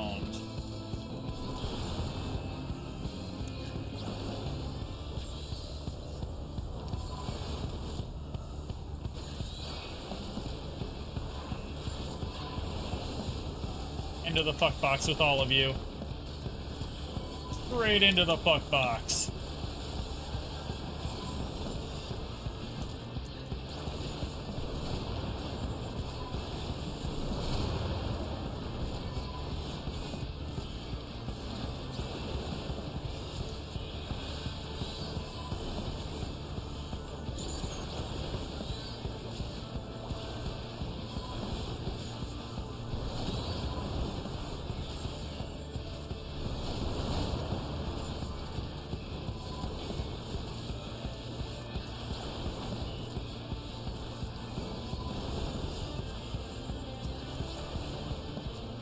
That's 2 of those down. Alright, 1 of those down.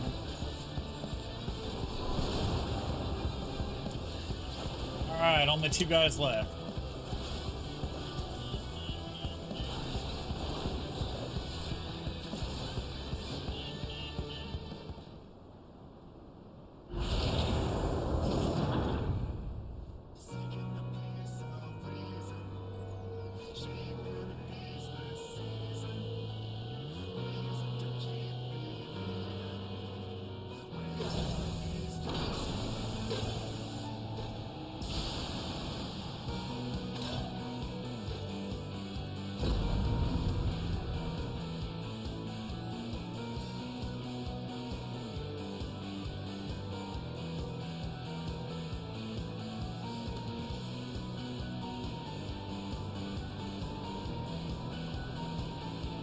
Would you look who it is?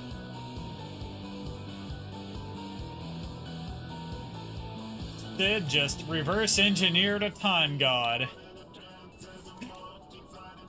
Well, the Ironworks reverse engineered a time god. Send the Crystal Tower here. And that's how it happened. Well, let's kill Alexander again.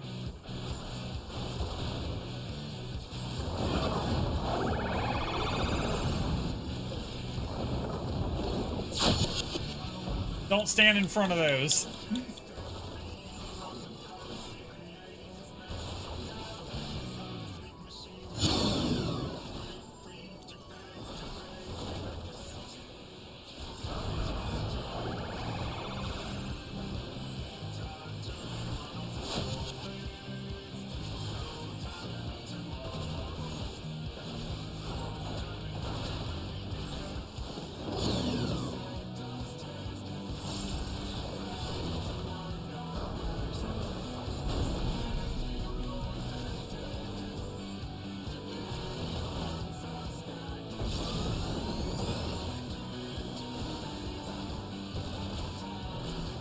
And Frank with the Vuln stack. Oh, that's a tank buster. Ooh.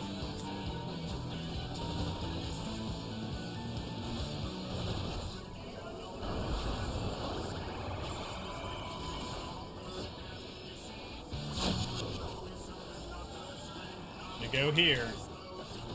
Yep, here looks good. We gotta spread out too. I think this should be alright. Yes, that's fine. Alright, you, back to our spot.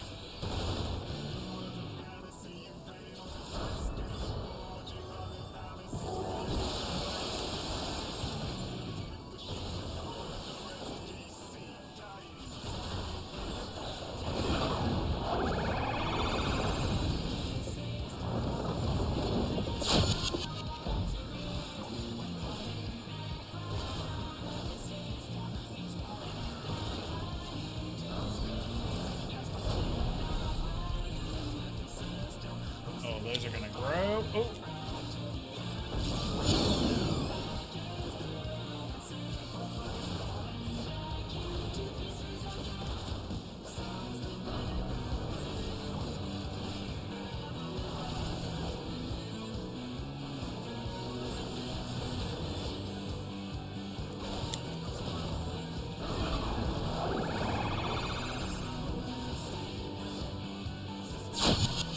Here should be okay.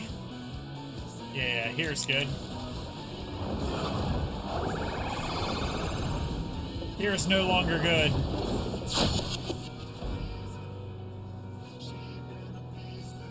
Here is good now.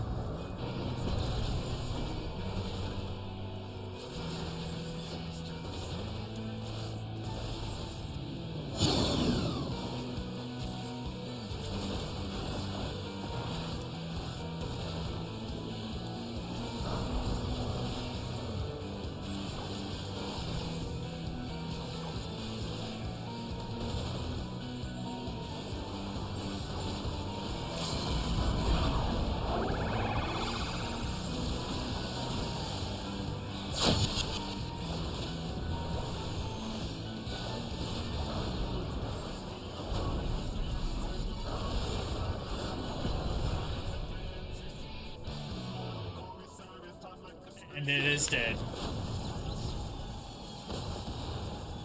Now, Alexander with a whole bunch of Ironworks logos all over it.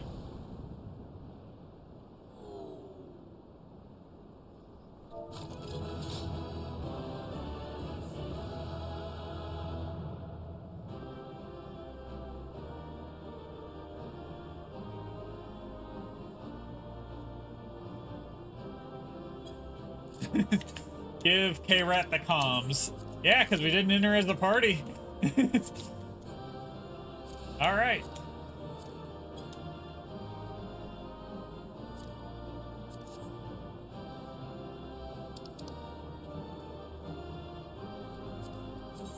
I don't need that. I'll take the long fall.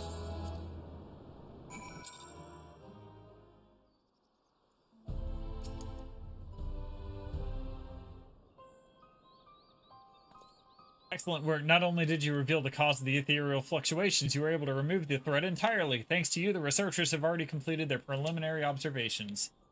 Their findings were somewhat surprising. Crystal Tower appears not to have been created by the Ronkins or any other known civilization. Its origins veiled in mystery, much like the Exarch and yourself. Forgive me, it is not the time for idle speculation. We have, however, recovered an artifact, but its proper purpose is unclear. It may even be purely decorative.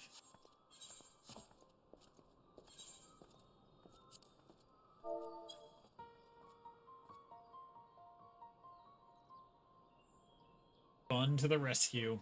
She did. Have you ever encountered anything like this?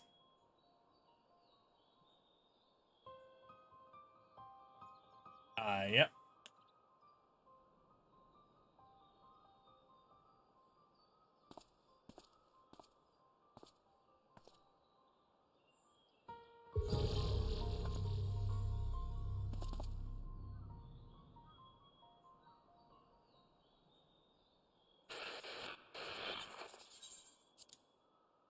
It has come to clear out our plan. This will be my last recording. With the tower activated and temporal displacement apparatus online, all that remains is to throw the switch and pray. I'm sorry, I truly am. I wish there was another way. But you are our best chance of success, our only hope. Your gift will allow you to become one with the tower and survive the journey through time and space. Were our technology as advanced as that of the Alligans, perhaps we could have gone with you. Alas, it was not to be. But when you are finally reunited, all of the hardship and all of the sacrifice will have been worth it, I'm sure. Just promise me you'll spare a thought for those who you leave behind. We'll be thinking of you too, for as long as this world lasts, though I fear it will not be for much longer. This is Biggs, third of his name, 18th president of the Garland Ironworks. Signing off. May the 12 be at your side, Grahatia.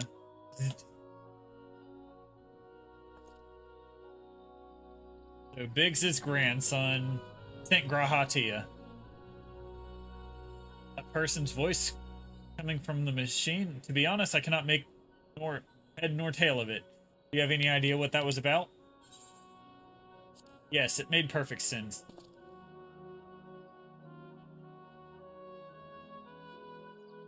Considering your connection to the Exarch, I'm not entirely surprised. Though one thing was clear, even to me. The people who left the message were facing a great catastrophe. They placed their faith in the Crystal Tower in much the same way we have ever done since the Flood of Light.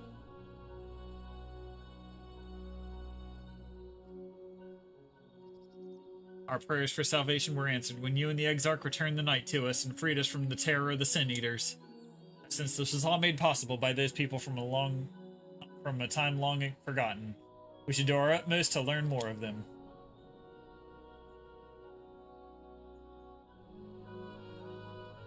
Perhaps the researchers will uncover more of these messages. In any case, you have performed admirably in service of the Crystarium. We may have need of your strength and guidance in days to come. Until then, fare you well.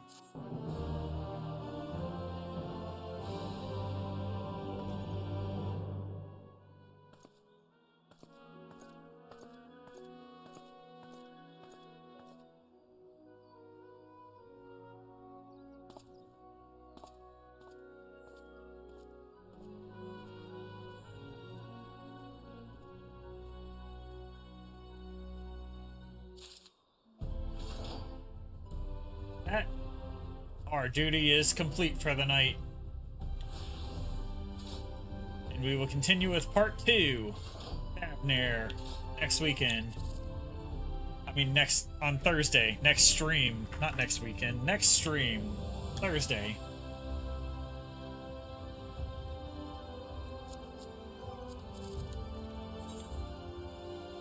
Catch you all later.